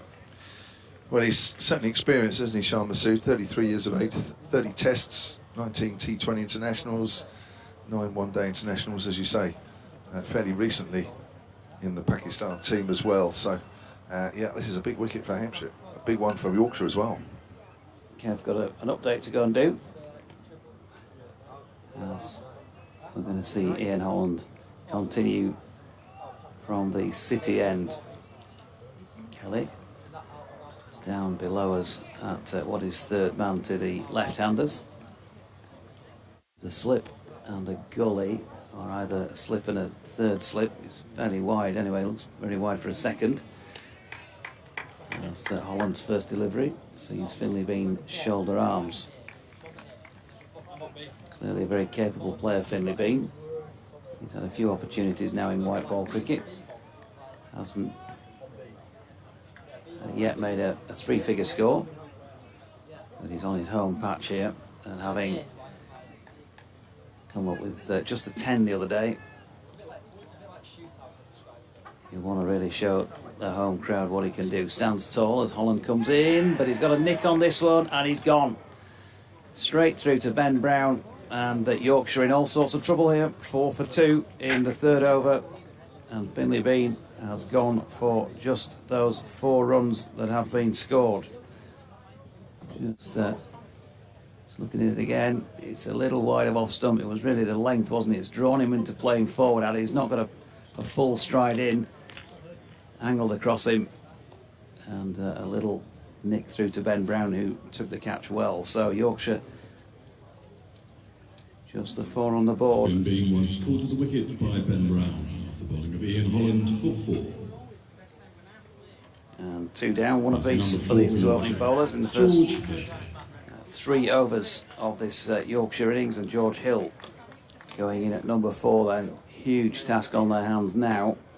With just the 8 wickets remaining to find a further 304 runs. Big mix around. Do you want to go on and say hello for a minute? Can we just swap chairs with you, DT, for just a few minutes?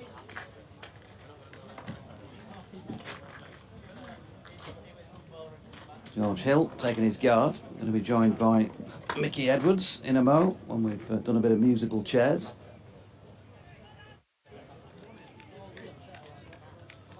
Holland at the end of his run. George Hill, wide stance, back to us. Back to the rugby ground end of the field. Holland's first delivery to Hill is wide of off stump. And there's no run. I'll not keep you long, Mick, but Mickey Edwards, thanks for joining us. It's an absolute pleasure to be with you again. How are you? I'm well, how are you? Yeah, pretty good, thanks. Looking very stylish today, no sunnies. Yeah, DT lent him. They are nice. 70s. Yeah. Yeah, top gun. Probably still in fashion down under. Yeah, we're a few years behind. We're still in the 60s. Holland into Hill, who's pushing half forward to a ball that looks like it leaves him on its way through to Ben Brown. No run, so pretty disastrous start here with the bat. Yeah, not a great start. I think there's still just enough in this wicket to entice the bowlers, especially with a new wicket, a new ball rather. So yeah, tough going up top, and then hopefully the air will go out of the ball a little bit and become a little bit easier. He looked pretty good at the 30 over point, didn't it? 131 for 4. Hampshire, but things went a bit in that final 20 overs as George Hill drops one down towards third man, and they're going to stay put, no run. So yeah, what were your views on what went on in the last 20 there with the ball? Yeah, from all reports, it's a ground where you can sort of back end your innings. If you get through the new ball, and the way that Cody bowled up top was pretty impressive though. So they were always going to try and back end their innings, and when the ball does stop moving and the wicket sees a bit more sun, it can be a ground where you can score pretty quickly at the back end. Hill on strike, 4 for 2. Holland in again, and it's short of length and just dropped out to gully, and there is no run. So 4 for 2 from the 3 overs so far. Good start with the ball by Messrs Holland and Kelly. What about yourself? We spoke to you, it must be 6 or 7 weeks back, I guess, when you did that T20 commentary with us, and you sat there and said to me, yeah, I'll be back in 2 or 3 weeks. Where are you? I've been saying that for a while. Yeah, I initially thought it was just going to be a month-long injury. I tore my plantar fascia in the 4th county championship round against Durham. Yeah, and at the time I thought it was only going to be a month, and now we're 14 weeks on. But I am playing club cricket tomorrow, or Saturday rather, for St Helens over in Lancashire on the wrong side of the Pennines. Well, you are actually playing for them then. It wasn't just a phantom signing. Yeah, they thought I was a myth. But they're going to see me, and then I'll be available for selection next week for the one-day stuff. So yeah, you get a little bit of rehab amnesia when you've been doing it for such a long time, and now it feels like it never happened.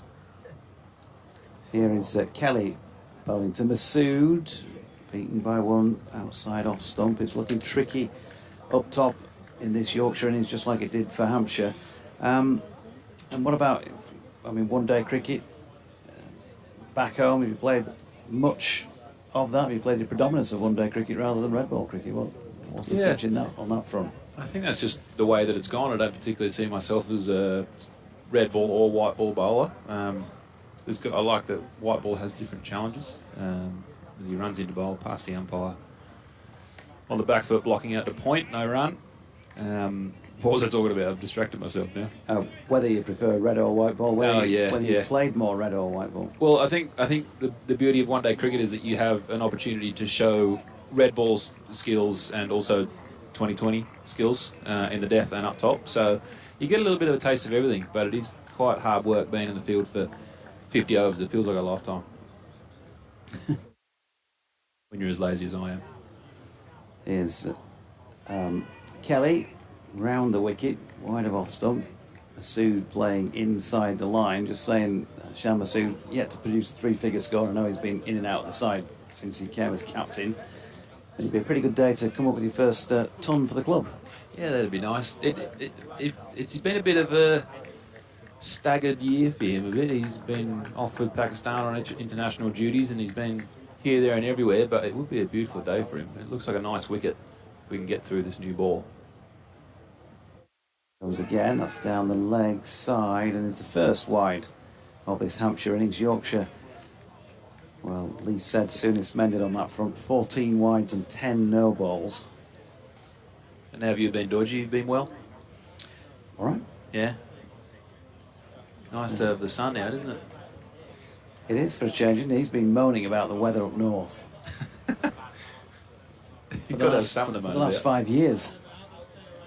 Even he's happy today. Here comes Kelly, and that is pushed square on the offside. Shan Masood's hesitating 2/3 of the way through his run, but in the end gets home okay. Not averse to a challenging call for a run, isn't the Yorkshire skipper? We remember Chesterfield when these two were in together. don't know if you saw that or not. Who ran who out there? Shan ran George Hill out. Oh dear. And Hilly is one of the quickest people I've ever seen in my life as well. You do well to run him out.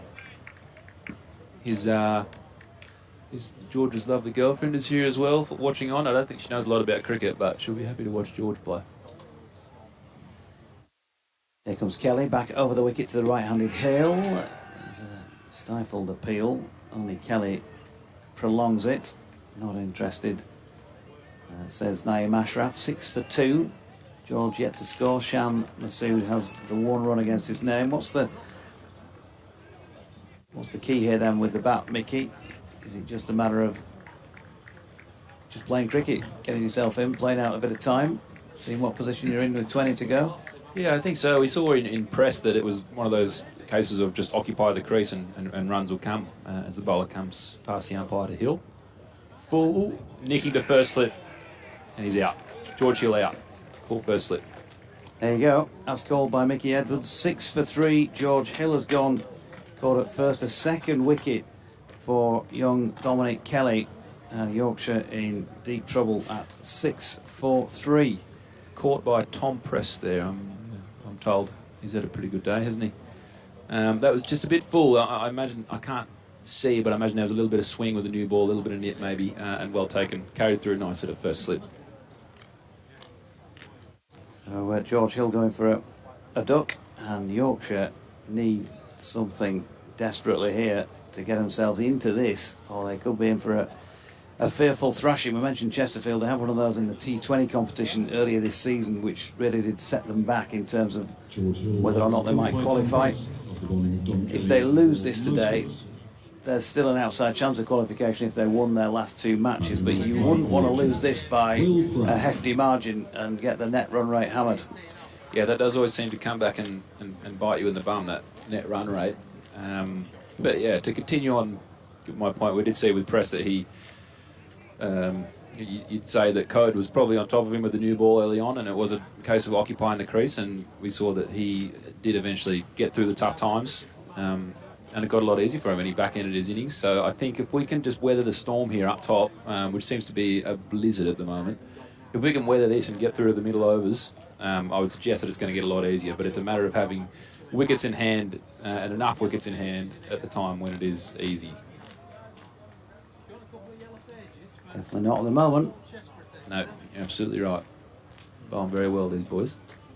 So it's going to be Holland to Masood. City end of the ground. A bit of a hush really around the place, given this dire start by the Vikings as Masood pushes his first ball back to Holland, and there is no run. I don't know if you were party to what was said in the dressing room at half time, or was the door shut firmly? No, there wasn't much of a chat. There was a few frustrated boys, just in the way that their last 20 overs went, as we discussed, but we do seem to think that it's about par as he runs in now past the umpire. Cutting away, can't get it past point. Nice diving stop. Yeah, we did seem to think that 311 was about par. It's a good wicket. It's a quick outfield, and the boundaries are quite short. So, yeah, hopefully we can back in this innings as well as they did. You really just need one person to stand up, like Press did. They can do most of the grunt work, and everyone else can follow along. Holland then, bowling to Masood, 2 slips in place. Oof, wasn't so far away from getting another nick. It suited Ben Brown. No run, so that suggests that either batting conditions are easier today than they were on Tuesday, or the pitch is certainly no worse, if not better than it played on Tuesday. Yeah. I'm hearing that this is always a tough wicket up top and is a better wicket towards the end of the innings, as Holland comes in past the umpire to Shan Masood, blocking, hit on a splice, thinking about a run, and sent back. Hits the stumps, there's an appeal, not out. Tell you what, not so far away from Will Frayne being run out without scoring at the non-striking end. He turned like number the 5 for Titanic Yorkshire. Like the Titanic. He's pretty quick, generally speaking, but maybe the turn not so on that occasion. Yeah, maybe without having watched the whole game on Tuesday, I think top order wickets are what really affects a team's score in this sort of ground, this sort of wicket. Holland in. Masood leaving this one wide of off stump, no run. What do you think to the boys' chances? You might be included in the boys' chances of making it to the quarterfinals. Yeah, there's always a chance, isn't there? I do feel like we've been playing some pretty good cricket. Yeah, the way that Duke batted on Tuesday was very impressive and showing signs of heading the right way. So yeah, I'd love to be able to be a part of that. It's tough to change the side that's going well though. So if we win today, his bowls on the front foot, blocking into point, quick run, underarm, misses. So 2 to Masood with that single, 7 for 3. And that is the end of the over. So, apart from your plantar fasciitis, or however you pronounce it, Yep. nothing else at the moment. You're okay, barring that. You're gonna. All good. No, there's a few mental wounds from the amount of golf that I've been playing lately with Matt Milnes as part of the rehab group. We played around at York on Tuesday afternoon, and Matt Milnes decided to try and demolish the clubhouse with a 70-metre thin on the 18th, straight into the clubhouse next to where the spectators were. So that was a little bit of entertainment, and hopefully the cricket can go a bit better than that. Smart play. Here comes Kelly, round the wicket. Masood, full face of the blade, punches to mid-off. No run. Yeah, it can get to this time of the year and there's a few weary bodies. But that's the beauty of getting the whole middle of the season off, is that I come back quite fresh and feel like I've had a pre-season under my belt and feel ready to go and ready to get back in with the fellas. Masood then waits again. In comes Kelly, and that is driven through the offside, straight up to mid-off, no run. And of course, there was plenty of Ashes banter when you were last with us, when you were 1-0 up and looking good in the second test, but no great surprise you didn't make it into the con box of your own volition since then. Yeah, well, I mean, we've got the Ashes and that's all that matters really, isn't it? Yeah, a little bit hollow to just retain rather than to win outright, but it's a pretty incredible series. He runs into Shan, driving straight down the ground. Bowler gets a hand on it, 1 run to Masood. Yeah, it was a little bit disappointing, but it feels like one of those series that's going to go down in folklore. And I wonder if Bazball's going to continue now. Probably has to, doesn't it? It's just got to be, well, as we said, I think at the time, it's just, you've got to try and be positive, but play it with a cricket brain, haven't you, measured fashion. So I think when they got their heads around that, it got better, didn't it? It does seem to be the reports from the boys is that their Bazball actually never really reared its head as he's has flown through. It's beaten the outside edge of frame, and the keeper has taken it above head height, so there's still enough in this wicket for the bowlers to remain interested. Yeah. Well, we'll let you go on your way about your business, Mickey. Good to hear from you. Thanks for that. We'll get JMO back in. Thanks for that, pal. And continued success in your recovery as in comes Kelly, and Will Frayne has got that away to aerial for a moment, backward of point. And was it? Did he drop it? I think you would have to look on the live picture feed again. I think it might be. Eyes. Couldn't tell that, I've got to say. I think that might have been. It was a difficult one, but... He might have had a bit of luck on his side. He's off the mark with a single. That's the result of all of that. 9 for 3. But no replay of that just for the moment. And Kelly's going to make his way in again. This time to the left-handed Masood round the wicket. And Shan Masood's going to get 4. Lovely cut shot, which flew along the carpet to the boundary and kicked up off the rope into the crowd over on the far side. Good boundary from Yorkshire's point of view. 13 for 3 they are here, and needing a lot of runs, a further 299 to win this match in 44 overs. Nice shot from Chelmsford, nice piece of timing. Sunshine out, good crowd. Most of them have got their hats on. Watching the live picture feed, there's a few hats there and there, but here and there. I think we'll be a bit careful here because the next couple of hours are going to be very, very warm indeed. It's been warm indeed for the last hour or so. 2 wickets to Don Kelly, 1 to Ian Holland. It's been a good start here for Hampshire. Funny, while I was off mic, actually, I was just talking to Graham, one of the local journos, trying to work out if a win here for Hampshire. So, is it me? It is me, isn't it? That's pushed up to mid-off. And there is no run. If a win for Hampshire guarantees them a qualification spot. Of course, you only have to be in the top 3. I say only. But we're sort of trying to work out that maybe even then it doesn't, because even if Yorkshire would lose this, they've still got a chance, more than a chance, of being in the top 3. Kent have, Lancashire have, Leicestershire in the top spot, so there's still a bit to do outside the off stump, and goes through to Ben Brown. Will Frayne it is that's facing. He's on 1. Masood has 7, 13 for 3. Remember, 312 is the target. So there's still a lot to play for. Yorkshire will have completed 6 out of 8 at the end of this, so will have Hampshire. Leicestershire have already had 6 matches. Lancashire have played 6 times.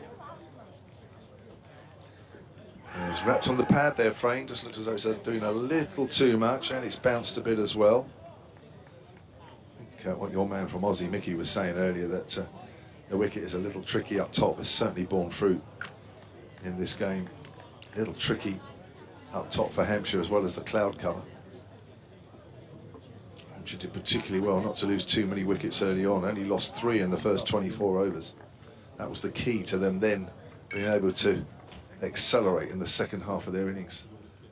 Here's Holland, bowls, Frayne on the back foot, steers that to backward of square leg, 14 for 3. Hampshire adding 205 for the loss of 3 wickets in the second half of their innings. Very, very impressive. Looked at one stage, they wouldn't get anywhere near 300. A few more hats going on to our right, but there's a few people without them. It's very warm here in York. As we just wait for Masood to gather himself and faces the next delivery from Ian Holland. Right on medium pace, it comes in and bowls. Masood leaves that one alone. And DT is back with us. I think it is DT. Yeah, it is. Looks like he's got his earphones on. Yeah. Ian Holland into his 4th over, 1 for 3. He's bowled very well, hasn't he? Steady. He's just a very steady bowler, and that's the key to this, isn't it? You know, when you're bowling with a new ball, yes, you've always got that chance of the ball nipping around a little bit, but the opening batters with the field up, here comes Holland. Just edges that one past Gully. It was in the air. It may go for 4. Eddie Jack comes round, can't stop it. Well, it was well to Gully's left, which is Tom Prest. Sorry, Fletcher Middleton. But far enough wide. Hit in the end quite quickly. And that's 4 runs, 18 for 3, and Masood moves on to 11. I don't think you can judge them that closely, though, can you? I mean, that could quite easily have gone straight to Fletcher Middleton. So, glorious afternoon, glorious start for Hampshire. 18 for 3 after 7. You wonder where the Yorkshire innings goes, because they can't get too far behind the rate. And that's the thing. Never mind wickets, obviously, having lost 3. But they can't. They need over 6 and over. So Kelly's first delivery, Dominic Kelly. I haven't seen much of him. What's the story with Dominic Kelly? 17 years of age. My word. Probably why you won't have seen too much of him. There'll be another 17-year-old into the attack shortly in Eddie Jack. Both going off with the England under-19s though shortly, so we might not see too much more of them from a Hampshire point of view.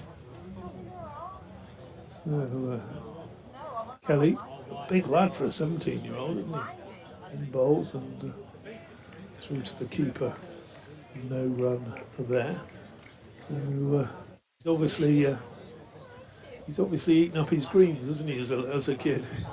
He's got to, he's not left anything on the plate. He's a big, strong young man, getting the ball through well and been rewarded with a couple of wickets. He's playing only his 5th List A game. Already his best figures in that competition. Comes in bowls and clipped nicely, but straight to square leg by Wilfred, and there is no run to be had there. But some of these youngsters are really well built this year. I bought a car earlier this year. Congratulations.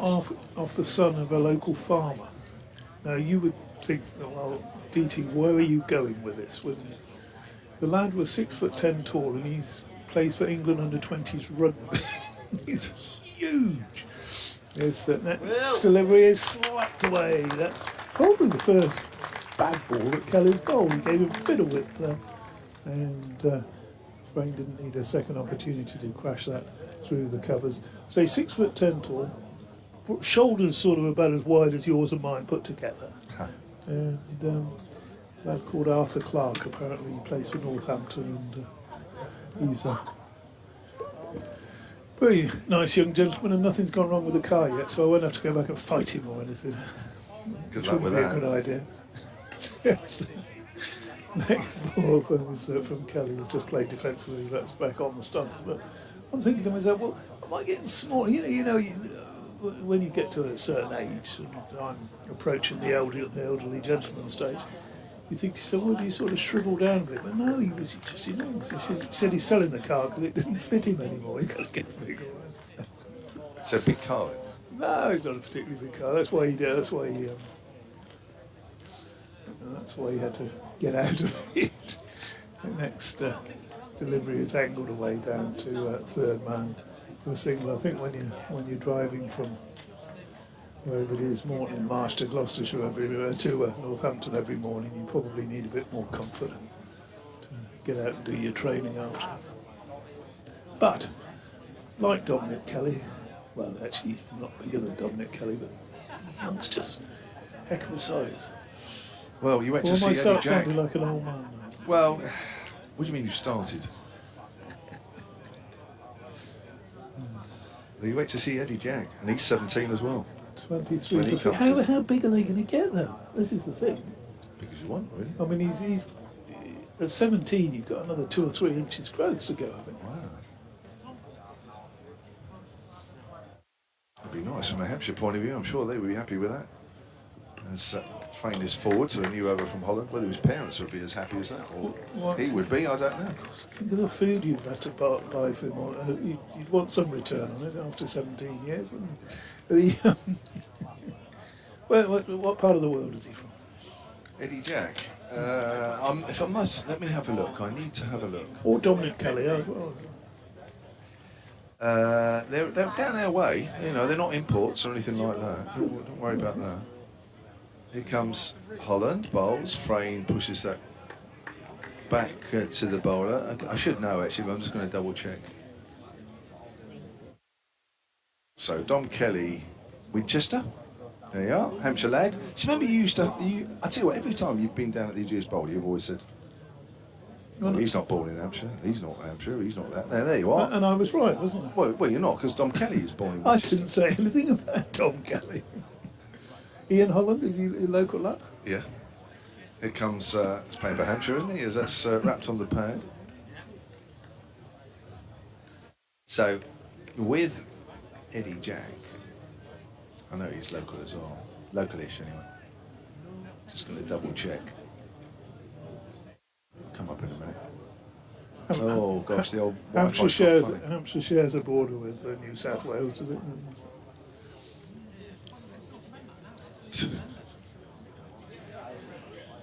Well, of course, when you talk about Somerset and you talk about Devon and Cornwall and their players, they talk about them as locals. Well, I think Hampshire do the same with Dorset. So. Yeah, you can have Dorset. there's no I'll problem. give you Dorset. Frayne gets wrapped on the pad again. Half shout. I think my internet's gone funny, so I might struggle a bit actually. Happy to give you Dorset. It's very kind of you. It's a neighbouring county. Yeah. Don't think there's anything between the two of you, is it? No, I mean, I think he's generally considered. I mean, Lewis McManus, when he was at Hampshire and went on to Northants, you know, a Dorset lad. Yeah. No, I'm Felix happy. Organ plays for Dorset when he's not playing for Hampshire.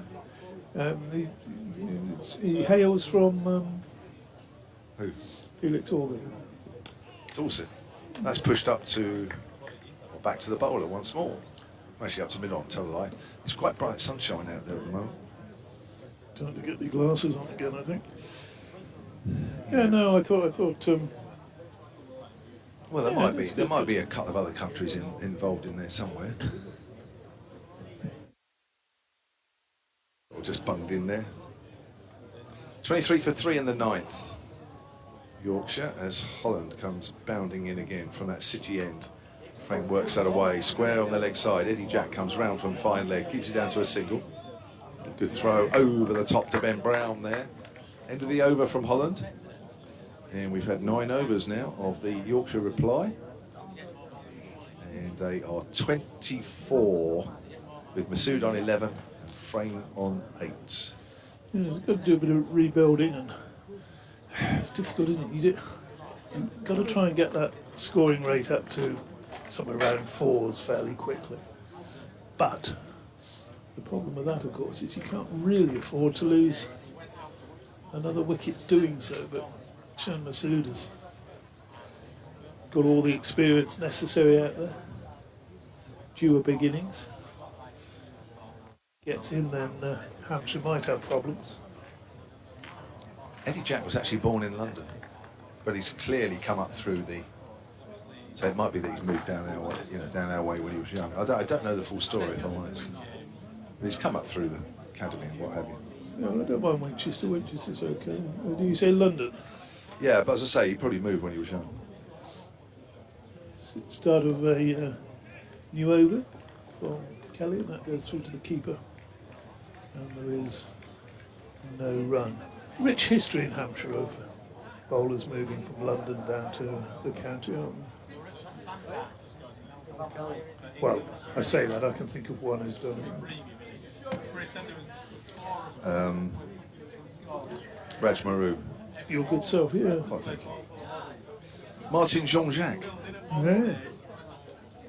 Kelly bowls and angled to third man for a single by Will Frey. The ball ticks over, 24 now for 3.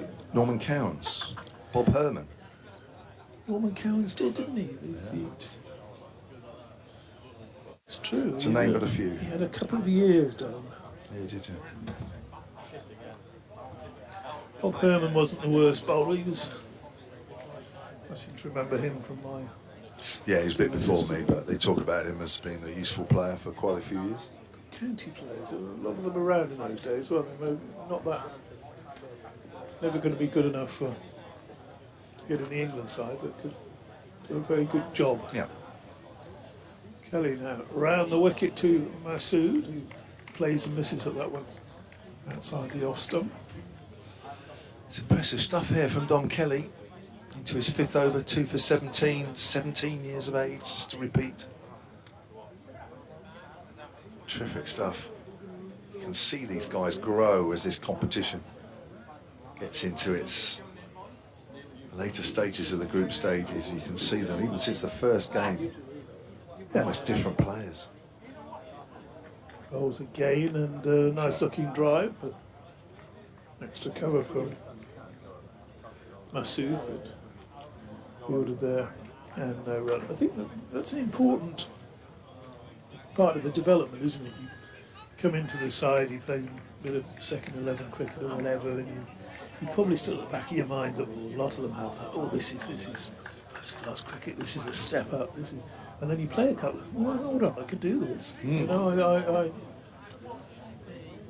round the wicket. Nice looking shot from Masood. He's going to pick up a single. Nice tumbling stop.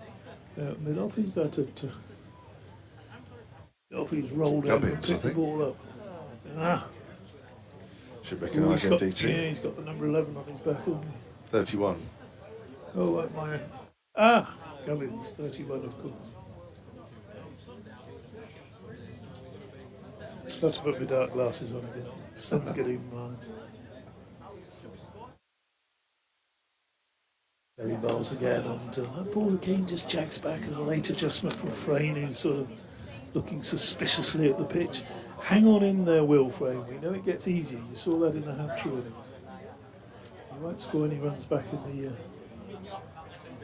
the pavilion, but that's the end of the power play. 10 overs gone, 26 for 3. I don't think Hampshire could have asked for a lot more than that. No, it's been terrific stuff.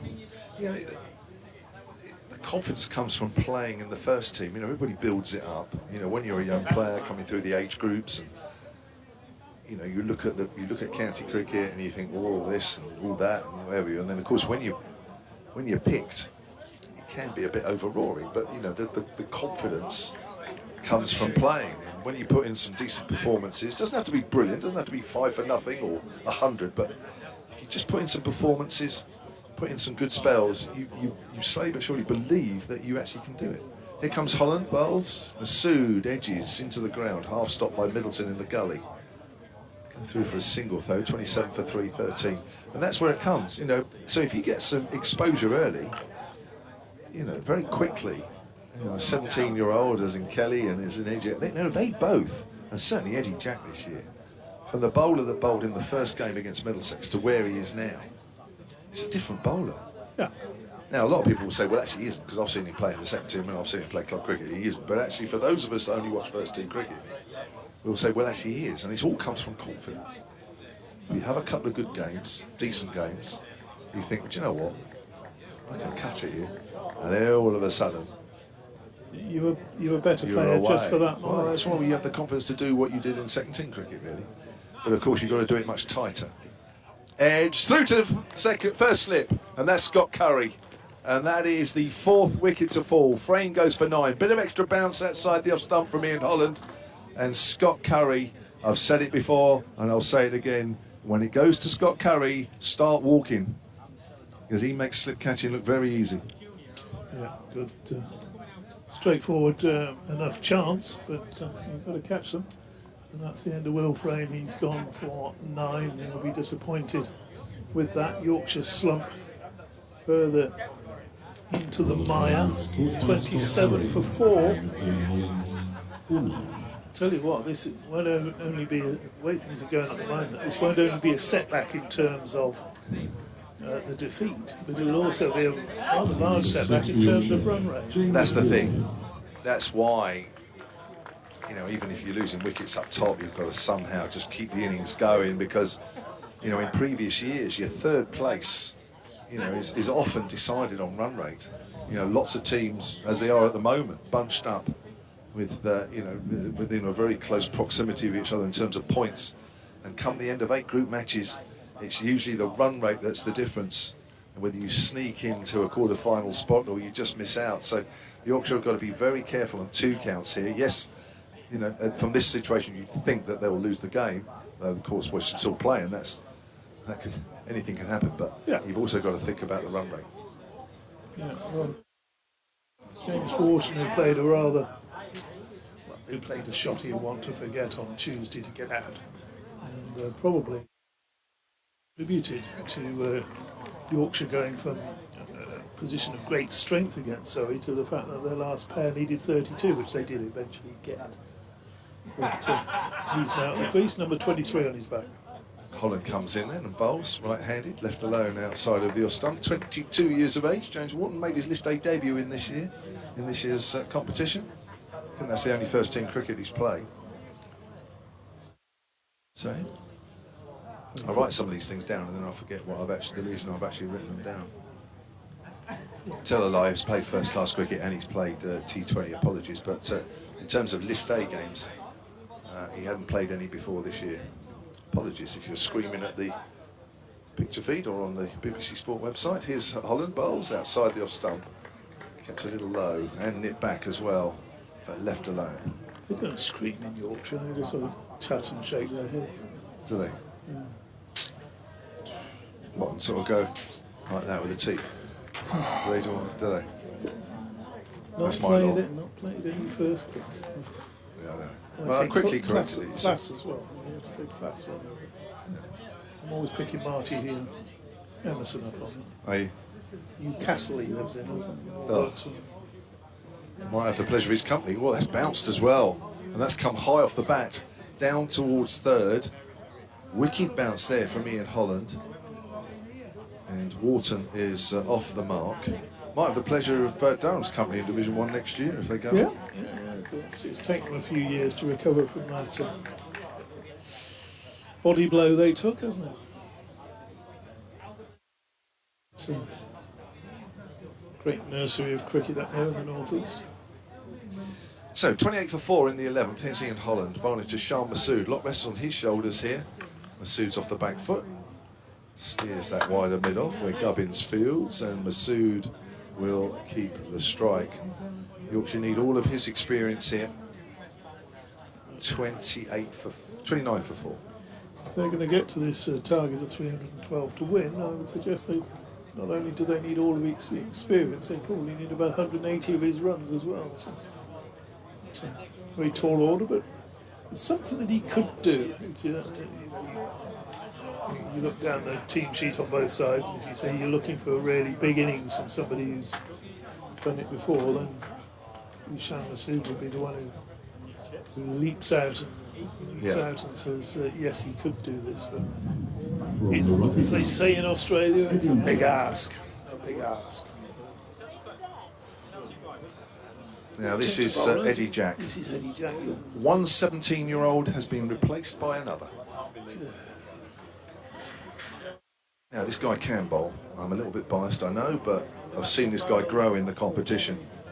From somebody that sprayed it a bit in the first game to somebody that actually, if he bowls the way he has in the last couple of games, well, I think DT, you might be impressed. Not a lot, but you might be. No, young bowlers, I'm always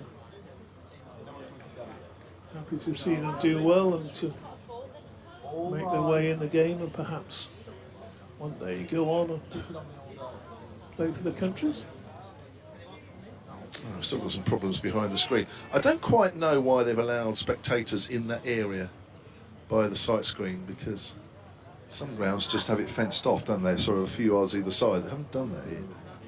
Or just have a steward down there just to stop them moving around. So Eddie Jacks bowls and clipped firmly his first ball out to a square leg for a single by Masood, takes the score on to 30 for 4, which Masood has got exactly half. No relation to Brian Jacks, is it? Brian Jacks? The former Olympian judo. His name is Brian Jacks. Well, not that I know of. You remember?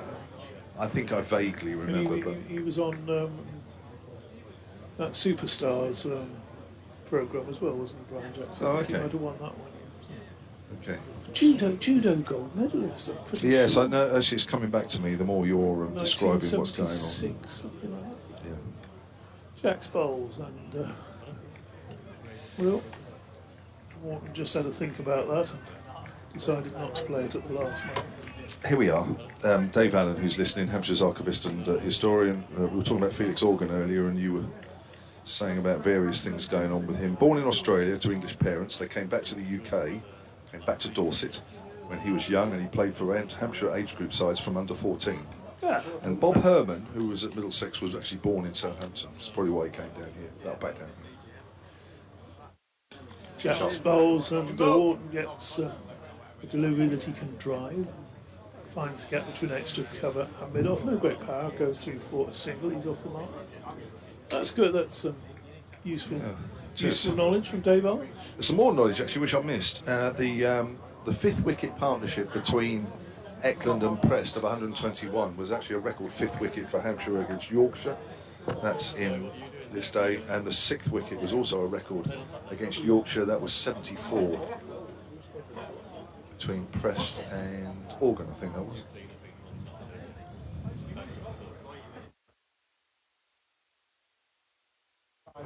Jacks again. Bowls to Masood, who turns out round the corner. He fancies two. He's going to get two. As, he finds the by 6.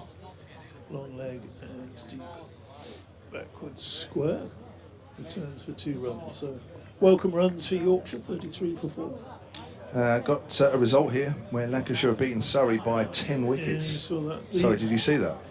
Just looking at the people Oh, right. watching the feed, that's where the problem was coming from, the side spin. Apologies. Next delivery pushed into the onside. Rather cheeky single there was Jack's followed through. Yeah,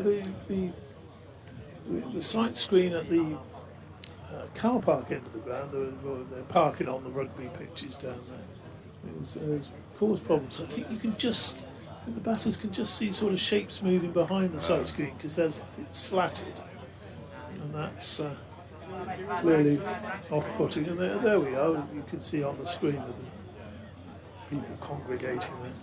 Jack's bowls, and that's dug out by Wharton to deep. Well, no, it's trying to play it more to mid-wicket, but it's gone to mid-on.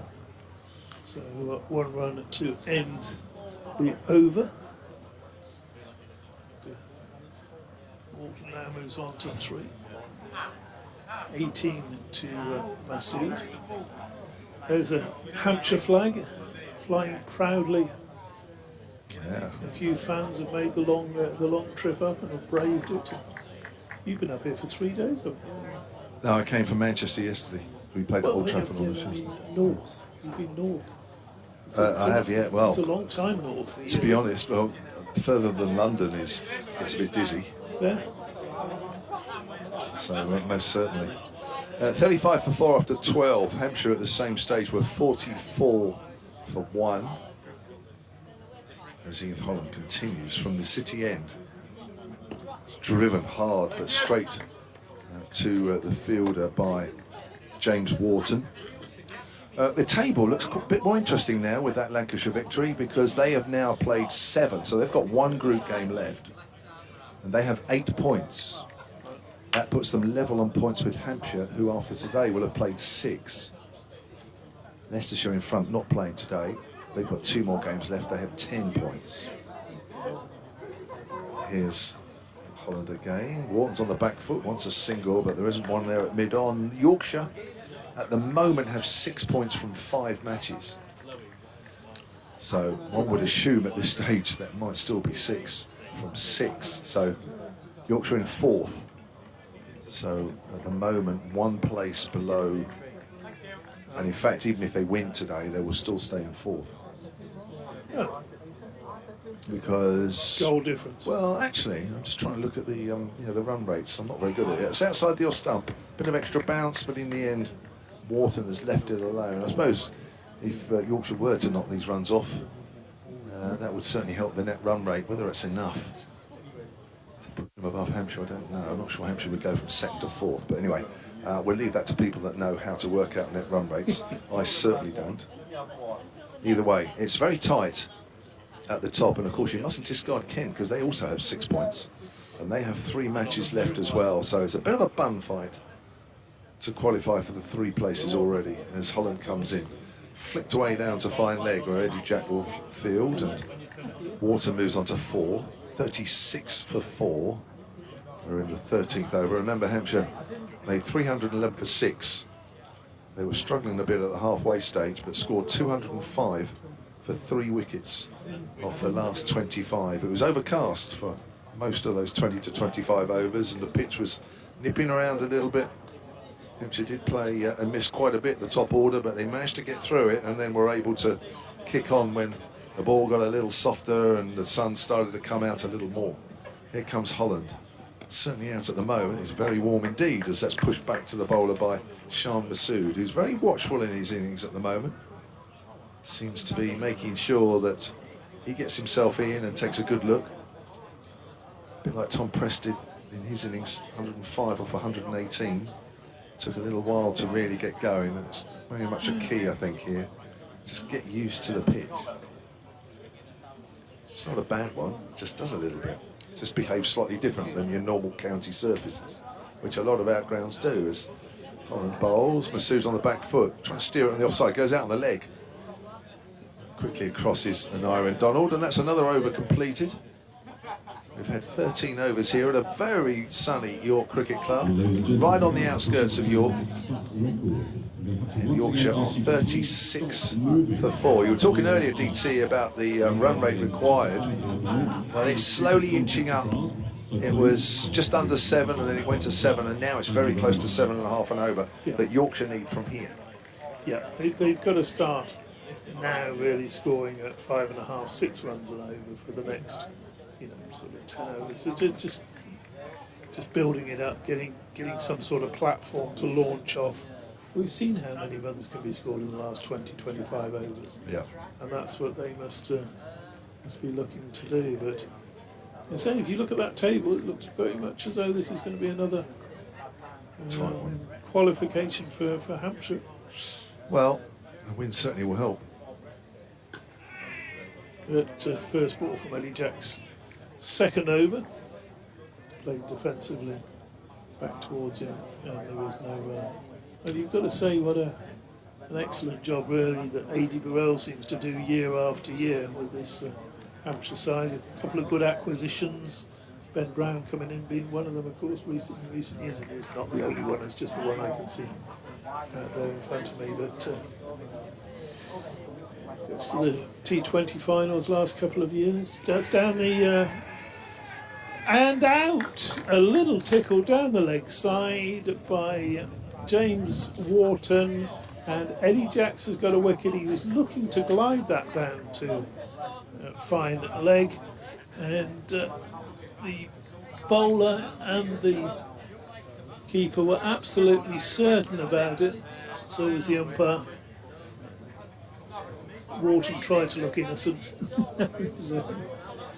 It hasn't actually worked. We're just watching the replay of it here. He just looked to nudge it away down there. Got a sliver on it, got a splinter on it, and he's looked at the umpire as if to say, don't put your finger up. No. Yeah, he just looked behind him as well, which is usually a giveaway, isn't it? But it's come off the bat. It's really unlucky. At the end of the day, it's unlucky. Yeah, the strangle down the leg side is Number 7, unfortunate way to get out.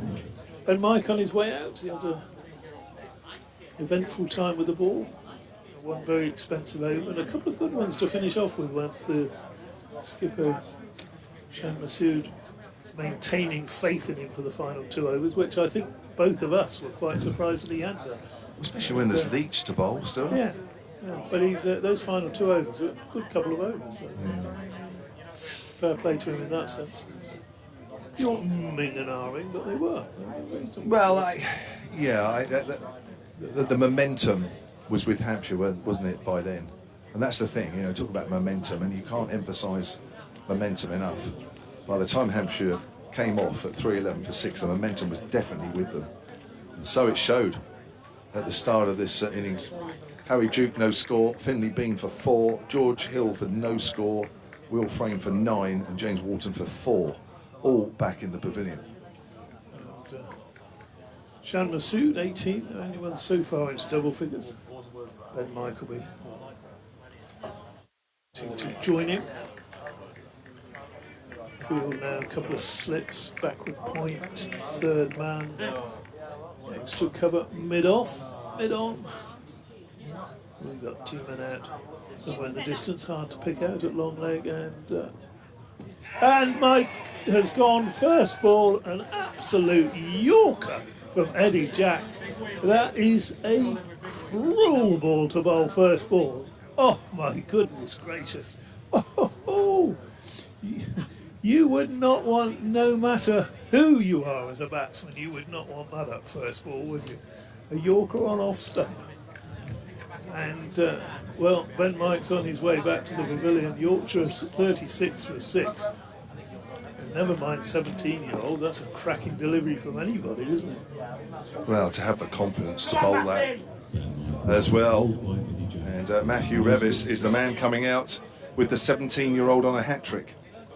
Jackson, I think I better let you take this next ball and give him the talk up he deserves. That was,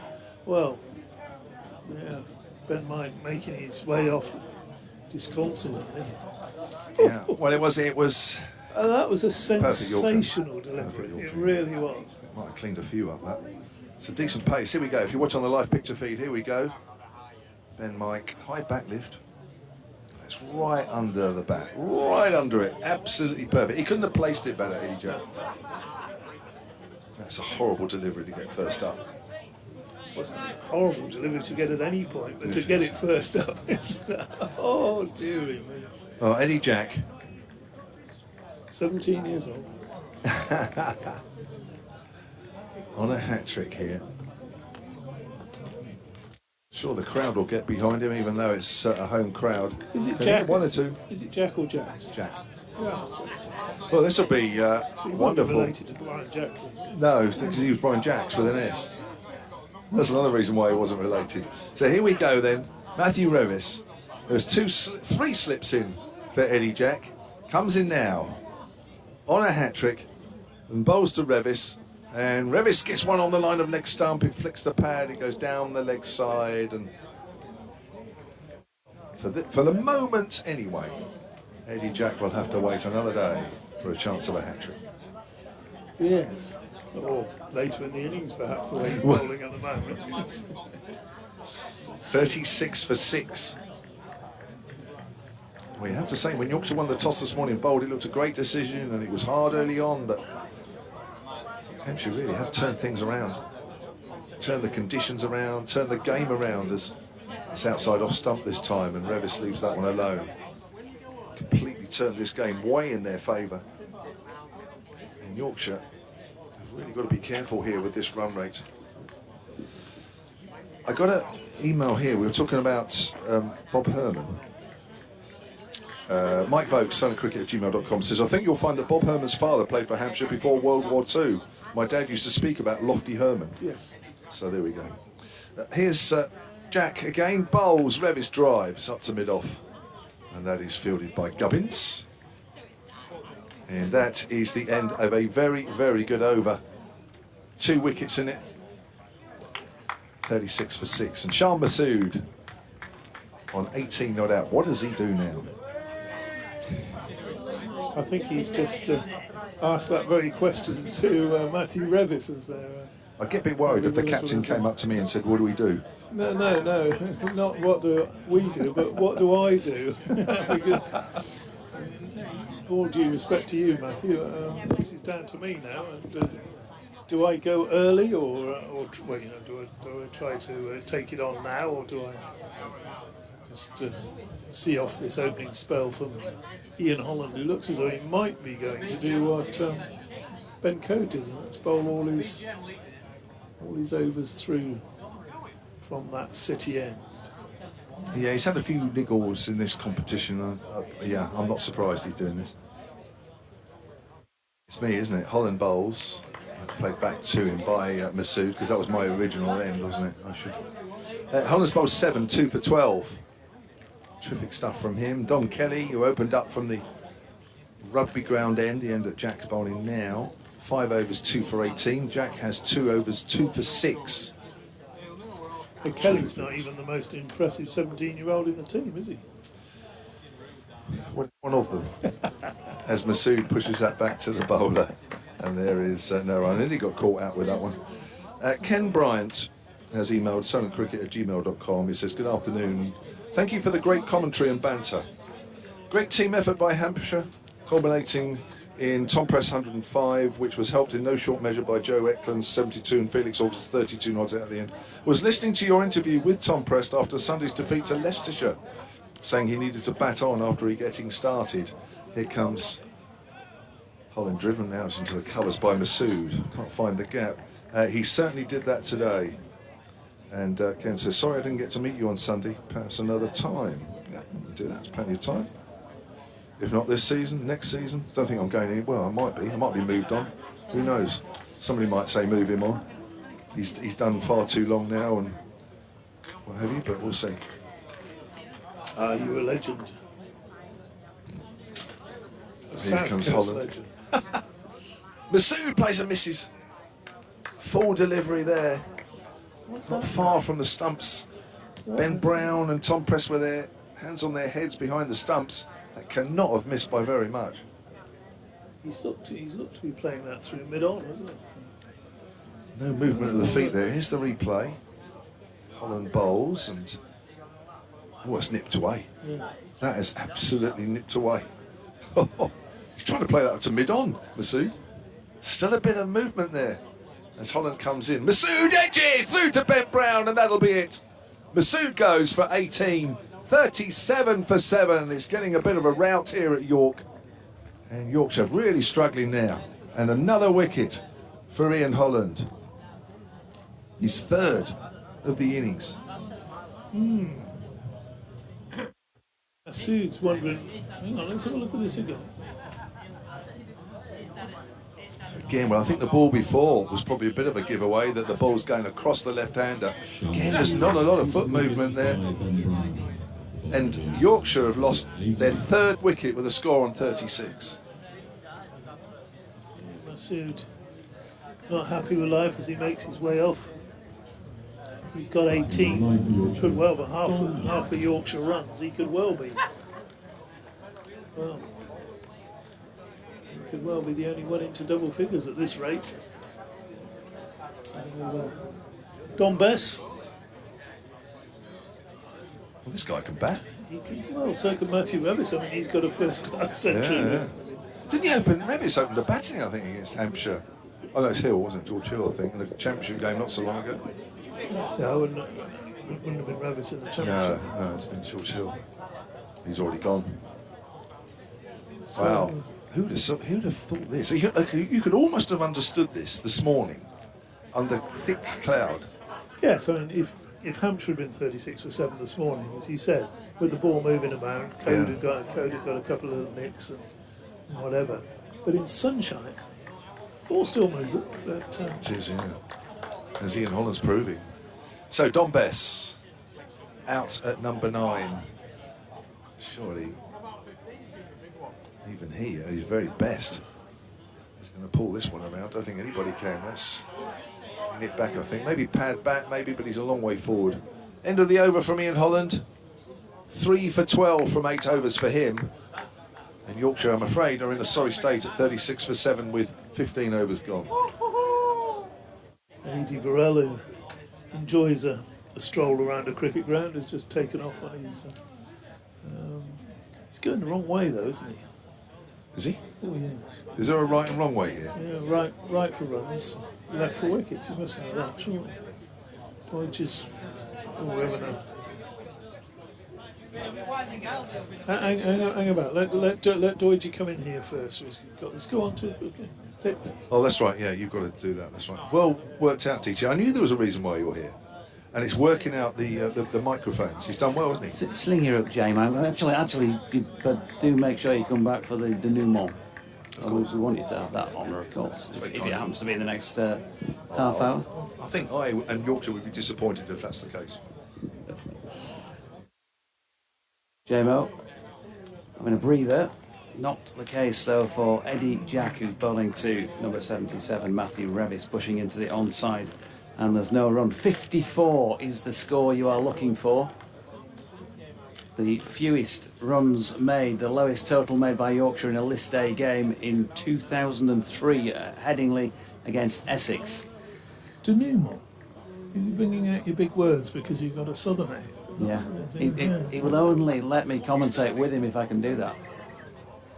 It's got to be. I've got to use at least one word with more than 2 syllables in the commentary to get on with JMO. As Revis plays one down to third man for a single, and he's off the mark, 37 for 7. I think we're going to have to let Fred Truman slip in for a few words at some point. There, 37 for 7. I don't what is going off out there? Well, exactly, Fred. It's a good combination of good bowling, a little bit in the pitch, very, very good first ball to Ben Mike. My word, I shall remember that when I look back on the 2023 season. Absolute beauty. Here is Jack again, and shouldering arms. Don Bess, who had come in at number 9. Just Ben Code and Dom Leach to come in. We'll have an update to do, by the way, for BBC Radio Leeds any minute now, so You can see Dom Leach saying, "Come on, lads, 32 was okay on Tuesday, and that can't manage 270 odd, you know."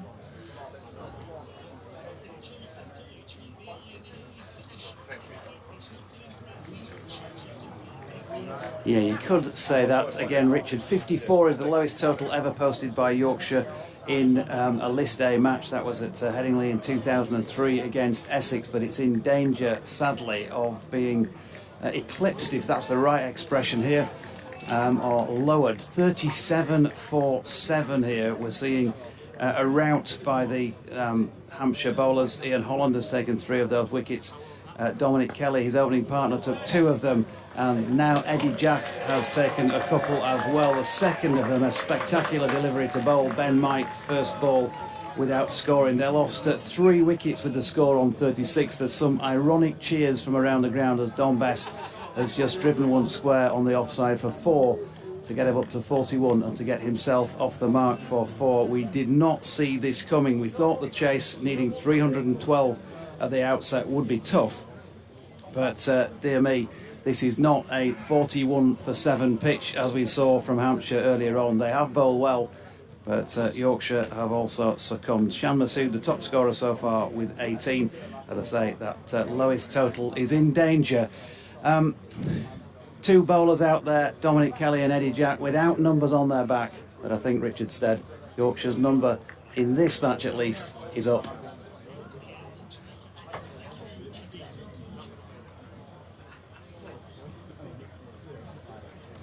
So there we go, 41 for 7.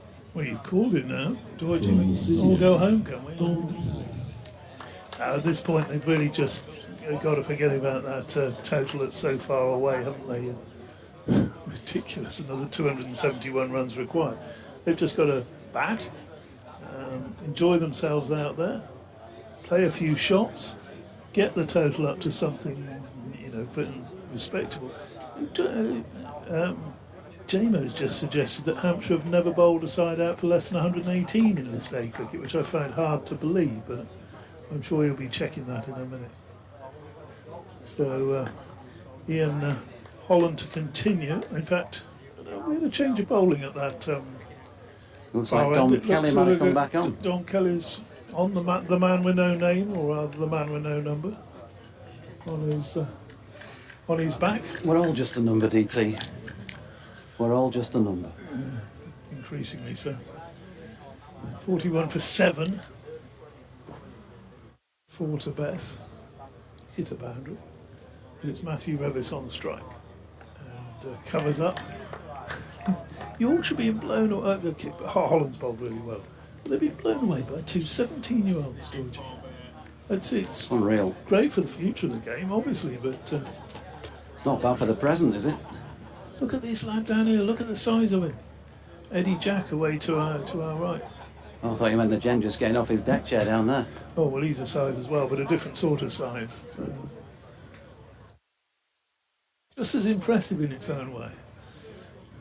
Kelly bowls and defended, pushing back down a wicket. I was just saying, when Jamo's on there, you look at the size of Eddie Jack and think of how much all that food must have cost his parents to build an athlete that big over the years. You should be able to claim that on your tax, shouldn't you, when you start playing in the IPL and think, well, all that money I've had to pay on food over the years, I wouldn't be able to bowl like this if I hadn't had that.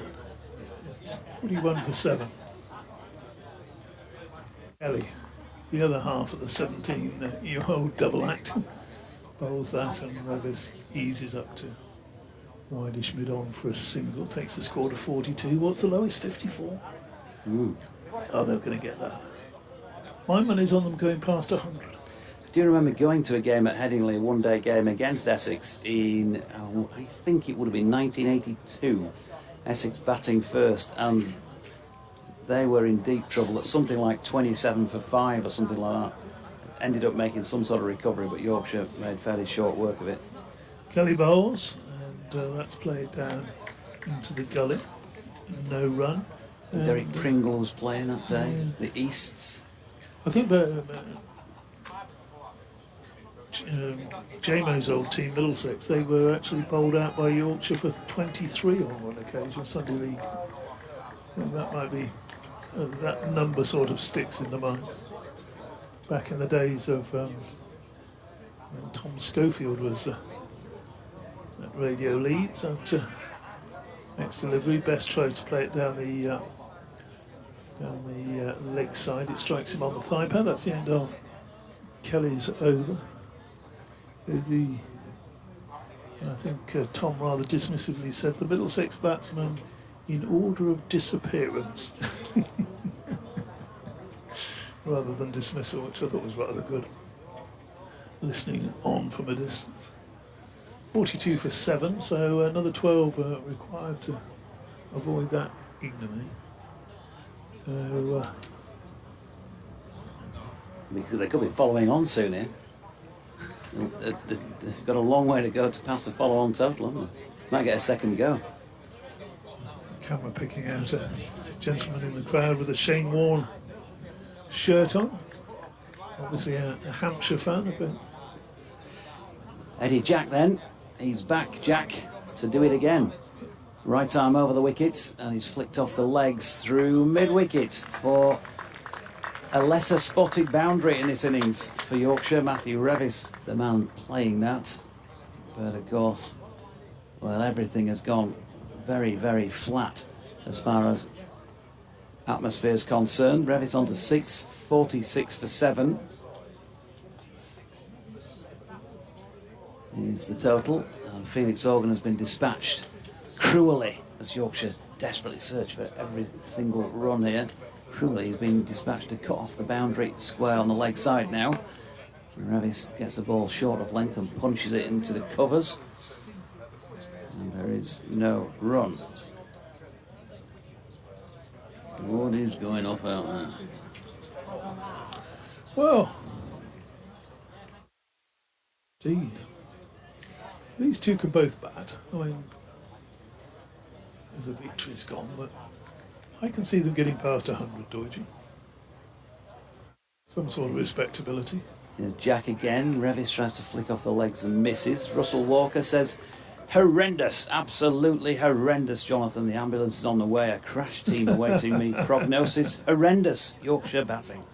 Well, Russell, I was going to say, but he won't need his medication because he's not going to be close, is it? He was the other day. He was in all sorts, wasn't he? I think he had an ICU team on standby when that last wicket pair were edging towards victory against Surrey. Here's Jack again, and Revis tries to flick it into yawning gap on the leg side, but can't get it past mid-on. Lily says a terrible start by Yorkshire. I hope Shan Masood and Will Frank can rebuild, but of course they're both gone.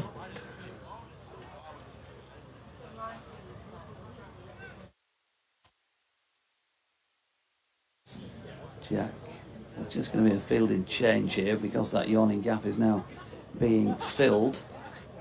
One slip in place and a mid-wicket as Jack comes in again, and Revis drives pleasantly this time through the covers and will pick up 4 runs.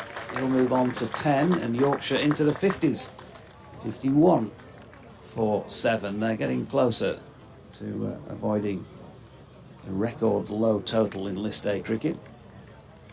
The ignominy. Can I use that one as well? Not to impress Joe. Done that twice now, though. Don't stop repeating yourself. I said stop repeating yourself.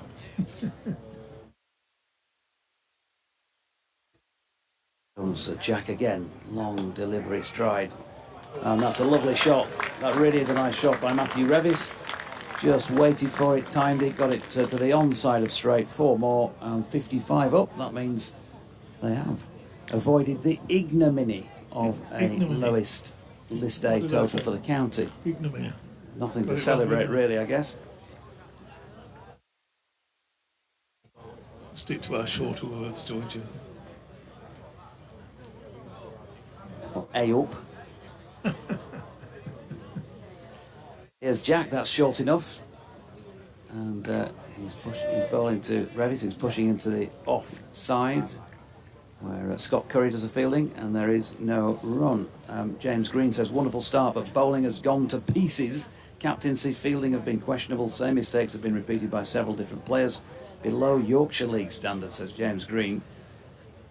Well, James, it's not below Yorkshire League standard. It's just been a disappointing afternoon. Craig Walton can't understand why Yorkshire keep picking Ben Mike. Surely they've got better options, he says. Not sure on his stats, but guessing they're not that impressive, as you mentioned earlier. Inconsistent. Also, up the Steeton CC Stingrays. Hashtag Waddy Love Cup.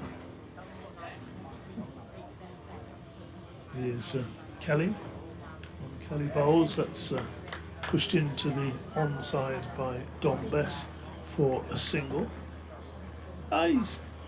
Mike's, you can see he's got a lot of potential, can't you, Ben Mike? And the coach obviously likes him, thinks he can bring that out of them, and if he can bring it out with bat and ball, then you've got a very, very good all-rounder.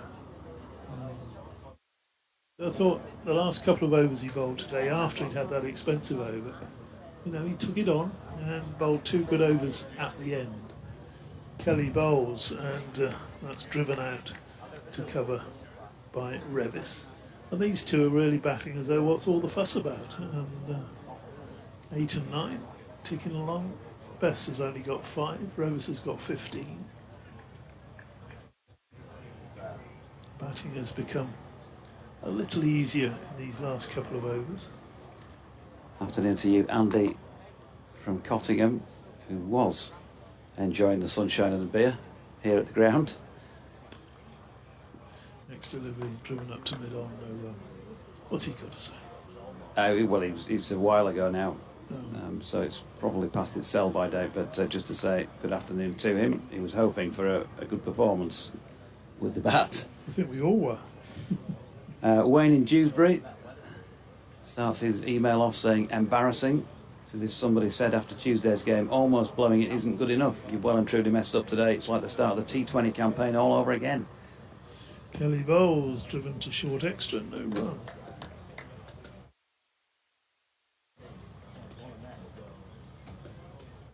Ticking along. It's like deja vu all over again.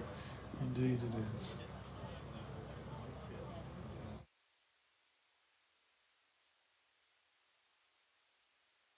It's good to hear your comments, always appreciated. Kelly bowls, and that's angled by Bess down to third man for a single. He's not launched into any Don Bess style shots so far, playing himself in. He knows he's got a lot of time to bat, of course. There's another 31 overs to come after this, and 58 for 7 in the 18th over.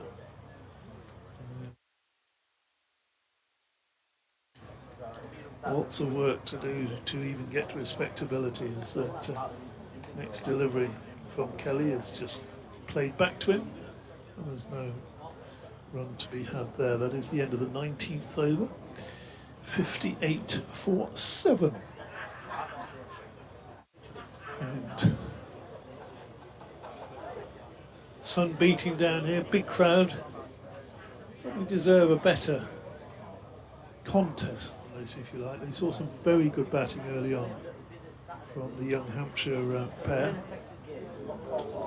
20-year-old Centurion. And, he played a very fine innings at the top of the order, didn't he, with Tom Prest, but he wasn't as impressive as Joe Eklund, who came in at number 6. Wonderful 72 from him. Number 44, he's on. I'm just looking for his number there, Doidgy. 44 is Scott Curry. That was a wide ball delivered by Eddie Jack, who's back continuing at the rugby ground end. 59 for 7. Matt Milnes had sent a question in for Mickey Edwards when he was on, Asking who he thinks was the favourite for the Portuguese Open. It's Scott Curry in again. Not Eddie Jack, my apologies. Scott Curry is 44. And there's another appeal for LBW. I was going to say, when he fielded the ball a couple of hours ago in the covers, he's not had a lot of involvement in today's match, has he, Scott Curry? But he's getting what could end up in a token few overs. We'll see how Yorkshire fare in the latter part of their innings. In terms of wickets. Still a long way to go in terms of time, if they were good enough to play it out. Bess is square driving here out to point, and there is no run. I'll get 3 figures, all right, now I'll get past it. Pressure's off now. Not so much movement with the ball. Second change is on. Here comes Curry again, right arm over.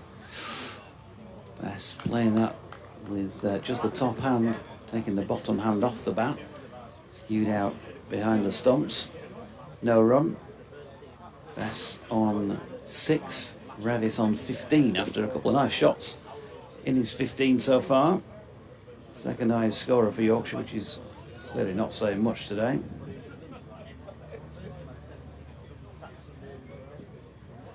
Curry in again. Bess, square drive again, and this time gets it past point. And it's fielded out at the backward point on the boundary edge. And they get a couple of runs. It's fielded by either Dom Kelly or Eddie Jack, without the numbers on the back and with them at a distance. Not easy for me to identify which one's which. There's this one down here, JMO. It's Eddie Jack who was doing the fielding, thanks. Curry is in, and Bess. There's a little fiddle at one. It's been missed by Ben Brown, and it's going to go for 4 byes. Kept low, didn't it? Okay. 65 for so. I can't see very much at all, really. It's either the sun glaring in your eyes or the fact that DT's sunglasses have got 5 decades now of deposits on them. Well, I cleaned them for you the other day. What are you doing? Is it some spray coming from the tears? It's like looking at craters on the moon and surface of the moon as Curry is in. That's turned around the corner, short ball. Bess will get a single up to the pretty quiet temporary stand opposite us. It's the end of the over. Bess on to 9. They're 66 for 7, Yorkshire. 20 overs have been bowled.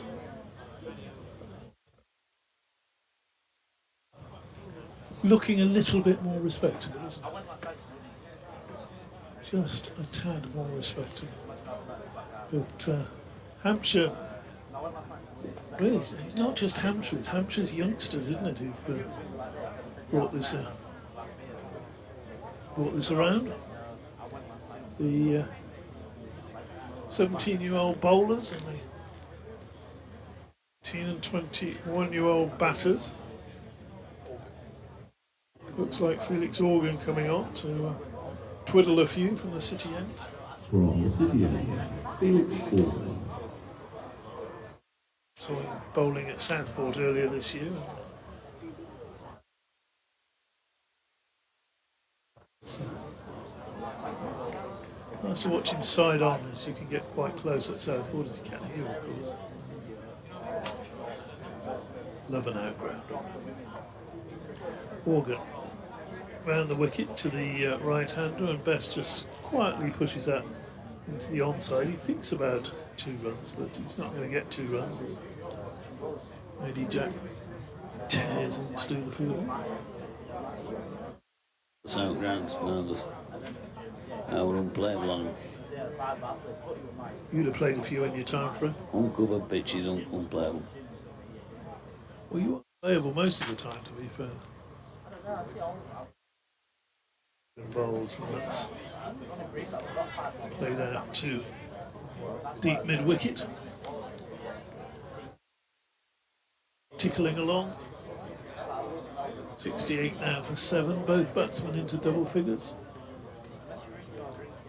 16 and 10 respectively. Bess on the strike. Also, that's just an exciting shout of catch. It was in the air for a little while, but pushed through mid-on for a single. We've been having a brief chat with Chris Jones, rugby union reporter, going out to the World Cup. Its delivery is turned round the corner. There might be a run there as it's fielded by Ian Holland. Times, I think. Yes. You say he's going out to the World Cup. Where's the World Cup this season? France, isn't it? He's not too far to go, has he? Is that, next delivery, a quicker ball. It's just steered down to short third. I'm not saying it's hot here, but my phone's come up with a message saying that charging is on hold and will resume when the phone returns to a normal temperature. There you go. That's the end of the over. My phone's got one of those things where it doesn't charge at full speed at night. No. A bit like yourself. No, when you put it on to charge at night, as people often do, it's got this optimum charge or something that says it'll be fully charged by 6:30 in the morning or whatever time, you know. Because apparently, if you fully charge it and keep charging, it can damage the battery over a long period of time. What a useful little gizmo. Meanwhile, it's hot and here's Curry. And with an open face. You've been working up to Bess that one for a runs couple that of one out to overs. point, no run. I bet there's Ba-rum. nothing wrong with your phone at all. You've just been building that one up. Excellent.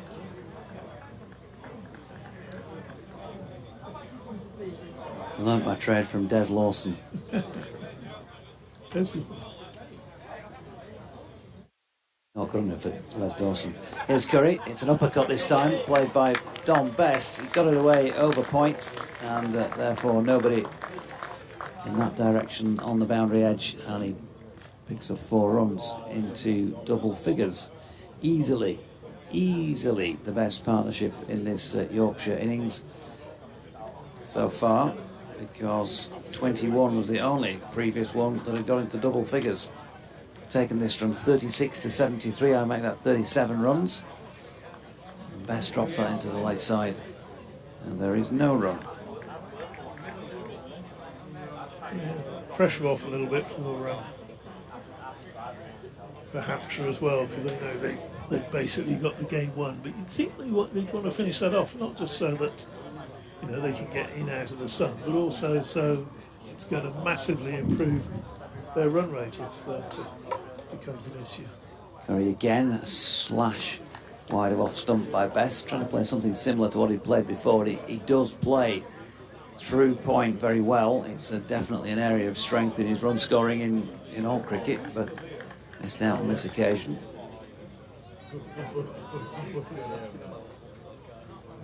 Curry, can he join the rest of his teammates in the wickets column? He's over the wicket here, bowling to Bess, who's not playing that one with much in the way of comfort. He's hit him on the pad, thigh pad perhaps, and there is an appeal. Balloons out towards gully, and there's no run. Just came back a tad, didn't it? He was going well down. But, wasn't going to get the finger raised there, but good delivery from Curry.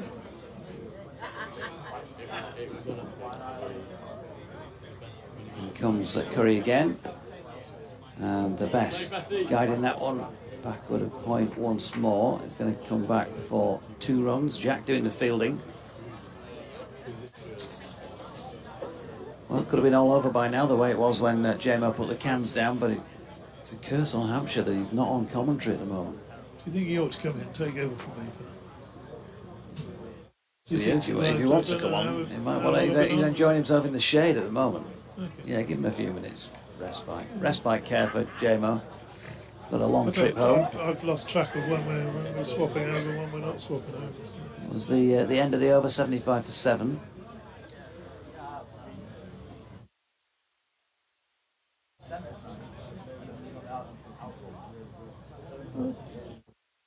just sort of nudging up towards, something that's not a complete embarrassment. Felix Organ has shown the umpire the ball. He's obviously noticed a little blemish on there. Wonders whether he can get it changed perhaps, or just bringing it to the umpire's attention. First ball in new over, drops it a little bit short, and Matthew Revis basically picks his spot and strikes that wide of extra cover out to the boundary at cover. 4 runs. I suppose the next target, if you like, although not that the lads will be aware of it out there, is to not appear in Hampshire record books as the team that they dismissed for fewest in List A cricket. What was that, 118? James is 118, and can't believe they haven't dismissed anybody for less than that. Poor bowling over the years by Hampshire, clearly, in List A cricket. Yorkshire's lowest against Hampshire. What's the fewest Hampshire have dismissed any team for? Couple of teams on 61. So they've that's I can believe. Yes. they've passed that then. We like a stat occasionally, don't we? But only occasionally. Delivery is. Oh dear. Matthew Revis wants a run. Bess isn't having any of it. He's just pushed that into the offside. Quick bit of work behind the stumps by Ben Brown. You sound out of breath, DT. No, I'm good. I'm enjoying this. It's a drop short again, as Bess himself did when he was bowling. And, unlike the Hampshire batters, Bess doesn't take full advantage of that. When he gets a single down to Eddie Jack. Someone's having fun down below. His delivery is another short ball down the leg side, and that's a wide. Well, it wasn't that funny, was it? Oh, yeah. There's like a hyena down there, isn't it? It's a cackle, isn't it? A proper cackle.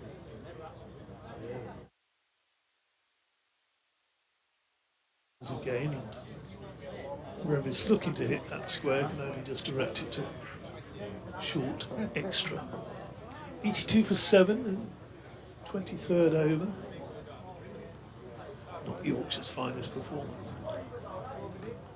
Although that's another single there for Revis. And I suppose both these batsmen would just fancy some runs, wouldn't they? Coming in at 8 or 9, you don't often get a chance to bat for 30 odd overs in a List A game. And they're probably just having a chat mid-pitch there and saying, yeah, well, why not? Let's just keep going, ticking away. Yeah.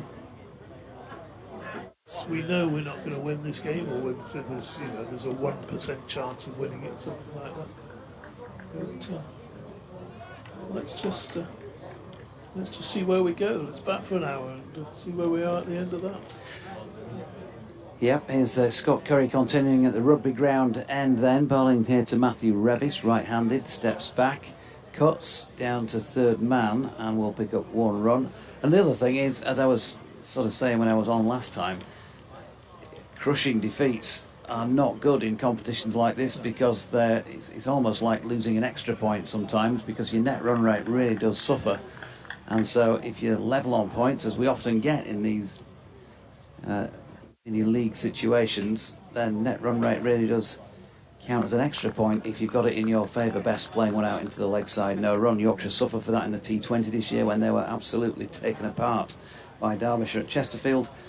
And so whether or not they have that in their minds, I don't know. But just if you can't win, just narrow the margin of defeat. There's still a lot of overs out there to be able to do that if you can play sensibly. It's Curry to Bess, who pulls, and his lovely short arm jab of a pull through cow corner.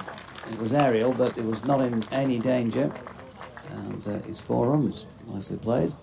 And the other thing, of course, George, is that there are worse things to be doing on a Thursday afternoon than batting at York Cricket Club. Just enjoying time in the middle. Yeah, it's good to see Don Bess and Matthew Revis spending some time together. Quality time out there in the middle. Just spending some time with the bat. Yes, Curry coming in past umpire Ashraf over the wicket to Bess. Opens the face, runs it out into the offside, but point is on point. Fletcher Middleton to do the fielding. No run. You only get to bat so many times in a season, don't you? So enjoy it whilst you're out there. I fair bet that Don Bess hasn't walked out many times with more than 30 overs potentially to bat in a List A game. It's Curry bowling to him, and he's done the same as he did before, except managed to get the angle right this time. So backward of point, down to third man for 1. And that'll take him level with Revis on 23. And therefore, the pair of them are the joint higher scorers for Yorkshire in this innings. And you made a note earlier of what Hampshire were after 30 overs. Was it 131? Curry to Revis, who's I think taken one on the body there, dropped into the leg side. Yep, leg by, 90 for 7. After 30 overs, did you say? Yeah. 131 for 4. Yeah. So, from this situation, it's certainly not impossible that Yorkshire will be on to 131 after 30 overs. Obviously, the wicket's entirely different, but Jamer wants to come back in, so I will hand him the microphone. Getting carried away, we're just enjoying ourselves so much in the York sunshine. Felt guilty, or I feel guilty breaking it up. No, you Actually, don't. you two look so cosy Stop telling together. porkies. So nice listening to you two, nattering away.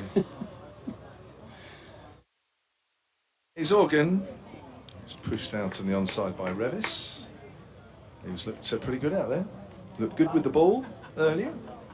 Looks good with the bat. He's on 23, same as Don Bess at the non-striker's end, as Organ with his off spins around the wicket. Hoiks that away on the leg side. Now, just as I say that, Fletcher Middleton's underneath that and takes a really good catch, because that looked like that came out of the sun. It just looked for a moment, Fletcher Middleton was just trying to line the ball up, trying to get the sun out of his sights. And that is a very, very good catch out at deep mid-wicket. And just as I was building Revis up, he goes for 23. And Yorkshire now are 90 for 8. Yeah. And it just continues, doesn't it? It's just been a disastrous day. Long time for Matthew Revis to be able to bat there. I guess at some point you want to be able to play an attacking shot, but didn't quite execute that one as well as he would have liked, and lost his wicket as a result. 23 from 29 deliveries, 90 for 8. So, well, very much the best stand of the innings. In fact, 54 coming from that pairing for the 7th wicket, which fell after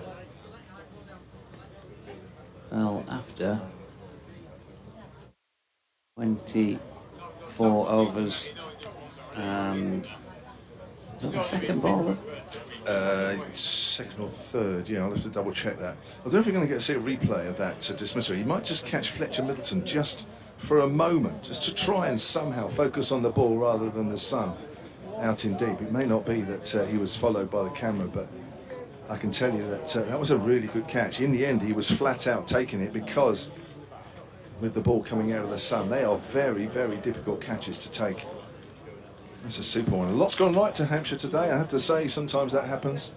Yorkshire will feel an awful lot's gone wrong for them, and on another day they wouldn't be in this mess, but it's been a pretty one-sided game from over 24 or 25 or so in the Hampshire batting innings. It's been pretty much one-way traffic, and Yorkshire have struggled. And yes, it was the second ball of the 25th over. Yeah. So new batter is Ben Code, who is a slip-in as Organ bowls, and Code is playing a missing outside the off-stump.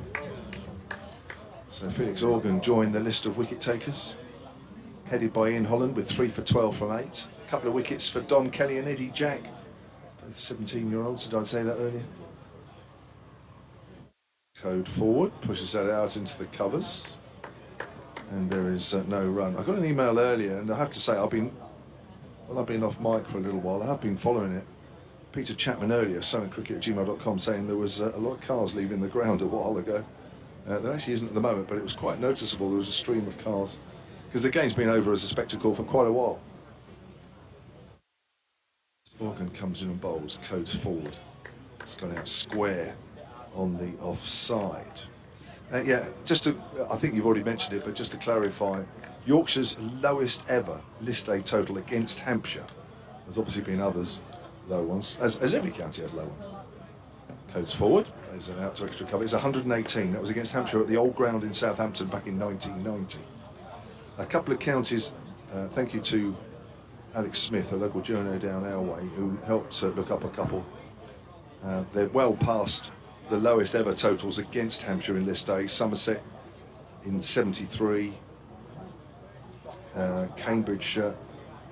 Sorry, the largest ever runs win for Hampshire is 239 against Cambridgeshire in 97. I played in that one. Wisbech. What was that again? How many? That was 239, but it's 222 now, so Yorkshire have managed to go past that as well. So always brings a flurry of people looking at their computers. Yep, as Scott Curry continues from the rugby ground end, not that we're at an end, we're at an angle, but more towards that end of the ground. Best pushing into the offside. No run, he's on 23. One more run will take him into pole position in terms of runs scored by individuals in this Yorkshire innings. And there it is. He's just cut one out to deep backward point and will pick up a single. 24 to him, 91 for 8. Very disappointing day in the end from Yorkshire's point of view. The best thing about it, the only success really was winning the toss this morning and being able to make the decisions to what to do first. But from that point on, well, it was pretty good for the first 30 overs, to be fair, with the ball, without running through the opposition. As Curry is in, and Ben Code miscues one really backward of square leg, but will get off the mark with a single. But just reflecting on that again, at the halfway stage, Hampshire 106 for 3. So they added more than 200 in the back 25 overs. They added 180 in the back 20 overs, because at the 30 over mark, 131 for 4. But Yorkshire managed just 1 wicket in that final 20 and conceded a lot of runs. They're going to concede another wicket here because Dom Bess has now got one that has just kicked on him. He's just patting the pitch down, and having made it to top scorer with 24, he's been caught at straight mid-wicket. A lobbed catch off the bowling there of Scott Curry. First wicket for him, and Tom Prest with the simplest of catches to put Yorkshire on the brink of a massive defeat here. They're 92 for the loss of 9 wickets, and Dom Leach, one of the heroes of Tuesday, is making his way out to the middle. Well, it's one of those where it's just sort of held in the surface a little bit, and Dom Bessie's through the shot, closing the face a little too early. And it's been a bit miserable, hasn't it, really? So I always have to make sure that with the stadium announcer just confirms what I think as well. Otherwise, but yeah, it's, you know, when the momentum's gone and the momentum's not with you, it's every little mistake gets punished. And it's been one of those days for Yorkshire. I think it's a little disappointing as well when you come to such lovely places as this, and this is a superb spot, York Cricket Club, and everybody, apart from a handful of Hampshire supporters and of course the travelling Hampshire contingent, will be very disappointed with what they've seen. But out of 2 games, they've seen a pretty good game in 2 days ago, an absolute thriller. So 1 out of 2 is not too bad, but I'm afraid today is nowhere near one of those. Just so half a dozen fans or so will be ecstatic.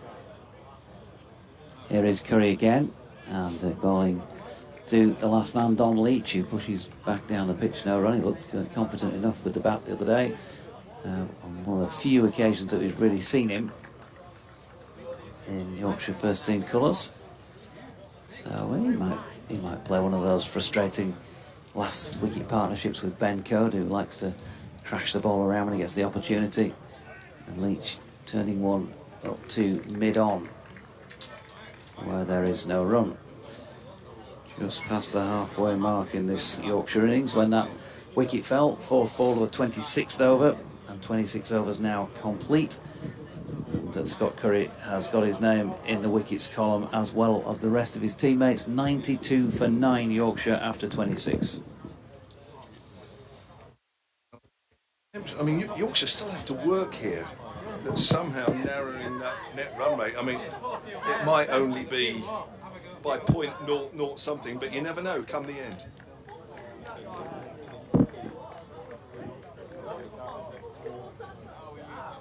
Felix Organ will bowl over number 27. 92 for 9.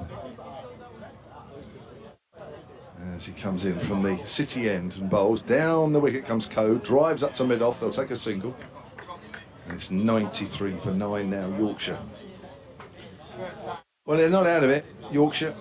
I mentioned earlier the tables, and there's still matches left. There's a whole bunch of teams just below Leicestershire that are bunched up.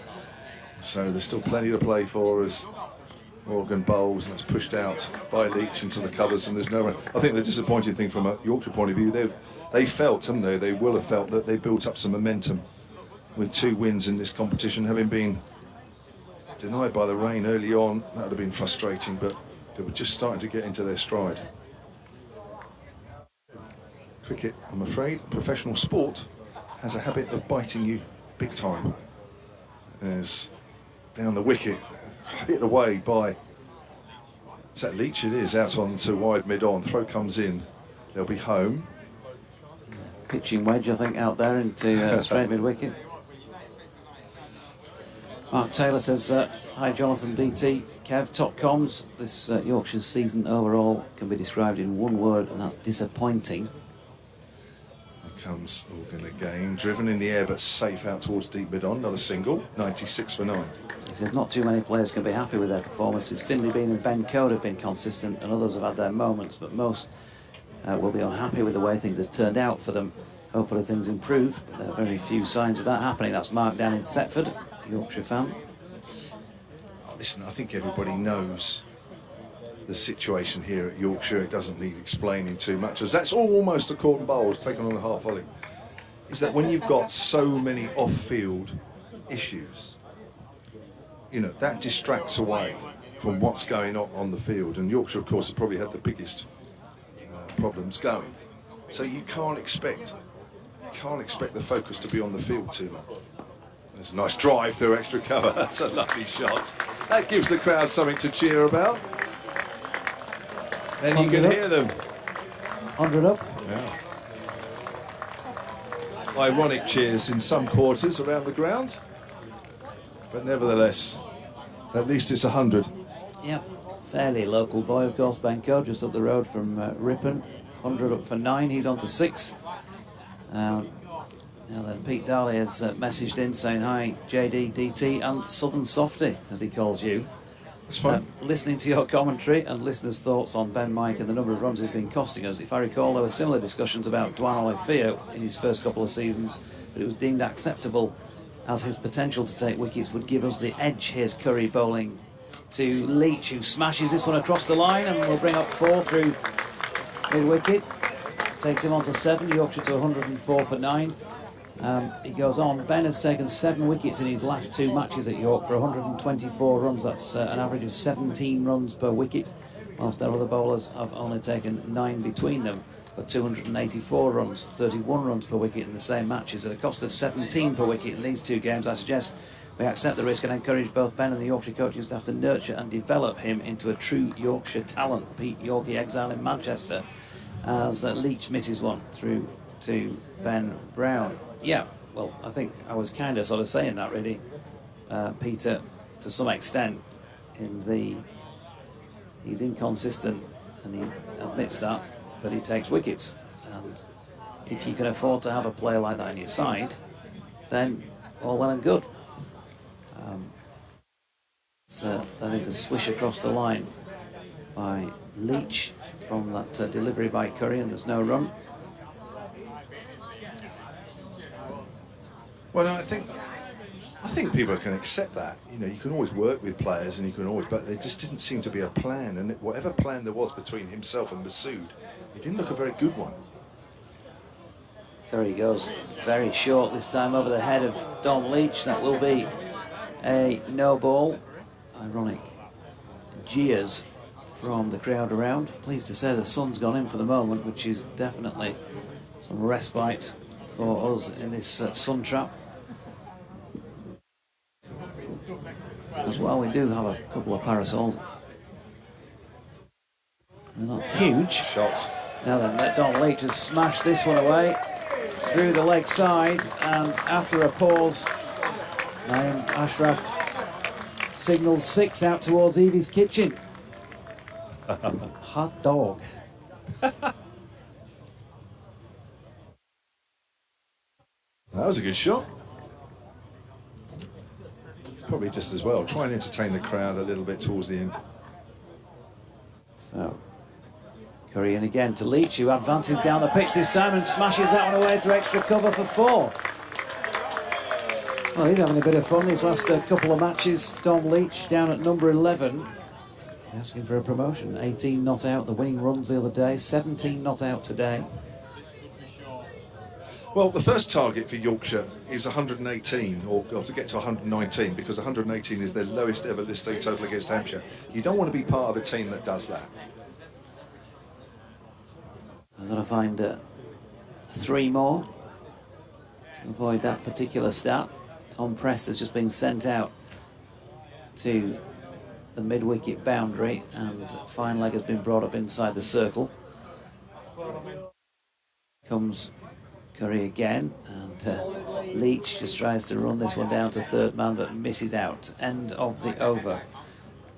And that is 116 for 9, so things have progressed a little on the scoreboard since that 9th wicket fell with a score on 92.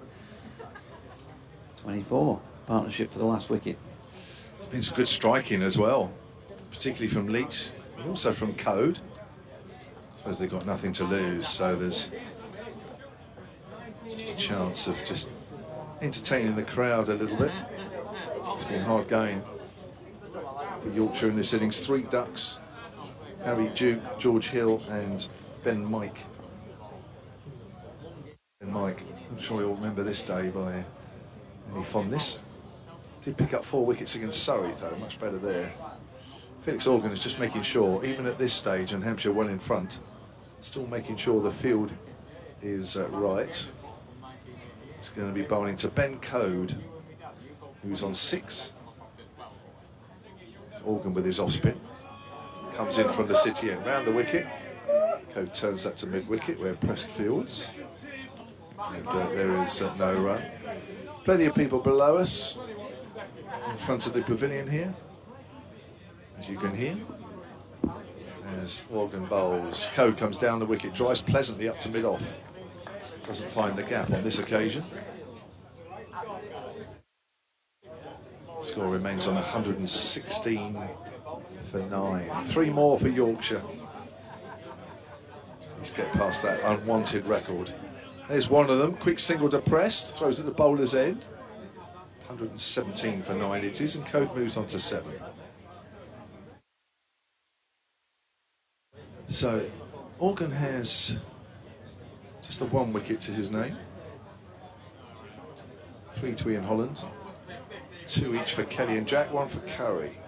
As Organ bowls. Now he's in the air, but it's safe.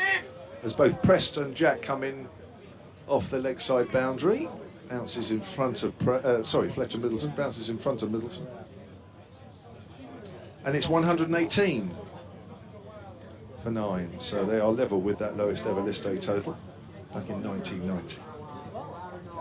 1 more, at the very least, 1 more. Down the wicket comes Code, pushes that to mid-wicket. Well, the entertaining tent, the corporate tent, looks like most people have stayed there. The temporary stand at the far end has emptied a little.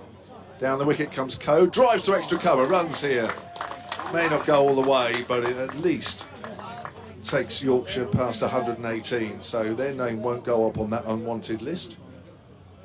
And Yorkshire end that over the 29th on 120 for 9, and Code moves on to 9. Yeah, and we're going to see a change of bowling. It looks as though after that 16 off his previous over, Scott Curry's services have been dispensed with. Is this Eddie Jack coming back on? It is. From the rugby ground end, Jack figures so far from 4 overs, 1 made, 2 for 24. Each and every one of the 5 Hampshire bowlers used so far have taken wickets, 3 to Ian Holland, 2 apiece to Jack and to Don Kelly, and 1 each, Scott Curry and Felix Organ. So Eddie Jack for his 5th over, rugby ground end, right arm over the wicket, short first up, and Leach so sways away from that one, and then replays a very expansive shot that, had he connected, would probably have ended up somewhere on the square on the Clifton Alliance ground, away to our right. You were saying that both York and Clifton Alliance play in the Yorkshire Premier League, yeah. So it's hardly an away game for either of the sides here, is it? Yeah, once again is a short ball by Jack and a swat at that by Leach, but he misses it. I'm not sure if they're actually in the same division. They're in the same league. They may be in the same division. I just couldn't tell you that off the top of my head. Okay.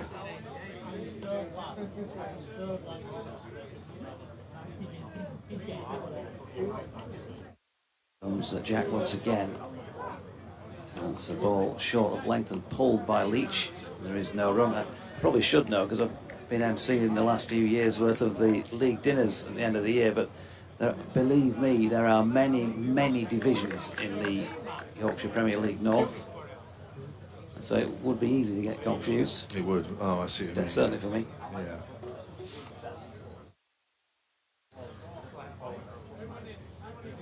$120 for 9. In comes Jack again. Slower ball this time. Right. Helped eventually around the corner by Leach, who's got it down to long leg for a single. He's on to 19 now. 121 for 9. This is an interesting tweet. Jacob Norton, who says Yorkshire's lowest list day total against Hampshire is actually 74. 1970 in the Sunday League game, but he says for some reason Cricket Archive, which is what I use, doesn't show it. That's interesting. Here he is again, Jack that is, pulled this time by Ben Code. Fielded at mid-wicket, no run. I've no idea why that would be. I think you have to trust these websites sometimes. I don't know why they would have got that wrong. It's list A, isn't it? The old Sunday League, list A, 40 overs. Yeah. Anything between 40 and 60 overs is list A. Incorporates 45 overs, 50 overs, 60 overs, 55. Various competitions over the years of those durations. Here again comes Jack. Oh! Big, expansive Yahoo down the field by Ben Code, and that is... Oh, that's a drop goal from the city end there, a marvellous drive down the field. I think he's gone through the H's, hasn't it? Very nearly. It must be nearly. Fantastic conversion of 6 runs by Ben Code. 15 to him, 127 for 9. Well, that was a top hit. And you could hear in the background everybody getting excited by that one. That's a big hit. That's the biggest hit we've seen today. Terrific shot that, wasn't it? Huge swing of the arms. He knew that straight away when it come off the bat. You just stand there and enjoy it. What a hit that was. 127 for 9. 30 overs gone, Felix Organ. On. So this is put on 37, this last wicket. The last wicket stands are dangerous for Yorkshire. 37 these two have put on. Second highest stand of the innings. Reverse sweep, misses. It's gone down the leg side, called a wide, had to be. Yeah, the 8th wicket stand of 54. Might be in under a little bit of threat. Just goes to show yet again, isn't it? Second half of the innings, batting's a little easier. Missed sweep, although it may come off the pad, goes down towards fine. That will be picked up by Dom Kelly. And that is off the bat, actually. Not signalled anything by the umpire. So it's 130, I think that'll be. 130 for 9, yes it is. Organ in again.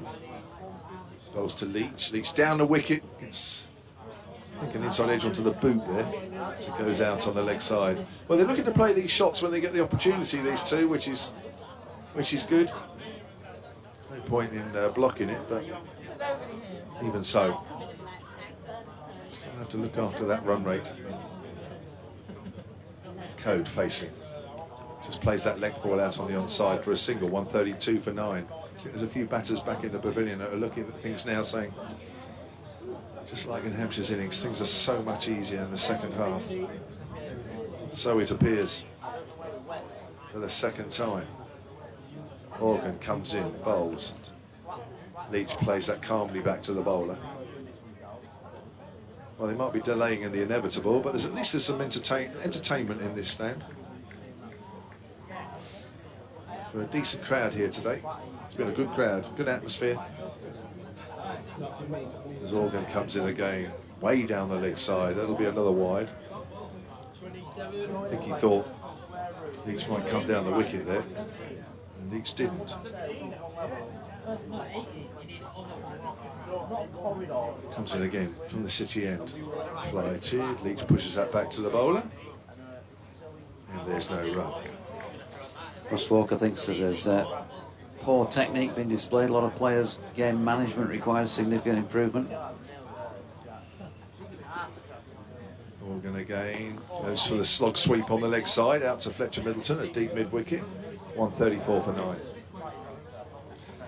Yeah, I mean, there's been times that Yorkshire just have not looked very good today.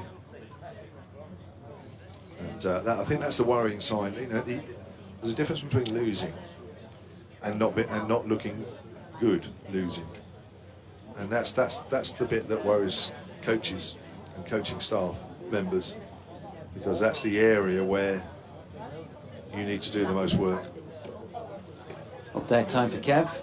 Meanwhile, Eddie Jack, 17-year-old Eddie Jack, continuing at the rugby ground end. He was dispatched over his head by Ben Coe in the previous over. Coe at the non-striking end at the moment. Dom Leach on 23, in danger here of becoming Yorkshire's highest scorer at number 11. Here is Jack, and Leach is going to be out for 23, and that will be that. The end of the Yorkshire innings, 134 all out, game over, and Hampshire win by 177 runs by my calculations, and they have bowled out Yorkshire in 31 overs and 1 ball. That was, as ignominious defeats go, right up there really. If you're going to lose, then you've got to try and take the game as deep as you can in these sort of competitions, because they will suffer badly with the net run rate as a result this time, and they just never got into that in any way, shape or form with bat in hand, and collapsed to 36 for 7 at one stage in the 15th over. As I said, they've lasted to 31.1 overs before they have finally succumbed. Bowling figures, Ian Holland 8 overs, 2 maidens, 3 for 12. Don Kelly 7 overs, no maidens, 2 for 22, bowled well up front and belied his 17 years of age, as did Eddie Jack, 5 overs, 1 maiden, 2 for 31, including an absolute peach to bowl Ben Mike first ball. Scott Curry 5 overs, no maidens, 1 for 34, and Felix Organ 6 overs, 1 maiden, 1 for 30. Just a very insipid, disappointing effort, having promised so much as well in the early stages. The first 30 overs, 131 for 4, and you'd have been happy with that, as I think most Yorkshire supporters probably were at that stage. But then kind of scratching your head and wondering what was the plan from that point. Yes, Hampshire batters are allowed to play well, as Tom Prest certainly did for his 105, and Joe Eklund really did for his 72 from 55 deliveries. But you didn't feel like they were going to get anywhere near 311 for 5. And possibly could have been worse because, in actual fact, the last couple of overs, I think, were fairly reasonable from Yorkshire's point of view without having the absolute figures in front of me. And then from that point, Yorkshire, well, losing that first wicket, that of Harry Duke. The portents weren't good from the 11th ball of the innings, and a disastrous collapse that gave them no chance whatsoever of winning the match. And they have lost it by 177 runs. As I say, that's going to hurt them as far as qualification is concerned, because without even having a glance at the league table, that suggests I think they're going to have to win their last 2 matches. They will remain on 6 points. The latest table has Lancashire above them on net run rate, and that, as I say, they're going to suffer even more when this net run rate is worked out. And so qualification is looking pretty difficult from here. They've got to get in the top 3 places. They're bottom of 3 teams on 6 points, so it's not impossible, but they would have to go to Leicestershire, to Grace Road on Sunday and win that match, and then go to Middlesex, who've improved from bottom of the table up to 3rd from bottom on better net run rate than both Essex and Surrey, and beat them on Tuesday as well. It's looking grim as far as qualification is concerned, but it is not over yet. But congratulations to Hampshire, who move on to 10 points at a joint top of the table. And in fact, with the net run rate from this, interesting to see how that works out. They may go top of the table. If not, they're certainly putting some pressure now on Leicestershire at the head of the table in this Group A of the Metro Bank One Day Cup. Congratulations to the visiting side. Are you popping back on for a Mo, J-Mo, before we disappear?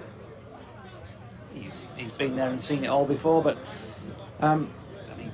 congrats, not to you, but to Hampshire on an excellent effort. They've really done a job. A big number on Yorkshire today, with a couple of lads who didn't even have them on the backs. Kelly and Jack with a couple of wickets each, Ian Holland as well. And they just killed the game in the space of the first, 15 overs of the Yorkshire innings. Job done. Yeah, and listen, you can look at various stages of the game and say, that's where it was won and lost. I mean, overall, on the day, Hampshire were just much the better side.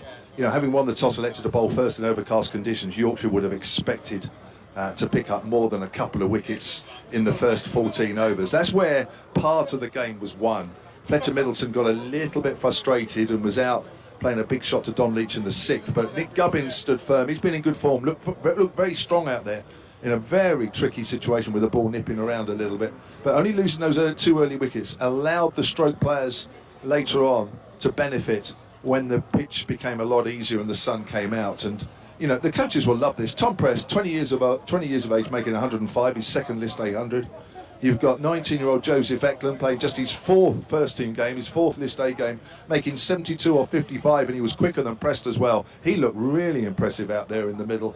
And then you've got 2 17-year-olds in Eddie Jack and Dom Kelly knocking the top, along with Ian Holland, off the Yorkshire batting. I mean, it just doesn't get much better than that from a Hampshire. I'm afraid, Yorkshire fans listening to that will say, whoa, whatever. But, it's one of those days. We could come back in a couple of days' time, play this game again, and it'll be Yorkshire.